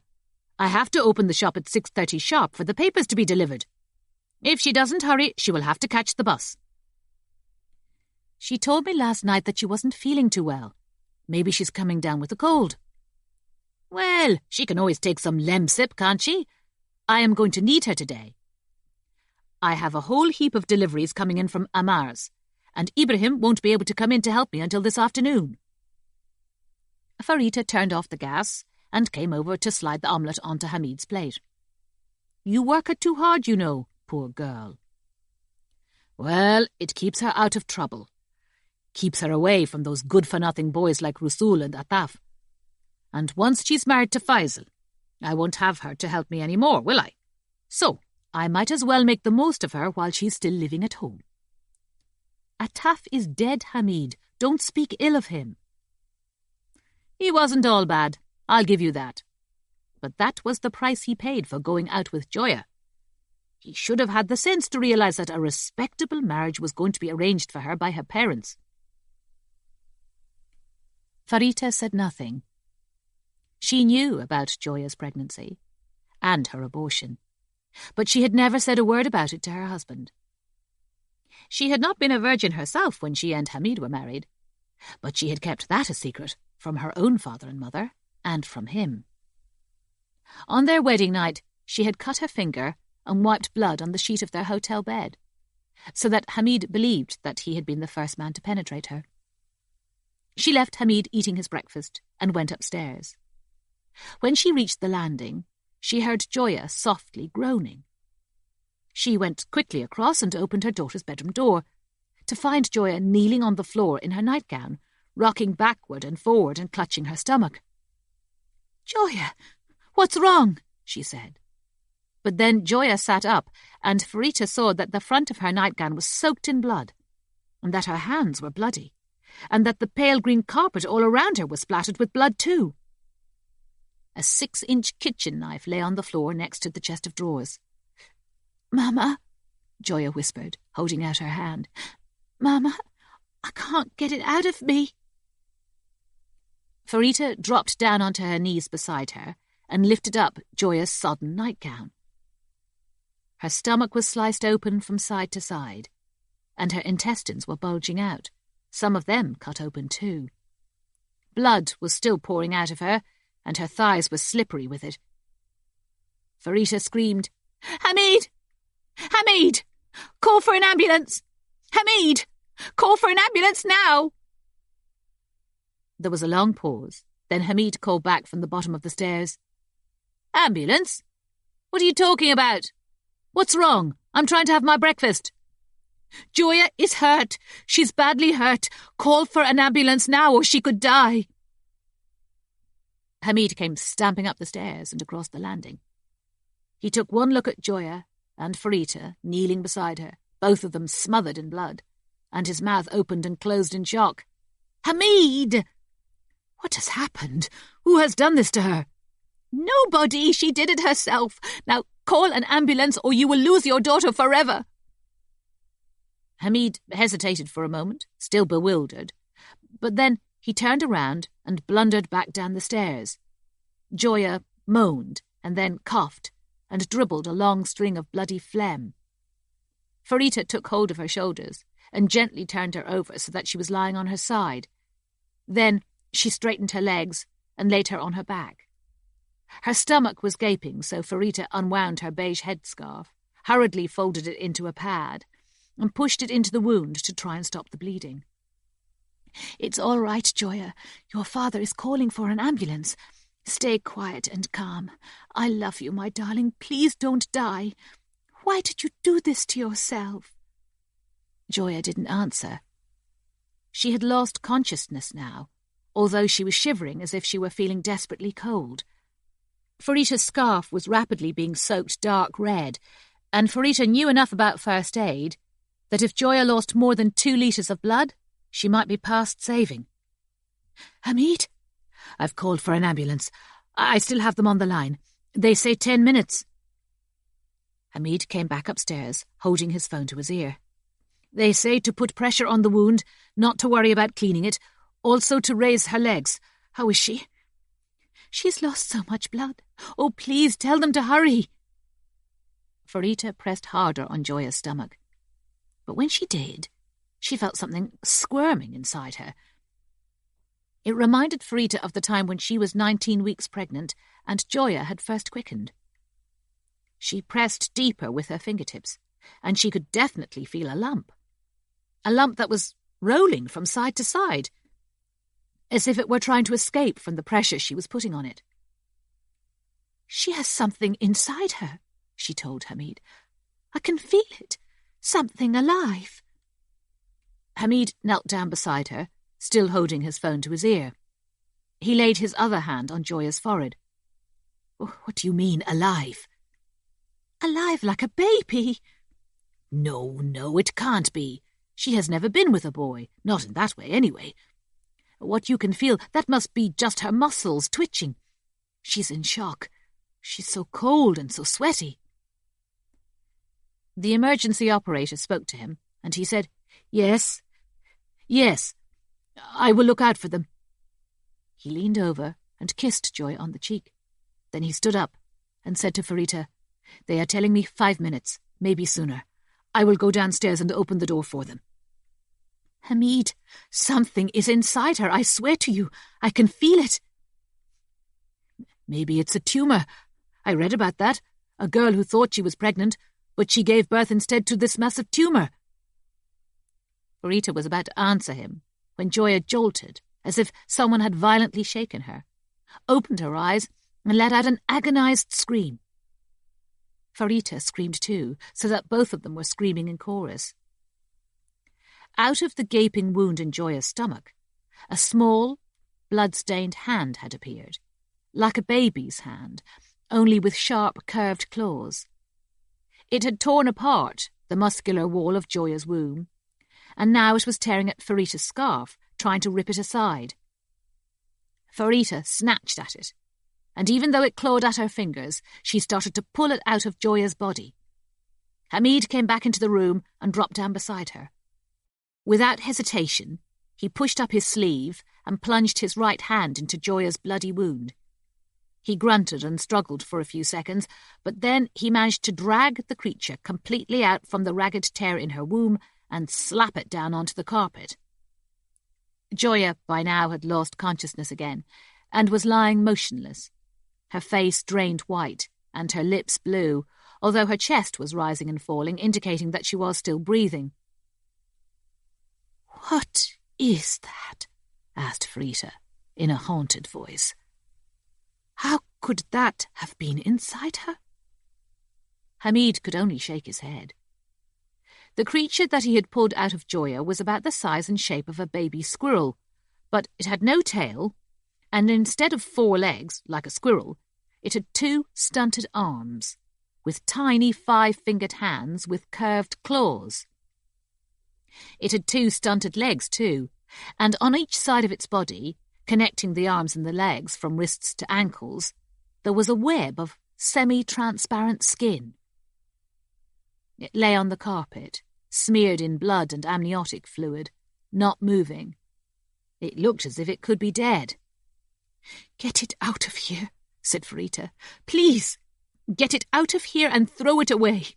Where is that ambulance?" Hamid stood up. I think we should let the ambulance people take it. The doctors will want to know what happened to her. And how can we explain it otherwise, except by showing it to them?" Almost as soon as he had spoken, the front doorbell rang, and he hurried downstairs to open the door for the paramedics. Farita kept up the pressure on Joya's wound, pressing it even harder now that the creature had torn her flesh open wider still, but by now her scarf was totally sodden with blood. "Oh, Joya," she said, as softly as a prayer, "please don't leave me. You are so young, my darling." As if it had heard her, the creature opened one pale blue eye and then the other, and stared at her. She stared back at it, too unnerved even to shout to Hamid. But then 2 paramedics bustled into the room, one of them carrying a large jump bag, and the other a defibrillator, and the creature slowly closed its eyes again. Chapter 16. Jerry hadn't had time to read about last night's football in the back of the Daily Mail before Dr. Gupta came into the waiting room and said, "Good morning to you, officers. You will be pleased to know that Mr. Elliot is now conscious." Jamila stood up and Jerry folded his newspaper. "How is his general condition?" asked Jamila. "Considering the physical trauma that he has suffered, as well as the psychological trauma of discovering that he is now blind, he is bearing up far better than I would have expected. He is still in some delayed shock, of course, and I doubt if he has yet fully grasped the enormity of what has happened to him." Dr. Gupta took off his glasses and frowned at them short-sightedly. "As I said yesterday, though, it still appears to me that whoever injured him went to some lengths to ensure that he survived. I find it very strange. It is almost as if they were operating on him, rather than deliberately mutilating him, no matter how crudely. But why they should have amputated his legs and taken out his eyes, and yet taken every precaution not to kill him, I have no idea." "He's talking?" asked Jerry. "Yes, he is. A little deliriously, I have to say, but I think it may be cathartic for him to go back in his mind and relive what was done to him. And, of course, it may be useful for you in your investigation, although that is not my prime consideration, as I'm sure you appreciate." "Yes, of course, Doc. But we don't want it done to nobody else, said Jerry. I mean, you wouldn't want your whole hospital crowded out with blind, legless blokes, would you? Bloody hell, that would be nearly as bad as the Queen's Arms on a Saturday night. Dr. Gupta gave him a tight little smile that showed he didn't understand the joke, but still appreciated that Jerry was having a dig at the priority he always gave to his patients. Come with me, he said. We have now installed him in a private room. It is quieter, and also the sight of his condition was causing some distress to the visitors of other patients. Has he had any visitors himself? We have received several phone calls inquiring about him from his relatives and his workplace, but we will not be permitting visits until we are confident of his continuing survival, or unless it becomes apparent that he does not have very much longer to live. So it's still a bit touch and go. Come and see for yourself. He took them up in the lift and along the second-floor corridor. Before he opened the door to Martin Elliott's room, he lifted his hand and said, He is calm at the moment, but I will have to ask you, if he becomes distressed, to leave the room immediately. His mental state is very important to his recovery. Gotcha, said Jerry. Inside, Martin Elliott was lying propped up on his bed. He was still on a drip, but no longer being given a blood transfusion, and the stumps of his legs were protected by a metal cradle with a loose-woven blanket draped over it. A pretty young Filipino nurse was sitting at a small table in the corner, making notes in Martin's folder. Dr. Gupta went up to him and touched his shoulder. Martin, I have brought the 2 police officers I told you about. They are standing next to me now. If you feel able, and if you are willing, they would like to have a few words with you. Yes, of course, said Martin in a slurred voice. Jamila stepped close to the bed and laid her hand on his arm. Mr. Elliott, may I call you Martin? My name is Detective Sergeant Jamila Patel, and I have with me Detective Constable Jerry Pardoe. We are both extremely sorry to see the terrible injuries that you have suffered. Just as well that I can't see them, Martin told her. Never will, either. Do you feel up to answering some questions? We have already talked to your colleagues Gemma Bright and Jim Feather and Newton Akamba. They've given us quite a good description of what happened in the sewer tunnel before your disappearance. What we really need to know is what happened after that. Did they tell you that it all went dark? Yes, they did. But then they said that some figures appeared. Luminous figures. They were like children. And yes, they were shining, although God knows how. I say children, but only because they were the same size as children. But they had all kinds of things wrong with them. Hunchbacked, one of them, and another had all her insides hanging out. It was unreal. It was... I can't describe it. Yes, Martin. Your colleagues described them in some detail. They even drew pictures of them for us. They said they attacked you, tried to pull off your helmets. Martin lifted one arm and flapped it as if he were still trying to beat the creatures off. They were so strong. All right, they weren't any bigger than children, but they grabbed hold of my sleeves and they pulled at my belt and I couldn't get away from them. I heard the others shouting at me, Gemma and Jim, and I kicked and I struggled to get myself free, but I couldn't.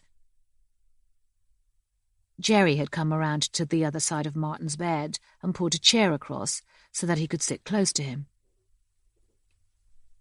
What happened then, mate? He asked him. Can you remember, or is it all still a bit of a blur?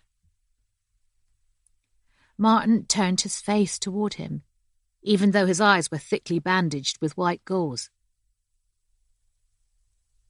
I heard Gemma calling me again, but she sounded like she was further away.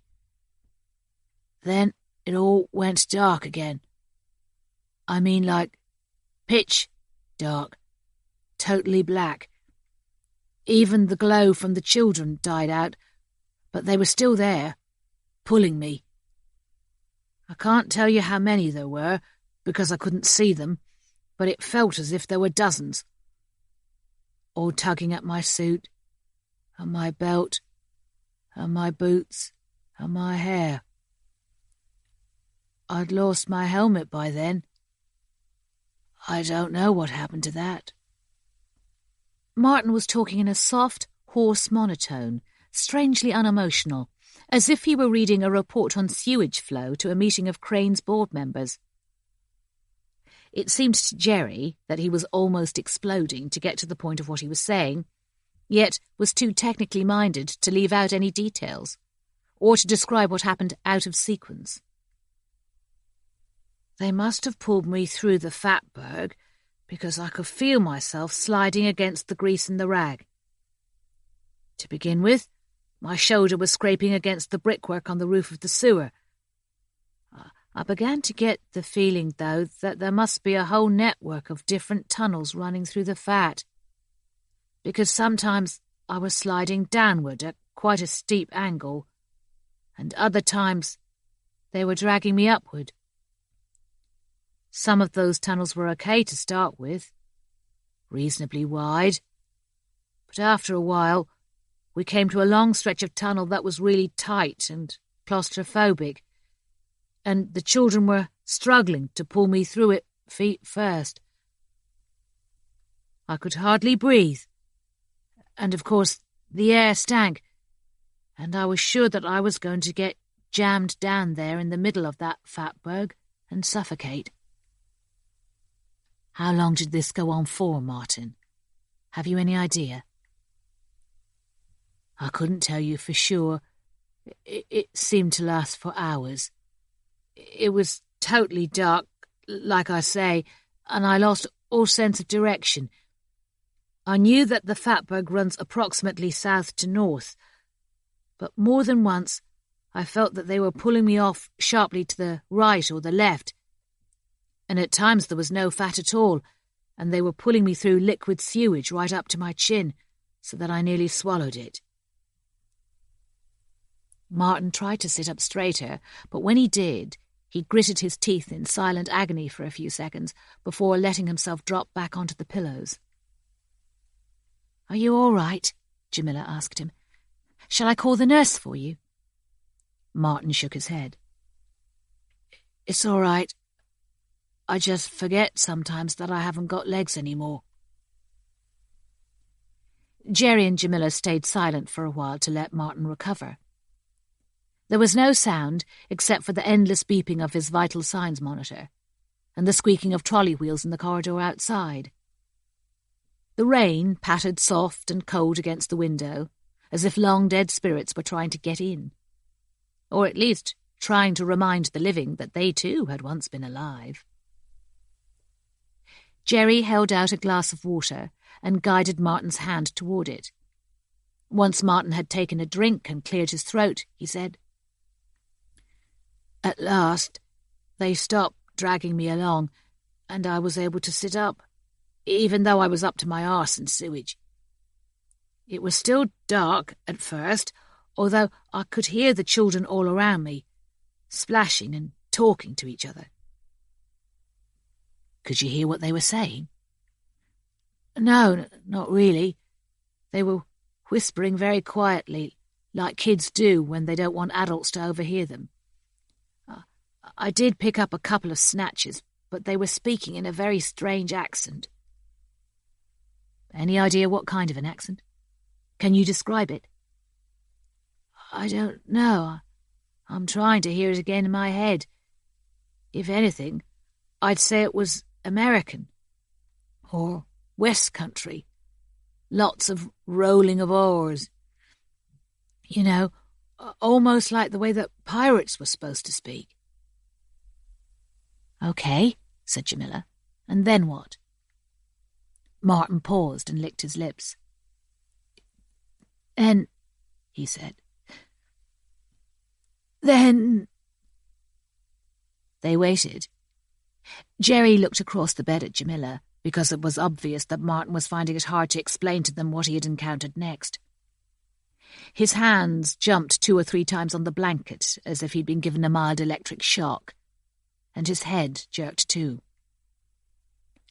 Standing by the window, Dr. Gupta said quietly, "I'm sorry, officers. I think it may be necessary for you to bring this questioning to a conclusion." Jerry stood up and pushed back his chair. At that moment, though, Martin started to pant, faster and faster, as if he couldn't get enough oxygen. "There's a light. It's off to the left. It's in that sewer that comes in from the left. It's dancing, jumping around, and it's green. It's like somebody's walking this way along the sewer and they're carrying a green lamp. And I can see now. I can see that I'm sitting in this sewer chamber where 2 sewers join. It looks like the sewer chamber under New Cross Road. I'm sure of it." Jerry pulled back his chair and sat down. Martin groped frantically across the blanket until he found Jerry's hand, and he clenched it tight. He was still panting, and now and then he gave a convulsive shudder. Jerry realized that behind the gauze bandages that covered his empty eye sockets, he was visualizing whatever it was that he had encountered down in that sewer chamber just as clearly as when it had first appeared in front of him. His fingers were icy cold, but perspiration was trickling down the sides of his cheeks. "It's coming out. It's coming out of the sewer, and there's green light shining all around it. This bright green light so that everything's green. The walls are green. The sewage is green. My hands are green. Everything's green." "What is it, Martin?" asked Jamila gently. "What can you see?" "Officers, please," Dr. Gupta repeated, stepping forward. But Jamila held out her arm to keep him back. It's a woman, I think," said Martin, so quietly that Jerry almost had to lip-read to follow what he was saying. "A tall woman. I can't see her face because she's wearing a hood and a cloak that's so long it's dragging through the sewage. She's coming up closer, but I still can't see her face." Martin's head dropped forward, and for almost half a minute he said nothing, although he continued to breathe in quick, erratic snatches through his nose. "I think that is all he has to tell you for now," said Dr. Gupta. "Perhaps when he is stronger he will be able to tell you more. So, really, if you don't mind—" Jerry tried to stand up again, but Martin wouldn't let go of his hand. Jerry tried 2 or 3 times to tug himself free, but before he could manage it, Martin abruptly lifted up his head again and whispered, "She has a soul." "Go on, Martin," Jamila coaxed him. "What kind of a soul?" It's like a tenon saw, but the end is more pointed. She's taken it out from underneath her cloak, and she's holding it up, like this." With that, he suddenly let go of Jerry's hand and lifted his right arm like a starter at a racetrack. "She's coming nearer, and she's speaking to me, but I can't understand what she's saying. It doesn't make any sense. I'm freezing cold, and the sewage is freezing cold, and I feel numb all over, and I can't move. Why can't I move?" Now, with his arm still raised, he turned his head slowly from side to side. "They're coming up behind her. The children. The things that look like children. There's so many of them. They're crawling through the sewage Some of them. And some of them hopping like big toads. Oh, my God! Martin began to shake violently, clunking the back of his head against the bed frame. The whole bed rattled and shook, and he waved his arms around so wildly that he ripped out the cannula for his intravenous drip. Jamila and Jerry backed away, while Dr. Gupta and the nurse bustled forward to restrain him. The nurse pinned his wrists down to the mattress, while Dr. Gupta quickly opened the medicine cabinet beside the bed and took out a hypodermic syringe. He filled it from a small clear glass bottle and gave Martin an injection. Phosphonatoin, Dr. Gupta explained. This will relax his muscles. Martin shook 3 or 4 times more, but then he stopped shaking. His head tilted sideways, and he started to snore. Dr. Gupta looked across at Jerry and Jamila and pulled a face as if to say, "Sorry, but this is the condition he's in. He's lucky to be alive at all, let alone alive and telling you what was done to him." "Perhaps we can come back later," said Jamila. "There's a lot more we need to ask him." "Well, perhaps, but I would prefer it if you were to wait until tomorrow. I want to see how he manages to get through the night, even though, for him from now on, it will always be night." As they went down in the lift, Jerry said, "Well, Sarge, what did you think?" "I really don't know, Jerry. I really don't know what to think." "Let's put it this way. If those 3 others hadn't sworn that they saw luminous children too, I would have put him down as delirious, or a full-blown nutter." "Well, me too, I have to admit. But look what's been done to him. And the doctor definitely believes that it was done deliberately. You have to ask yourself why. Why would anybody want to amputate a man's legs and put out both of his eyes? As a punishment? As a warning? Could be. Or maybe it was a freak who gets a sexual kick out of mutilating people. When you see some of the things those S&Mists get up to. A couple of months ago, we had this school teacher in Streatham. Billings his name was. He paid his dominatrix to cut off one of his fingers so that he could... Jerry, I don't want to know. I don't think that what was done to Martin Elliot was anything to do with sadomasochism. Perhaps he was hallucinating. He said himself that for a long time he was being pulled through a very confined tunnel and that the air was polluted. The chances are that it contained a high percentage of methane.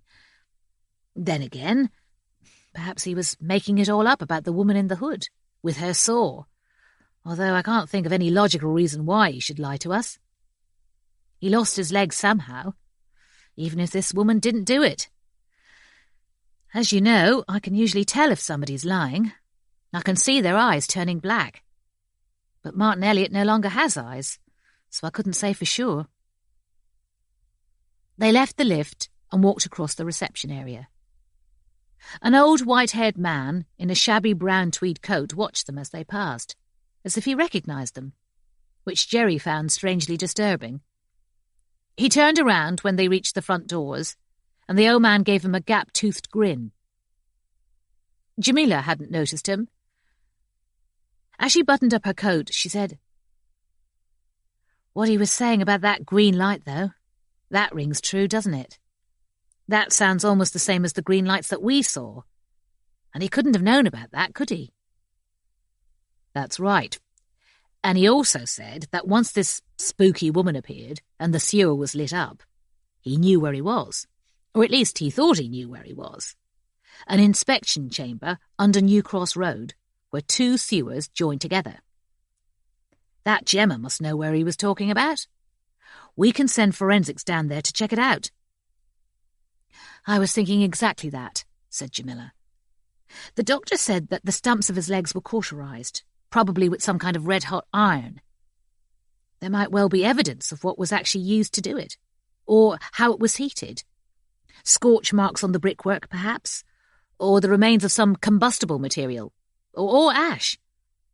And then There could well be some DNA from Martin Elliot's legs. Blood or bone fragments, who knows? Perhaps even the severed legs themselves. I don't know, maybe. But I have the feeling that his legs were cut off because this woman wanted them. His eyes, too. Really? What for?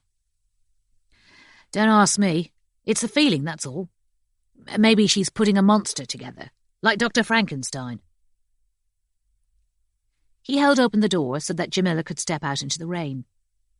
She turned up the collar of her raincoat and said, "You know, Jerry, sometimes I